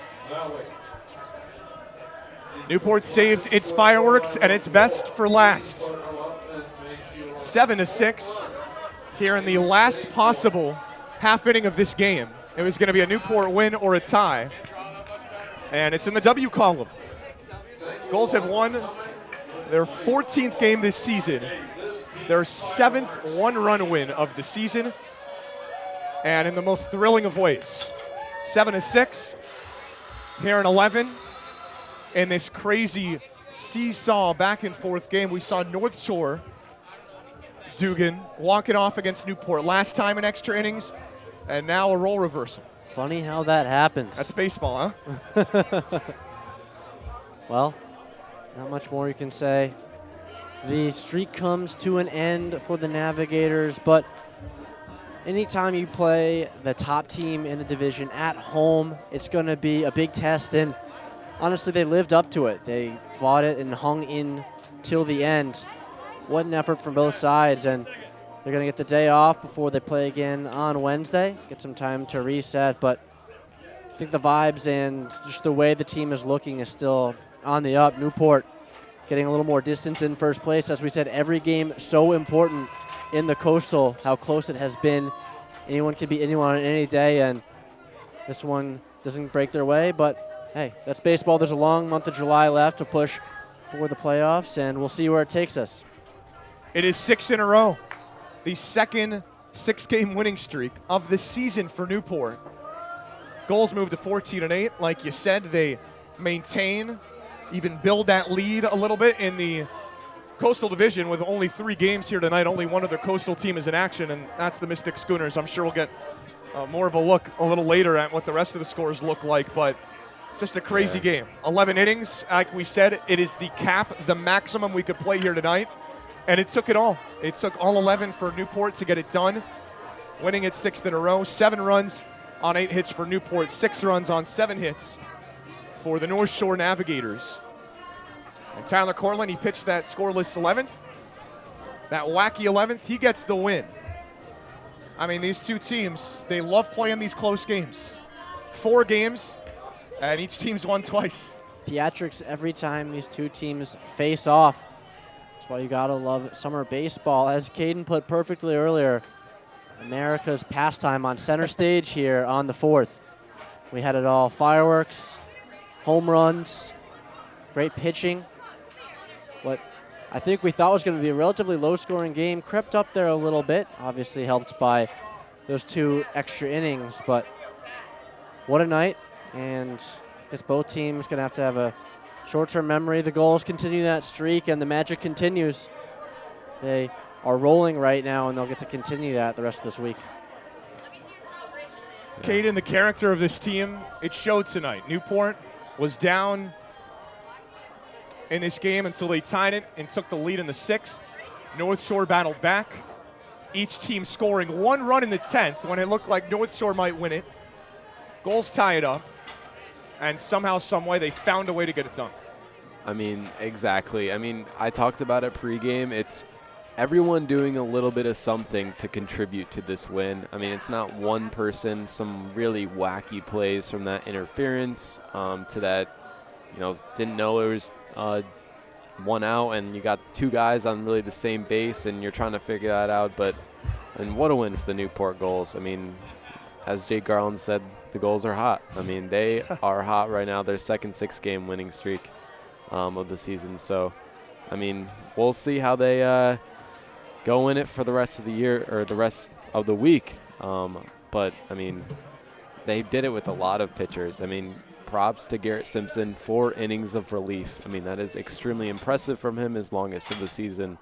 But as I said, everyone doing a little bit of everything to contribute to this massive win here on America's B-Day. 4 innings, 3 hits for Simpson, like you said, his longest relief outing. And Newport, in this marathon of a game, they found a way to get it done. Well, it's been a pleasure having you here, Dugan. I mean, this was an unreal game, and glad we could treat you to it in what was the first game for the North Shore Navigators here in almost 11 years. Wow. And I don't want to look too far ahead, but we have him back next 2 Mondays. Right. As you mentioned, going to make this a bit of a tradition here, some Monday night baseball. As long as we hear that Fox NFL song a couple more times. Hopefully that doesn't go anywhere. Always a treat. I think Colton Freeman will keep it. We don't assume things here. But was that his first time using it today? Yes, okay. Yes, it was. Can never be too sure, but yeah, both teams rounding into pretty nice form right now. It was fun, and I'm excited to do it again next week. What a game. Newport walks it off for the second time this season. 7-6, the final score. Dugan, it's been a pleasure having you up here in the booth. We will see you next Monday and the Monday after that. But for now, signing off for Dugan Lloyd and myself, Zach Letson, up in the booth. I will give one final farewell from down on the field. But until then, Caden, it's up to you to break this game down. We talked about the implications that this game has across the league, across the Coastal Division. It's all up to you to break it down. Sounds good, Zach. But yeah, what a absolute roller coaster of a game for the Newport Gulls. I know everyone here's heart was beating. I was on the edge of my seat. The Gulls extend their lead in the division to 2 games over the Martha's Vineyard Sharks. With the Schooners win, they are 2.5 back of the Gulls. And, you have probably the closest division out of all the divisions right now. Vermont Mountaineers have a 13-3 record. They have an 8-game lead in their division with the Nighthawks, who come here on Thursday. Or on Wednesday, but that's an 8-game lead, 5.5-game lead for the Bristol Blues in the West Division. The Valley Blue Sox have exactly 500. They are 12-12. So just an insane year for the Coastal Division, the brand new Coastal Division. And as I said, I mentioned the Valley Blue Sox. They snapped their 5-game losing streak. They beat the North Adams Steeple Cats by a score of 7-3. Good for them, get back on the win column. But as far as the Newport Gulls are concerned, what a absolute win. What a way to extend your hitting streak to 13 games for Alec Makarevich. Just timely hitting, not trying to do too much. We see 2 home runs today. An absolute moonshot by Colton Ledbetter, dead center field. We're not shocked. We are not shocked at this point. 6 out of the last 7 games, Colton Ledbetter has hit a home run here at Cardines Field. Just super impressive from him. The power is on display every time you see him. Batting practice, no matter what it is, he just demonstrates that he is just such a consistent hitter. He gets those walks. He gets on base. He doesn't try to do too much. Just an amazing hitter, all-around hitter. He knows really how to make contact. He hits for power, hits for contact, and he doesn't try to chase pitches, and that's what makes him such a good all-around player. And you see him trying to make that effort in the outfield for a diving catch. Would have been a capper. That would have been a very impressive catch if he made that. But overall, just an unreal game for the Newport Gulls. You see, they did it with 5 pitchers. 5 pitchers, and Dom Parachi's first game here at Cardines Field this summer. He goes 4 2/3, allowing 3 runs, 3 earned third runs, a walk, and strikes out 3 on 19 batters faced. But the guy that I feel like, number 11, I see him on the field right now, Garrett Simpson, as we talked about it with Zach and Dugan. 4 innings, 3 hits, 1 run, 3 strikeouts, 4 innings of relief. That is just miraculous, and that's how you get it done in relief. You have 2 guys that come in were a little shaky, in Sakalaris and Crowley, and then you get it back in control. But that'll do it for me up here. I will be back with Zach up here on Wednesday for a double header, and I'll send it back to Zach on the field with an interview with player of the game, Alec Makarevich. All right, here on the field at Cardines Field with tonight's hero. In 11 innings, Newport getting it done in walk-off fashion, 7-6. And I'm joined by Alec Makarevich. Alec, you did not wait for a single pitch. The first pitch that you saw in that 11th, you drive it back up the middle. Newport gets its second walk-off. What's going through your mind in that approach, swinging on the very first pitch that you see? Yeah, we had a big momentum shift with a double play there to start to get us back in to hit. And then I talked to Coach Holbrook, and he just said, what do you want to do here? I was like, let's just swing. Let's just go ahead and swing the bat here. So just thought, stay simple, stay inside the ball, and it got through the infield, and luckily he turned it on there. Looked like it was going to be a play at the plate, but we'll take it. Well, you come up late in the game in the 9th inning, and unable to get a hit, and we thought that might be your last opportunity. Instead, you walk it off for Newport. Your hitting streak to start your time here with the Newport Gulls extended to 13 games. How's that sound? Yeah, we were unsure if I was going to get another at-bat after the 9th inning, but luckily I did, and I just stayed calm, tried not to do too much, and luckily the other guys got me up to hit again, so it's all great. Well, the magic continues for these Newport Gulls. That's 7 wins now by 1 run. What do you think your team likes about playing in these stressful moments, and how are you able to get it done continuously and get another thrilling win? Yeah, I mean, what I've seen in the dugout is just not a lot of panic, really, with this team. So I feel like we're always in games. We trust our pitching, we trust our hitting. So just continue to do that, and we'll be in great shape. Well, you got 2 against Upper Valley on Wednesday. Day off tomorrow. How do you continue this? This is a magical run. Newport now a 6-game winning streak for the 2nd time this season. What can you take away from a crazy game here tonight and try to extend the winning streak on Wednesday even further? Yeah, I mean, just continue to make some routine plays. I feel like it's coming down to the routine plays in most of these close games, so just work on that. All right, that's the hero for tonight. Alec Makarevich walking it off in the 11th inning. AMAC, thanks for the time. Yes, sir. Thank you. All right, Gulls with the day off tomorrow. They are back in action right here at Cardines Field.